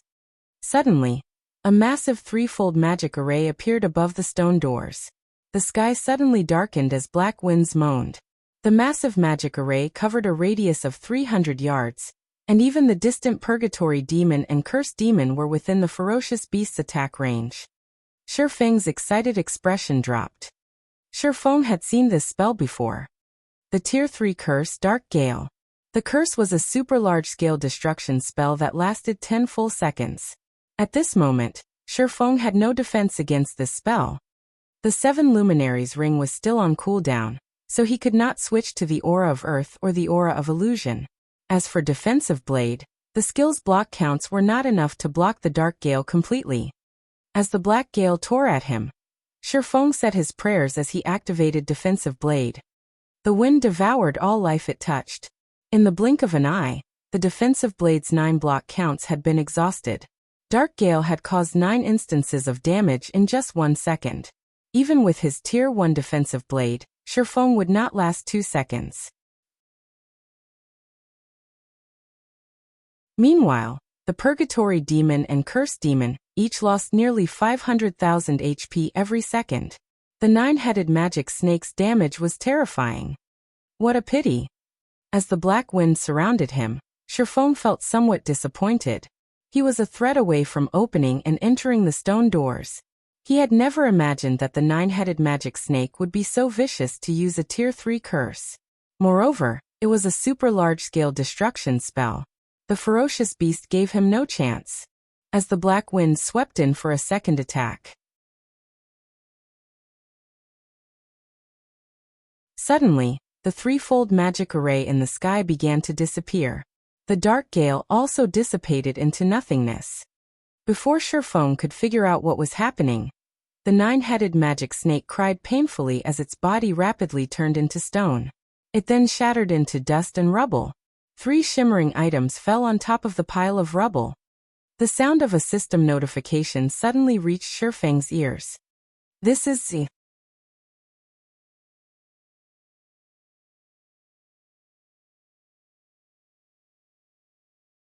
Chapter 698, Strengthening Device. By now, Shifeng was quite familiar with the 9-headed magic snake's strength. To current players, it was practically invincible. It didn't matter how many players came here to raid it. Meanwhile, in Shifeng's mind, he had never actually thought of killing the 9-headed magic beast. Since the beginning, he had only thought of luring it away from the stone doors. He had never expected the Great Lord to die. For a time, Shifeng was speechless. However, when he heard the sound of the system notification, he more or less understood what had happened. System, blood refining passage has been opened. Do you wish to enter? Time remaining, 1 hour 59 minutes. So it turns out that, as this place's guardian beast, If the stone doors open, the guardian dies. It's no wonder why the nine-headed magic snake was so desperate. Shifeng inwardly celebrated as he stared at the rubble that used to be the nine-headed magic snake. Unfortunately, he had not killed the snake. Otherwise, with the EXP from the ferocious beast, he might have risen several levels. With the stone doors open and quite some time before they closed again, Shifeng did not hurry into the blood-refining passage. Instead, he approached the nine-headed magic snake's remains, hoping to take a closer look at what items the ferocious beast had dropped. Although he was not responsible for the nine-headed magic snake's death, as a monster, it would still drop some items after dying. Only it would drop significantly fewer items. The nine-headed magic snake had been a great lord-ranked ferocious beast. Even the most inferior item it would drop was not something one would find from an ordinary great lord. Among the 3 items, one was a magical, pure black cube covered with blood-red runes. The item was called Blood Refining Stone, and it could be used inside the blood-refining world. As for the other 2 items, one was a silver, fang-like dagger, while the other was a drawing. Sure enough, a ferocious beast's loot is amazing. It even dropped an epic dagger. Shifeng was momentarily stunned. Petrified Thorn Dagger Epic Rank. Level 40, Level 100. Equipment requirement: Strength 550, Agility 400. Attributes adjust according to user's level. Attack power plus 1165, currently level 40. Strength plus 92, Agility plus 101, Endurance plus 60. Strength increased by 10%. Agility increased by 10%. Attack speed plus 12. Evasion plus 20. All skills plus 2 levels. Ignore levels plus 20. Ignore 20% of the target's defense. Damage from sneak attacks increased by 20%. Level requirement to equip all items decreased by 5 levels. Durability 300/300. Attacks have 30% chance to inflict petrified effect, reducing target's weapon damage by 10% each second and movement speed by 60% for 6 seconds. 30% chance to trigger fatal blow effect, increasing damage by 220%. Additional skill 1 dash. Devour magic. Absorbs magic damage equal to 300% of user's maximum HP for 15 seconds. Damage absorbed can be converted into a single attack, dealing twice the amount of damage absorbed to an area of 5 by 50 yards in front of user. Cooldown 10 minutes. Additional skill 2 dash. Petrification domain. Enemies within 50 yards receive 500% weapon damage and have their movement speed reduced by 50% for 10 seconds. Increases the user's agility, strength, and movement speed with each target hit. Agility and strength can increase to a maximum of 30%, while movement speed can increase to a maximum of 100% for 30 seconds. Cooldown 1 hour. Fire Dance really lucked out this time. She'll be able to equip this once she reaches level 40. Only the dagger's strength requirement is somewhat high. I'll have to figure out a way to increase her strength. Shifeng happily stored away the petrified thorn. Although the true fire blades Fire Dance wielded were top-tier dark gold weapons, they were on a completely different level compared to the petrified thorn. At the end of the day, even the most powerful dark gold weapon was only a mortal's weapon. An epic weapon, on the other hand, was a true extraordinary weapon. The petrified thorn's attack power was especially frightening. The dagger's 1165 attack power was even higher than a level 40 dark gold ranked two-handed weapon. Not to mention, there were the strength and agility increases the dagger provided. If Fire Dance equipped this dagger, she could slice through players as if she were dicing vegetables. Following which, Shifeng's gaze shifted towards the tattered drawing. Strengthening device forging design can strengthen player equipment, significantly reducing the consumption of durability. Required materials: 1 magic crystal, 10 mithril ore, 2 intermediate mana recovery potions, and 1 basic alchemy array. Is this real? Even something like this dropped? Shifeng muttered in surprise. In God's domain, monsters would grow more powerful as they reached higher levels. Take the monsters players currently face for example. Not only did they possess very high attack power, but they could also significantly reduce equipment durability. It was why the various guilds were forced to repair their equipment in Stone Forest Town. Players could repair weapons with whetstones and advanced whetstones. However, there were no such recovery items for equipment. However, there were items that could reinforce equipment. The strengthening device was one such item. Only its forging design was extremely hard to obtain. It only dropped from level 50 and above Great Lord ranked field bosses. Dungeons would not drop the design. Moreover, the strengthening device was a consumable item. It could not be permanently equipped. Fortunately, the forging process was very simple, and the item also had relatively high durability. Players could put it to good use for a relatively long period. If they dodged attacks properly, they could extend the strengthening device's lifespan even further. However, one of the raw materials required was not that easy to obtain. While mithril or intermediate mana recovery potions and basic alchemy arrays were both cheap and easily available, it was a different story for magic crystals. Magic crystals were always rare and valuable. Hence, crafting strengthening devices was expensive. Each one would cost roughly 30 silver to produce. Even so, there were still a large number of players willing to purchase it. While ordinary players were willing to waste some time traveling back to towns and cities to repair their equipment, large guilds were not as willing. To them, time was money. In the past, a strengthening device's standard price was 2 gold. During its peak, however, the price soared to 4 gold due to high demand and low supply. Currently, the various large guilds of Starmoon Kingdom and several neighboring kingdoms had sent many of their members to the Stoneclaw Mountains. Obviously, the strengthening devices could offer some convenience. Just the amount of time and repair fees the strengthening devices could save them were worth more than 4 gold. It seems I'll have to find some opportunity to grind level 50 field Great Lords. With one strengthening device forging design, I won't even be able to produce enough for the guild members. Shifeng suddenly thought of a profitable business idea. If he waited too long, the strengthening devices would not be as profitable. Just as Shifeng finished organizing his items and was about to enter the blood refining passage, he suddenly discovered over 100 unread messages in his inbox. Among them, over 90% were from Aqua Rose. There were also messages from Gentle Snow and Fire Dance. They had all sent these messages around the same time. After he had reached Mount Sogar's core, he had worried that he would get himself killed while receiving a message. Hence, he had blocked all calls and messages for the time being. What happened? Why are they so anxious? Shifeng wondered as he opened the messages.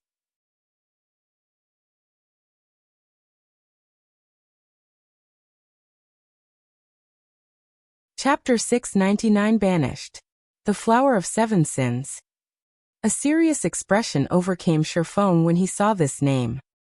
He had not expected that exemplary Willow to be so vicious. It would have been fine had she just hired a bunch of red names and small workshops to harass Zero Wing. At most, it would make things a little difficult for the guild.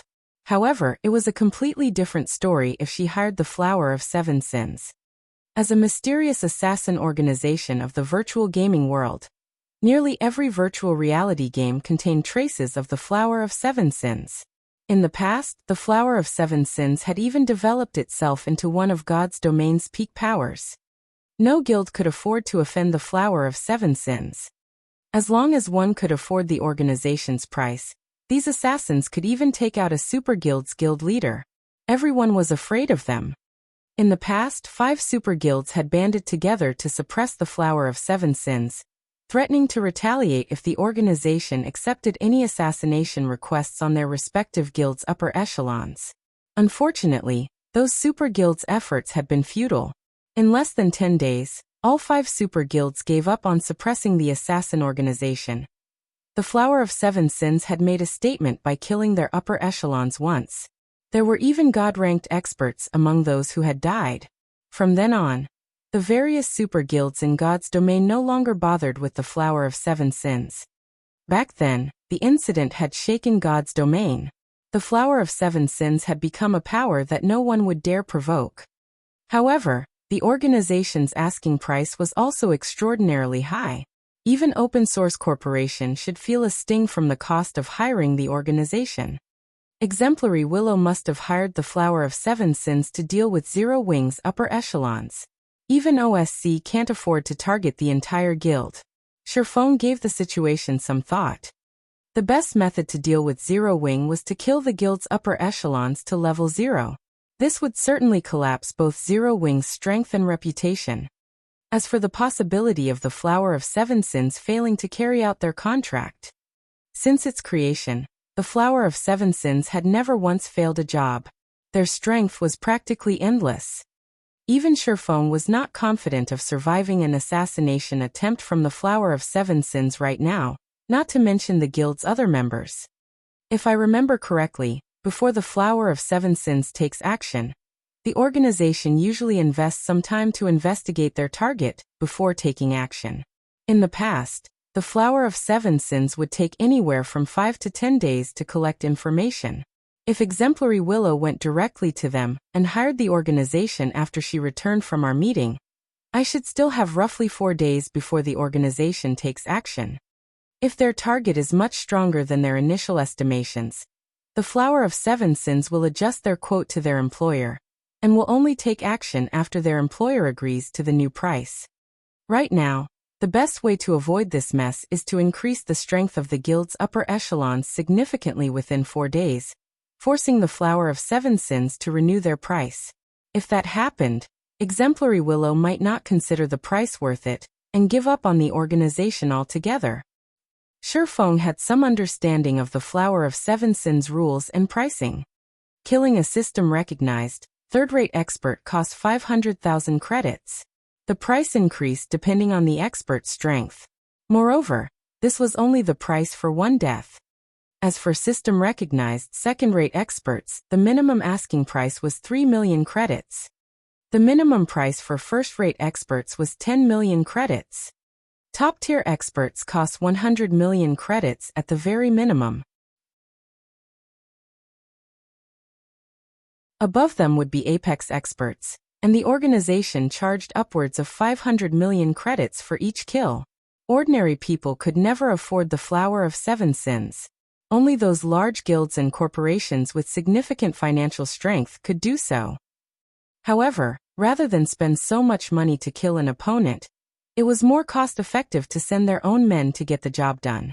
Hence, only when one had no other options would they employ the Flower of Seven Sins. This was precisely the case for Exemplary Willow right now. At this point, even the Star Alliance was helpless against Zero Wing in the Starmoon Kingdom, not to mention Twilight Echo, which did not have the home ground advantage. The cost of killing Zero Wing's upper echelons to level 0 was astronomical. Only a massive existence like the Open Source Corporation could afford such a price. Currently, the Flower of Seven Sins had yet to determine the strength of Zero Wing's upper echelons. Based on Sherfang's estimates, killing a 5th-floor expert of the Trial Tower should cost at least 500,000 credits. A 6th-floor expert would cost at least 3 million credits. A 7th-floor expert would cost around 10 million credits, and an 8th-floor expert should cost at least 100 million credits. Currently, Zero Wing upper management consisted of more than 20 players, and the majority were 6th-floor experts. Only Fire Dance and Violet Cloud had reached the 7th floor. If everyone could improve their strength, the cost of killing them would increase exponentially. At that time, even OSC would have to reconsider. Following which, Sherfone contacted Aqua Rose, instructing her to turn the guild's upper echelons focus on improving their strength and progressing through the Trial Tower as much as possible. Sherfone would also go all out to supply everyone with the 100-berry wine. Although Aqua Rose did not understand Sherfang's intentions, since he had given the order, she had no choice but to do as he wished. For a time, Zero Wing's upper echelons ceased grinding monsters in the Stoneclaw Mountains. Instead, they focused on their progression in the Trial Tower. As for Gentle Snow's message, she wanted to inform Sherfone of OSC's investment into the Star Alliance, becoming one of the guild's major shareholders. She also stated that OSC intended to deal with Zero Wing, so he should be wary of the Star Alliance. Naturally, Shifeng had already taken appropriate measures to protect Zero Wing. Hence, not long after Shifeng read Gentle Snow's message, shocking news spread throughout Starmoon City. Stone Forest Town was no longer open to the Star Alliance. Any guild that was affiliated with the Star Alliance was also barred from Stone Forest Town. This incident instantly attracted the attention of every player in the capital city. Everyone was confused as to why Zero Wing would suddenly declare war against the Star Alliance. The Stoneclaw Mountains had long since become an iconic symbol of Starmoon City. Meanwhile, Stone Forest Town was an indispensable resting place for players grinding in the Stoneclaw Mountains. Without this resting place, the Star Alliance would fall far behind the other guilds. Of course, the Star Alliance could seek the aid of others to help them repair their equipment in Stone Forest Town. However, Shifeng had prepared for that as well. Shifeng had limited the amount of equipment players could repair. In other words, in addition to one's own equipment, players visiting Stone Forest Town could only help one other player repair a set of equipment once. Moreover, he also placed a limit on the players' levels. Only players who were level 30 or above were allowed to repair their equipment in the town. With this, he restricted the Star Alliance's options of repairing equipment in Stone Forest Town. Can someone tell me what is going on here? When Galaxy Past received this information, he nearly jumped out of his seat from anger. The situation had changed so suddenly that even Galaxy Past did not understand what had happened. Why had Zero Wing turned against them? The Star Alliance had only considered striking out against Zero Wing. The guild had yet to take such considerations seriously.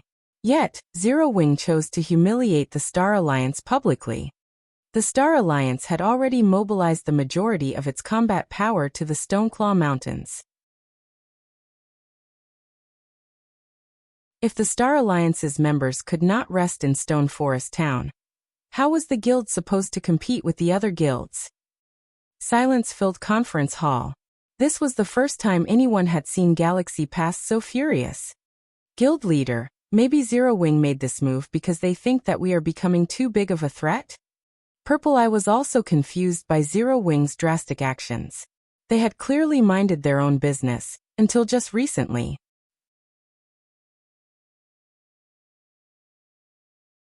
Zero Wing must have found out about OSC's investment into the Star Alliance, Red Feather reasoned. Even if we have OSC's support, there is no reason for this. Zero Wing has clearly made us out to be their greatest enemy, Purple Eye said as she shook her head. Go. Contact Black Flame immediately. Galaxy Past agreed with Purple Eye's opinion. He needed to sort out this matter with Black Flame properly.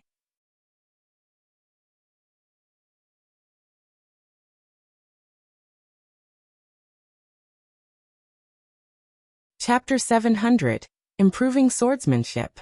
After Shifeng finished dealing with Zero Wing, he entered the blood refining passage. Regarding the Flower of Seven Sins, he could only focus on growing stronger. He had already obtained an epic weapon, and he was nowhere near completing the Solomon's Treasure quest. If he completed the quest, he might be able to upgrade his equipment. If he could obtain an epic weapon for himself, his combat power would rise significantly. Is this the blood refining passage? Shifeng found his surroundings somewhat stifling. The blood refining passage was a long and narrow passageway. Shifeng could not even see the passage's end. Numerous blood-red runes had been carved into the walls on either side, radiating a faint divine might that made him very uncomfortable. It felt as if he were submerged in water.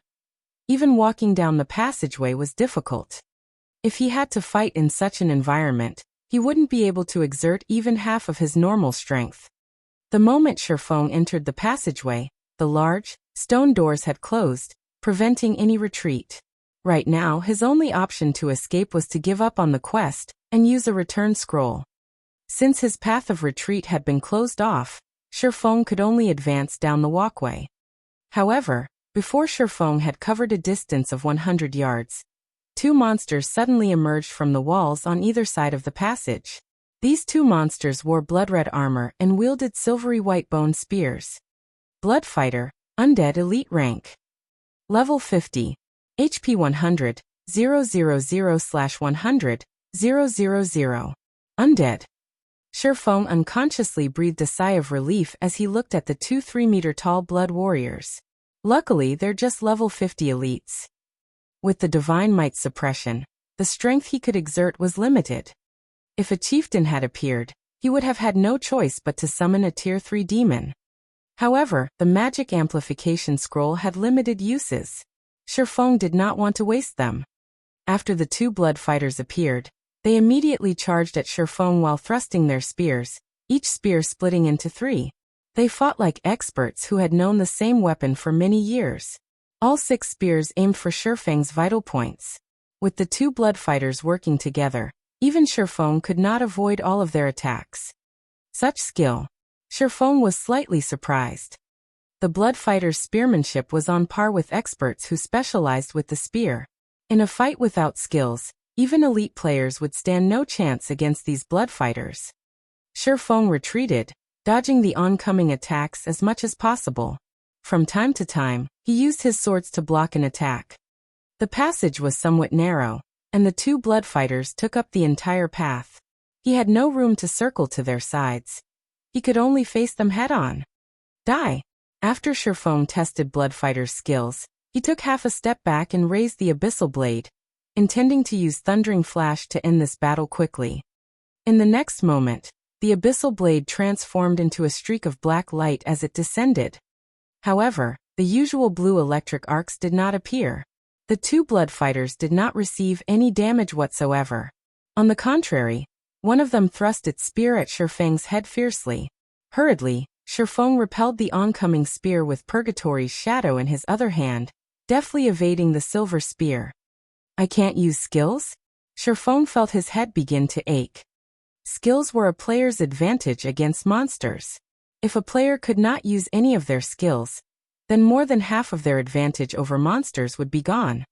However, Shifeng was not a greenhorn. During God's Domain's initial stages, players normally relied on skills in a battle. However, battles between experts were usually fought without any skills.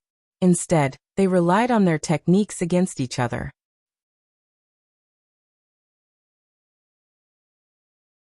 The two blood fighters were indeed powerful. However, their attack patterns were overly monotonous and lacked flexibility. To a sword expert like Shifeng, a few exchanges were all he needed to find a gap to damage the two elites. When the Abyssal blade slashed at a gap in one of the blood fighter's crimson armor, that blood fighter immediately retreated by a step, a crack appearing on the white bone beneath the armor.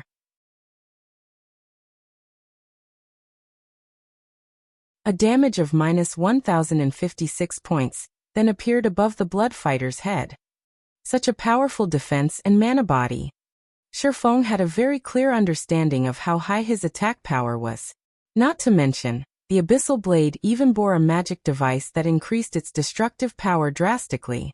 Against a level 50 elite monster, he should be able to deal at least -1500 damage. His strike should also affect his target's combat power to some extent, not to mention an attack that had struck a vital point. Yet, he had only dealt slightly over -1000 damage after striking the blood fighter's bone. Moreover, only a small crack had appeared on said bone. The blood fighter's defense could already rival that of a chieftain-ranked monster. However, after repelling one blood fighter, the space available to him increased significantly. Taking advantage of this opportunity, Shifeng quickly dashed to the other blood fighter's side, stabbing Purgatory's shadow into the blood fighter's arm joint, and forcing the elite's attack to a stop. Immediately after, the Abyssal blade struck one of the blood fighter's vital points. One hit at the joints and one hit at a vital point. Shifeng repeated this combination attack, preventing the blood fighter from retaliating as its HP rapidly decreased. Even though the blood fighter had 100,000 HP, the damage would slowly accumulate if Shifeng continued dealing -1000 or so damage with his attacks. In less than 5 minutes, both blood fighters fell to the ground, becoming no more than a pile of bones and armor, while dropping a piece of level 50 common equipment, and a few dozen copper coins. They had also provided Shifeng with an ample amount of EXP. In the next moment, The red mist that the blood fighters released upon death suddenly flowed into Shifeng's body. System. Blood refining stone has obtained 1 point of blood energy. System. Blood refining stone has obtained 1 point of blood energy. This is. Shifeng took out the blood refining stone, which he had obtained from the 9-headed magic snake. The pitch-black stone gave off a faint, red glow. Its information had also changed. Blood refining stone can evolve into a blood refining crystal after absorbing 1,000 points of blood energy. 2/1000. Although Shifeng did not know what use there was to upgrading the blood refining stone into a blood refining crystal, after giving it some thought, he realized that it might be a crucial key to completing his quest. Moreover, the blood fighters had provided an ample amount of EXP. It was roughly 3 times that of an ordinary level 50 elite. Hence, this wasn't a bad place to level up. Following which, Shifeng continued along the passageway. He would encounter blood fighters every so often. However, as he progressed down the passage, more blood fighters appeared with each ambush. From the initial 2, the number gradually increased to 3, then 4. However, this was still not the greatest change. As the number of blood fighters increased, their attacks became more accurate. By the time Shifeng faced 4 blood fighters at the same time, their spearmanship had also become far more flexible. Their attack patterns began to vary as well. Killing the blood fighters became more of a challenge, and the time it took for him to end each battle increased significantly. After 3 to 4 hours of intense, non-stop combat, even an elite player would feel mentally exhausted. Fortunately, Shifeng had long since adapted to God's domain's battles. Rather than feeling tired, he felt elated when fighting these blood fighters. It was not very often that he could fight in a life-or-death battle purely involving techniques. Without being able to use his skills, Shifeng gradually noticed the deficiencies in his own swordsmanship. While he possessed plenty of attack methods, he lacked methods to defend himself with his swords, and he would often make up for this gap by relying on movement. Hence, Shifeng began to use his swordsmanship for both attacking and defending, no longer relying on his agility to evade oncoming attacks. As Shifeng engaged in more battles, his defensive swordsmanship improved. Initially, he still had to evade attacks every so often against 2 blood fighters simultaneously. After a few hours, however, Shifeng no longer needed to evade the attacks. He could fend off all of the attacks with his 2 swords.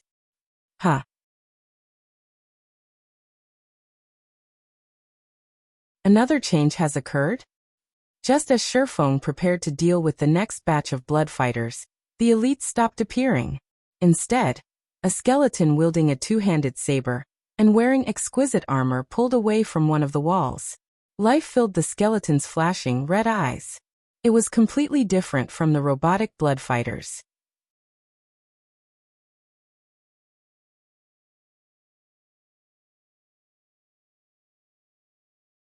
Chapter 701, Blood Warrior. Hua. Hua. The skeleton in black spiked armor suddenly brandished its 2-handed saber, creating a powerful gale that engulfed Shifeng. Its blade work is so fast. I didn't see the weapon move at all. Shifeng unconsciously tightened his grip on the abyssal blade. He felt an immense pressure as he stared at the flashing red flames in the skeleton's eye sockets. Blood Warrior, Undead Special Elite. Level 50. HP 240, 000/240, 000. Although the Blood Warrior's HP was not high, its attack speed and strength were on a whole different level compared to the blood fighters. Suddenly, the Blood Warrior stomped its foot. Shifeng only heard the sound of a sonic boom before the Blood Warrior appeared right in front of him, its massive saber transforming into a streak of silver light as it descended towards his head. In terms of strength and speed, the Blood Warrior was simply overwhelming. Although Shifeng had stretched his perception to its very limit, the Blood Warrior's explosive power still caught him unprepared. Boom! When the Blood Warrior swung its saber, the saber light extended over 10 yards. If the walkway had not been indestructible, the undead's attack would have gouged the ground. Meanwhile, the attack had sent Shifeng flying over 20 yards, a damage of more than -1,000 points appearing above his head. In the blink of an eye, Shifeng lost 1/10 of his HP. So powerful. Shifeng gaped at the Blood Warrior with a face. His entire arm was numb. It was not surprising that the special elite was stronger and faster than he was. What was surprising was the fact that the Blood Warrior had an expert's techniques as well. Neither its movement nor attacks contained any excess movement whatsoever. This allowed the undead to exert astonishing speed and destructive power. Even Shifeng had only barely blocked the attack with his sword. Suddenly, Shifeng was no longer as complacent as he had been against the blood fighters. Players had two main advantages against monsters. The first was their skills, while the second was combat techniques. However, inside the blood refining passage, players could not use any of their skills and could only rely on their combat techniques in a fight. As for the Blood Warrior before Shifeng, not only did it possess superior attributes, but its techniques surpassed even ordinary expert players. If an ordinary expert stood in Shifeng's place right now, they would have no strength to resist the Blood Warrior. Just as Shifeng pondered ways to deal with the Blood Warrior, the latter charged for Shifeng once more, giving him no time to catch his breath. The Blood Warrior slashed its two-handed saber at Shifeng in quick succession, every one of its attacks faster than Shifeng's visual perception. Shifeng could only rely on his intuition to block or dodge the attacks. He did not even have time to breathe. 1 slash, 2 slashes, 3 slashes. Countless saber lights intertwined, generating dazzling sparks as they collided with Shifeng's swords. Each time Shifeng blocked the Blood Warrior's saber, he was sent flying. Even while Shifeng soared through the air, the Blood Warrior showed no signs of stopping its assault. As long as Shifeng erred in his judgment, he would be executed on the spot. Shifeng was thrown over 100 yards in quick succession, his body slamming into the ground. The difference between their strengths was obvious at first glance. Is this really a level 50 special elite? Shifeng looked at his own HP. He had less than 3,000 HP remaining. At most, he could receive 3 more hits before his life ended. Before Shifeng could even consider his options, the Blood Warrior appeared before him. Attacking with its saber, it sent Shifeng flying once more. Since Shifeng had rejoined God's domain, he had suppressed his opponents with his strength. This was the first time an opponent had beaten him so badly regarding strength and speed. In the face of absolute strength, all manner of trickery was useless. At this moment, Shifeng was reminded of the fact that attributes were the basics of combat in God's domain. Even if Shifeng could perceive the Blood Warrior's attack trajectories, he simply could not keep up with the special elite's speed.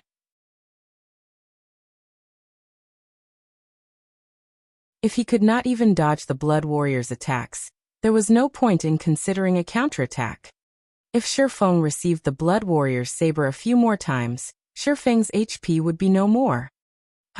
Shifeng suddenly realized that the Blood Warrior had stopped attacking him.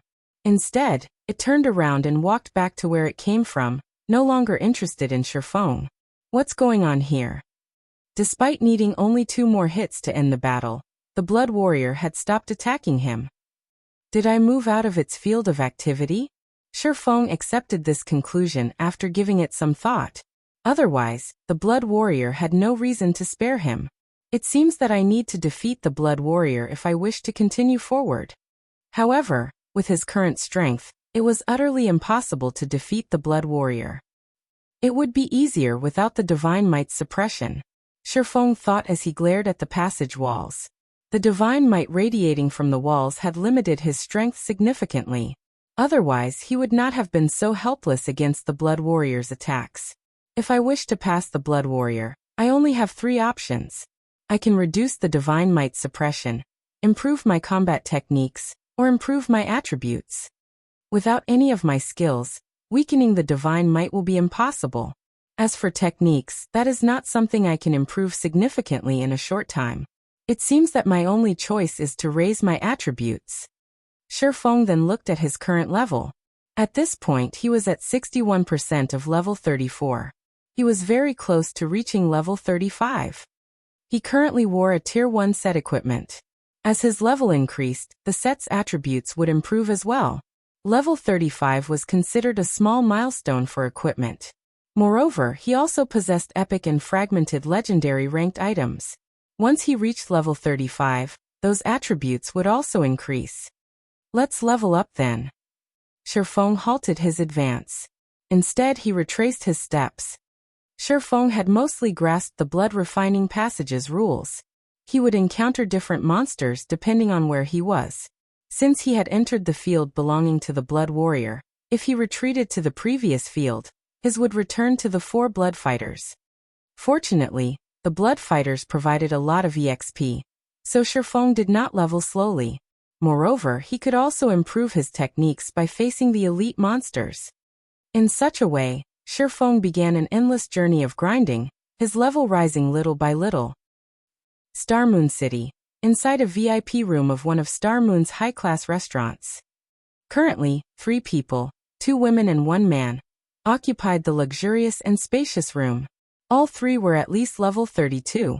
One woman had already reached level 33. This woman was none other than Zero Wing's vice leader, Aqua Rose. Sitting across from Aqua Rose were the Star Alliance's guild leader, Galaxy Past, and the Star Alliance's #1 elementalist expert, Purple Eye. Vice Leader Aqua, let's be frank. Why did Zero Wing suddenly decide to banish the Star Alliance from Stone Forest Town? I don't recall our guild provoking your guild in any way, Galaxy Past asked quietly, trying his best to suppress the raging fire within him. The Star Alliance's progression into the Stoneclaw Mountains had slowed significantly. If this situation persisted, their previous advantages would vanish, and other guilds would overtake them. Had it not tasted the fruit known as Stone Forest Town, it would have been fine. However, after experiencing the benefits that Stone Forest Town offered, it was impossible for the Star Alliance to endure losing access to the town. Guild Leader Galaxy, don't tell me that you've agreed to Open Source Corporation's investment without knowing what was happening. Aqua Rose countered calmly. Or does Guild Leader Galaxy not know what kind of people have been harassing Zero Wing recently? After Aqua Rose's reminder, Galaxy Pass quickly came to a realization. He had received some information mentioning a small conflict between Zero Wing and Open Source Corporation. However, he had never imagined that this enmity was so severe. Guild Leader Galaxy, I believe that you should have a general understanding of the situation. Today, I've come here to pass on a message from our guild leader.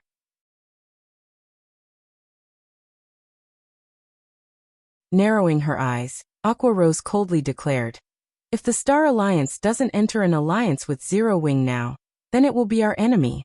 What is your decision?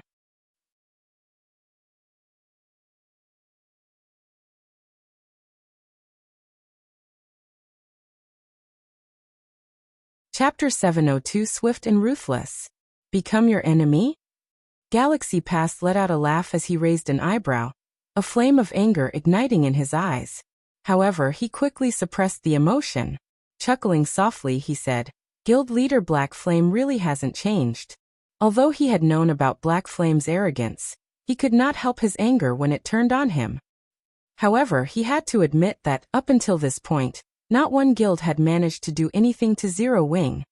Aqua, you're saying that Zero Wing intends to go to war if the Star Alliance refuses to become its ally? Purple Eye asked, a hint of cold surfacing on her white, delicate cheeks.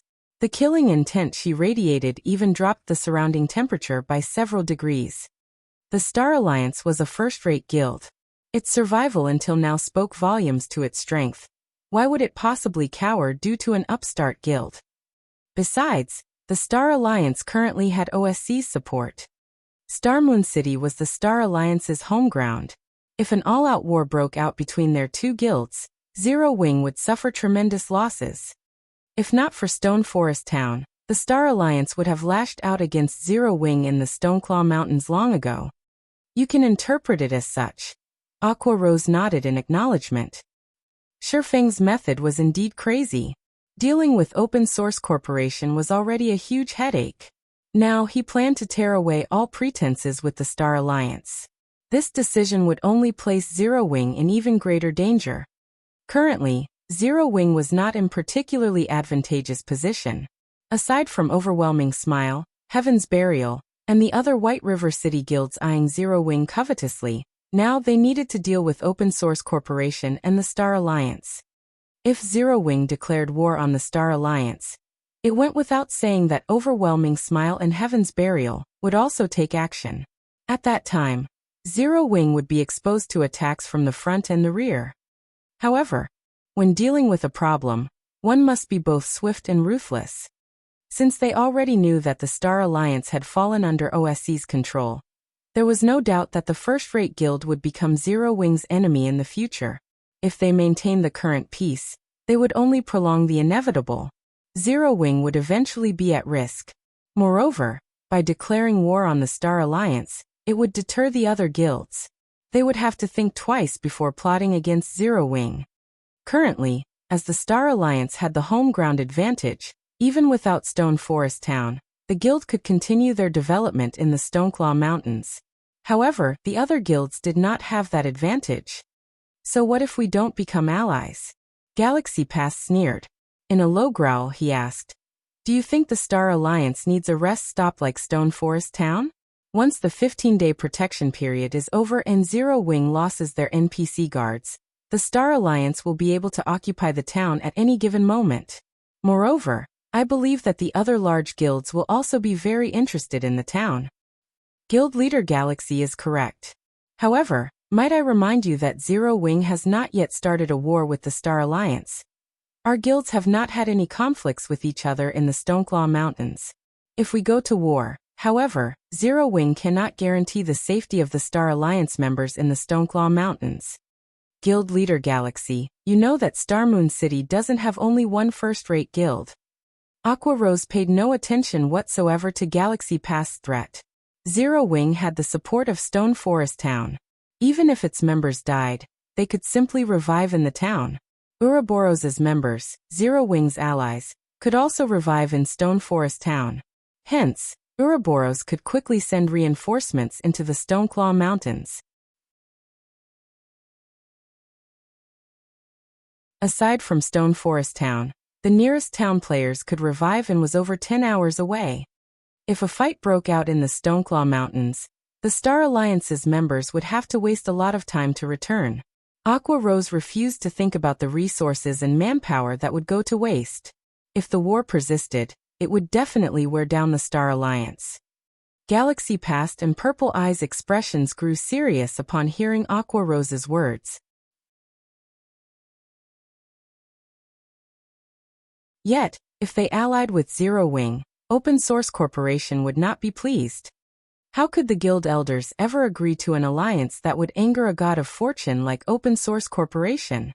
Even his position as the Star Alliance's guild leader would be at risk.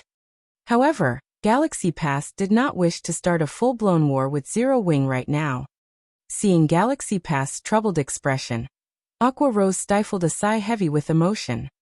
Zero Wing had only recently established, yet with no backing whatsoever, it had become an existence that could even trouble the guild leader of a first-rate guild. Nothing like this had ever occurred during the virtual gaming world's long history. If the Star Alliance allies Zero Wing, our guild leader has promised to let the Star Alliance repair its equipment in Stone Forest Town at market price. Its members will also be able to revive in Stone Forest Town. In addition, the Star Alliance will be allowed to construct a guild residence in Stone Forest Town, allowing its guild members to transfer to the town swiftly and save on travel time.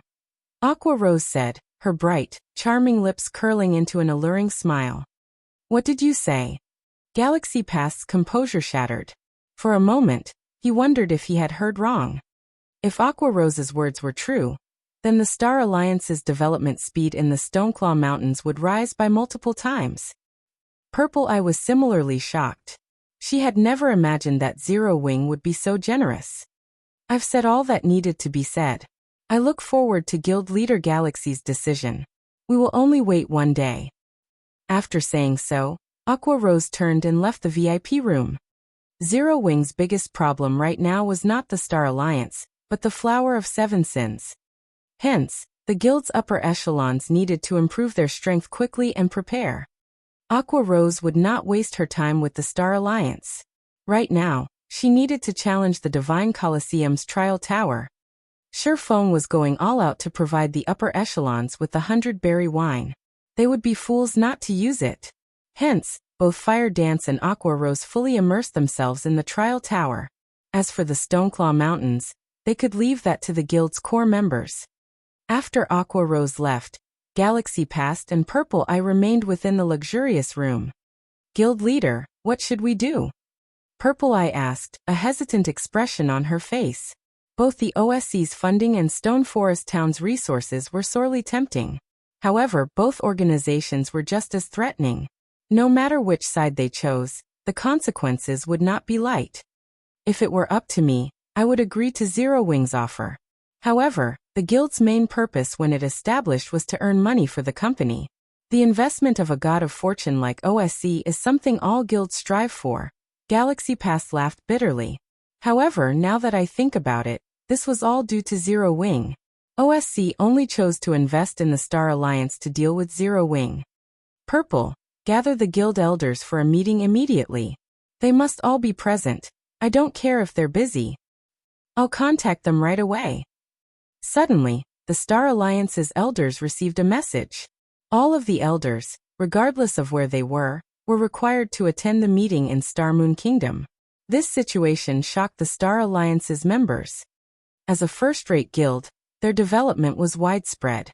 The Star Alliance had created branches in several other kingdoms, each one managing themselves on their own. This was the first meeting since they had joined God's domain that required the presence of every elder. Time flowed quickly. Before he knew it, a day had passed in God's domain. Inside the blood refining passage, Shifeng had killed blood fighters almost without rest.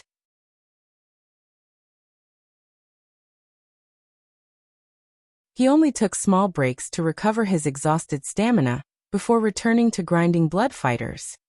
After Shifeng killed another blood fighter, the sound of a system notification suddenly reached his ears. System. The blood refining stone has collected 1,000 points of blood energy. Do you wish to evolve it into a blood refining crystal? There was no guarantee that each blood fighter killed would generate blood energy. The more blood energy Shifeng accumulated, the less he could collect from the slain blood fighters.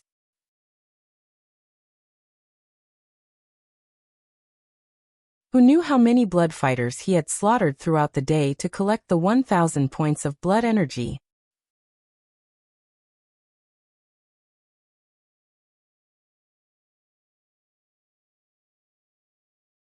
Chapter 703, Improved Attributes. Evolve. Shifeng clicked confirm. Although he did not know what changes would occur after upgrading the blood refining stone to a blood refining crystal, seeing as he had spent so much time to collect the required blood energy, the crystal should not be an ordinary item. Otherwise, it would not have dropped from the 9-headed magic snake. Suddenly, the magical black cube in Shifeng's hands crumbled, transforming into a half-transparent, blood-red crystal ball. There were even droplets of dark red liquid flowing within the crystal ball, each containing powerful life force. Why is there so much life force? Shifeng could clearly feel the life inside those droplets of blood. It was only slightly weaker than the water of life. But what kind of treasure was the water of life? Just one drop was enough to cure a crippled NPC. After accumulating a certain amount of the treasured water, one could even use it to revive a dead NPC. Meanwhile, the blood-red crystal in his hands contained over 10 droplets of blood that could rival the water of life. Just what kind of item is this? Unable to hold back his curiosity, Shifeng clicked to check the blood refining crystal's statistics. Blood refining crystal, dark gold rank item. Can absorb the life force of powerful monsters the wielder kills. After accumulating 100 points of blood energy, player can produce a drop of life essence. Can accumulate a maximum of 1,000 drops of life essence. Each drop can increase a player's stamina and concentration recovery speed for 2 hours. Current drops of life essences, 12/1,000. Is this the true power of the blood refining crystal? Shifeng was shocked when he read the statistics. In God's domain, It was common knowledge that players required rest to recover their stamina and concentration. Hence, players could not grind for long periods. They had to take breaks. Although there were some tools that sped recovery, such as food and field tents, those items could only be used outside of combat. Shifeng also knew of a few items that could recover stamina and concentration during combat. However, these items were extraordinarily difficult to obtain. The Water of Life was one such item. However, using the Water of Life to grind for longer periods was no less than extravagant. Not a single guild in God's domain could afford such a waste. The other tools were similar to the Water of Life, in which they were extraordinarily valuable and exceedingly difficult to obtain. Even if a large guild mobilized its forces, it would barely obtain enough items to supply for a handful of experts. Shifeng had never expected the nine-headed magic snake to drop such a valuable item. With the blood-refining crystal, he could recover stamina and concentration without having to stop his slaughter. With this, he could grind far longer than other players. Unfortunately, accumulating life essence was a slow process. At most, 2 or 3 players could use the crystal continuously. With the blood-refining crystal, I can save plenty of time. Due to Shifeng's reliance on techniques to kill the blood fighters, he consumed far more stamina and concentration than usual. Moreover, the blood fighters in the blood-refining passage were not easy opponents. In an intense battle, a player's stamina and concentration consumption rate increased by several folds. Hence, the blood-refining crystal was a convenient item for Shifeng right now. Following which, Shifeng poured a drop of life essence into his hand and drank it. Suddenly, Shifeng felt his body relax, the fatigue he had accumulated from constant battle vanishing instantly. His mind also cleared. This really is a great item. Originally, Shifeng had intended to take a break after fighting for a little while longer. Now it seemed that he no longer needed rest.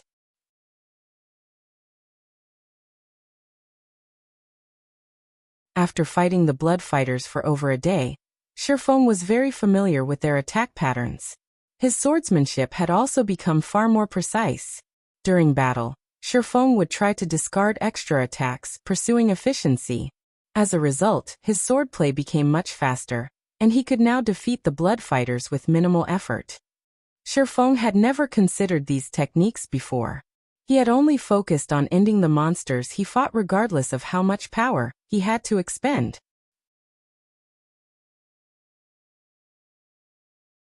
After reaching the blood-refining passage, however, he had to improve his attack efficiency if he wanted to kill his opponents quickly due to his inability to use skills. It was as if a new world had opened up to Shifeng.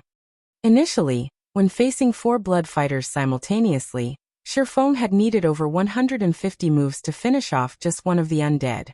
Among these 150 moves, more than 50 were used to defend himself against incoming attacks. He had to defend himself because he was unfamiliar with his surrounding, and as a result, this allowed the blood fighters to launch counterattacks. However, as the number of fights against the elites increased, he began to require fewer movements to defend himself. Now he could defeat a blood fighter with roughly 130 attacks. For a time, Shifeng's leveling efficiency increased significantly. As time passed, Shifeng had become completely immersed in his swordsmanship. He no longer needed to think about how to streamline his attacks. Once he ran out of stamina, he just needed to drink a drop of life essence before returning to battle. Only after Shifeng reached level 35, and a golden glow illuminated his body, did he finally regain his senses. After training for so long, I should be at my limit. It's time to challenge the Blood Warrior again. Shifeng smiled faintly as he looked at his newly improved attributes. When he reached level 35, the Golden Stigmata increased all of his basic attributes by 5 points and provided 10 free attribute points. Meanwhile, as a Tier 1 player, he received 8 free attribute points every time he leveled. The Abyssal Blade also provided a bonus of 2 free attribute points. After reaching level 35, Shifeng received 20 free attribute points in total, and 5 points into all of his basic attributes. Furthermore, his Tier 1 set equipment, the 7 Luminaries Ring, and the Heavenly Dragon's Breath had also received a significant boost to their attributes. During Shifeng's previous fight with the Blood Warrior, it was obvious that he lacked sufficient speed. Hence, he placed all 20 free attribute points into agility. Despite rising by only 1 level, Shifeng had improved his attributes almost as much as if he had equipped an additional piece of level 35 dark gold equipment. His strength had also improved.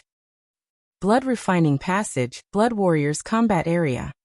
The Blood Warrior wielding a silver two-handed saber appeared once more. Since Shifeng had already experienced the special elite, he would not allow the Blood Warrior to take the initiative to attack. Taking a step forward, he dashed towards the Blood Warrior. Previously, such an action would have been suicidal. With the Blood Warrior's attack speed, Shifeng had not been able to defend against its attack. It would have been utterly impossible to dodge the special elite's fearsome saber. In the next moment, the Blood Warrior tightened its grip on its saber. It then slashed forward, sending a streak of silver light plunging towards Shifeng. Boom! The silver two-handed saber missed Shifeng. Shifeng had long since predicted the trajectory of the Blood Warrior's swing.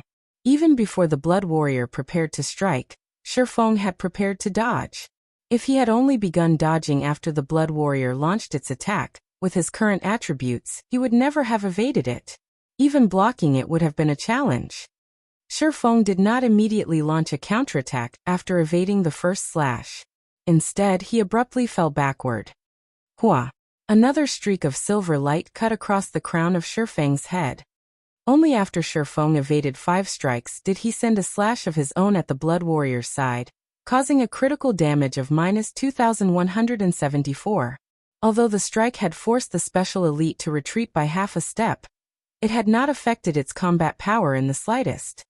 Even so, this result excited Shifeng. In his previous battle against the Blood Warrior, he had not been able to resist the undead in the least. Now, however, he managed to damage to the special elite. At this point, grinding away the Blood Warrior's 240,000 HP was only a matter of time.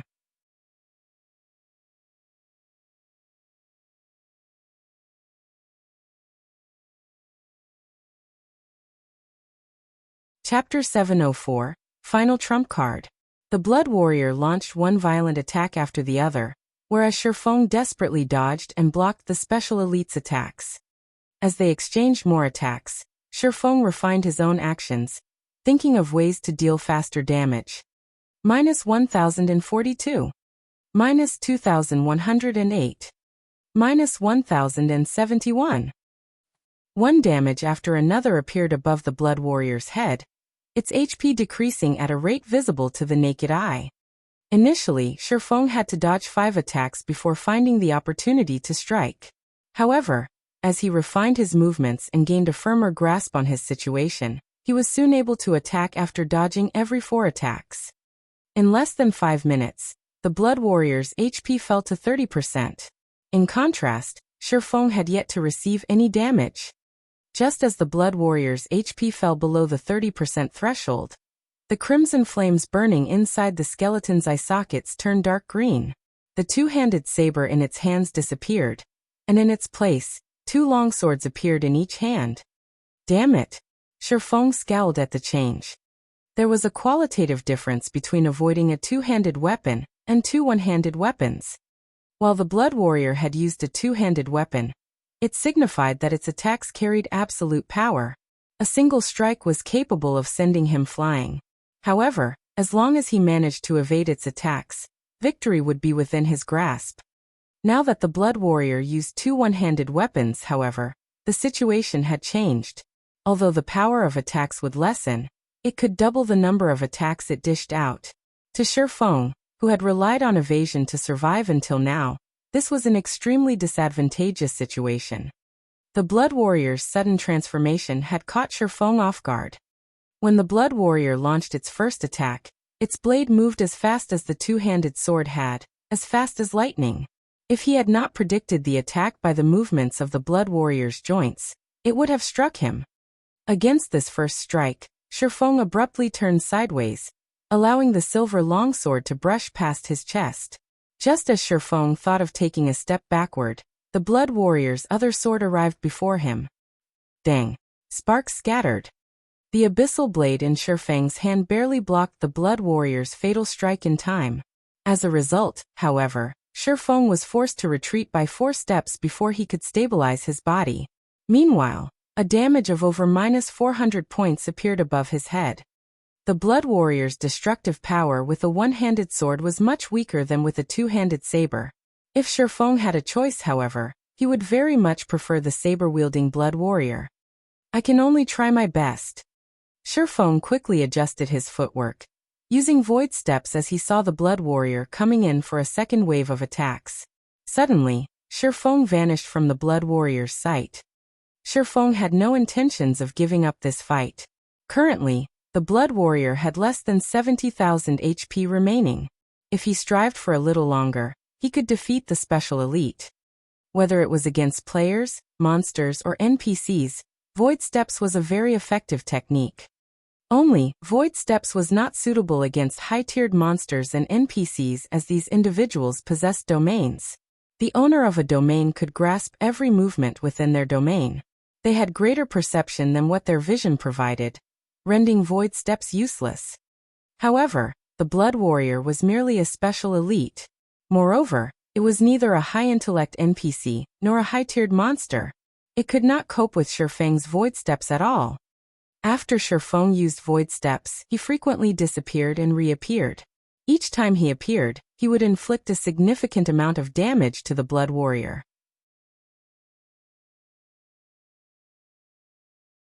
And every time the Blood Warrior tried to retaliate, Shifeng would vanish, preventing the Blood Warrior from locking on to its target. Although this move seemed like a bug, this was Shifeng's final trump card, which he normally avoided using. Void Steps combined of both footwork and breathing techniques. The burden on its user's stamina was only secondary. Its main downfall was the massive stress it placed on its user's concentration. Even though Shifeng's brain activity had improved significantly, utilizing Void Steps frequently was a double-edged sword.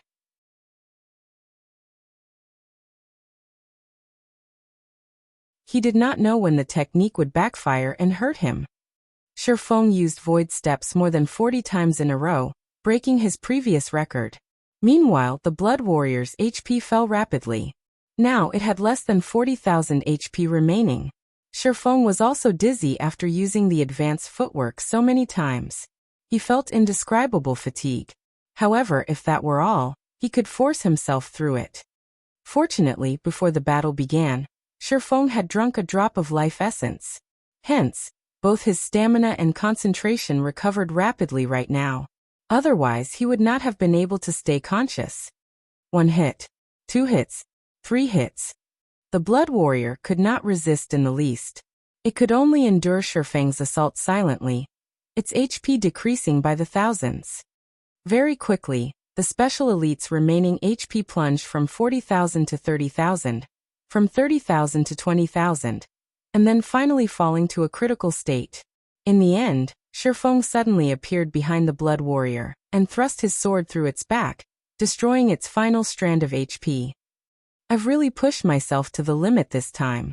When Shifeng saw the Blood Warrior fall, he breathed a sigh of relief and slumped on the ground. If the battle had gone on any longer, Shifeng would have exhausted himself, losing his ability to use Void Steps and his control over his body. He would become sheep at the slaughter. Fortunately, he had succeeded. After the Blood Warrior died, Shifeng's experience bar increased by a sizable chunk. The EXP he obtained from the special elite was more than even a level 50 lord offered.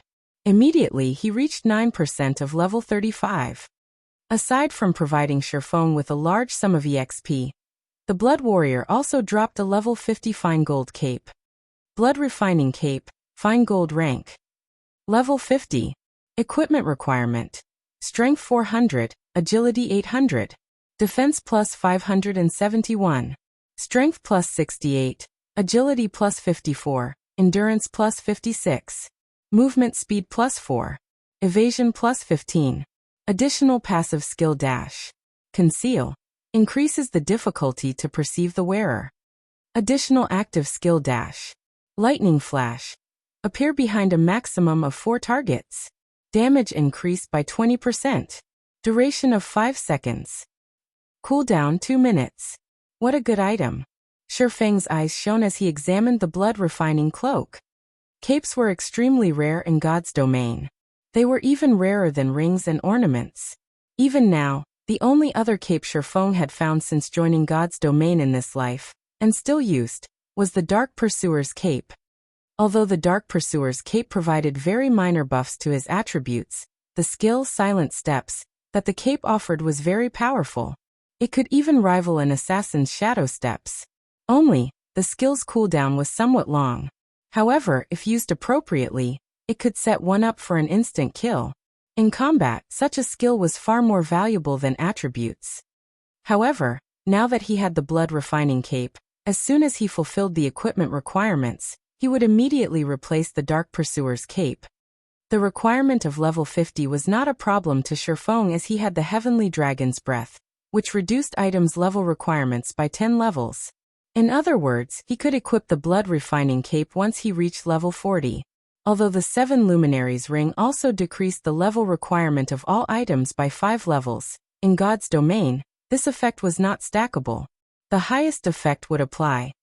Aside from dropping the blood-refining cape, the Blood Warrior also dropped an ancient gold-rimmed book. The pressure this ancient book radiated even caused Shifeng to shudder with fear. 2 large words graced the book's cover. Solomon's Treasure. You're tuning in to the Li Mei's Wuxia Whispers YouTube channel. We're so grateful for your support, and don't forget to subscribe to join us on this incredible journey through captivating stories. Your generosity through donations truly makes a world of difference, as it's the primary source of revenue that allows me to expand and enhance this channel for you. Thank you from the bottom of my heart for being a part of this adventure.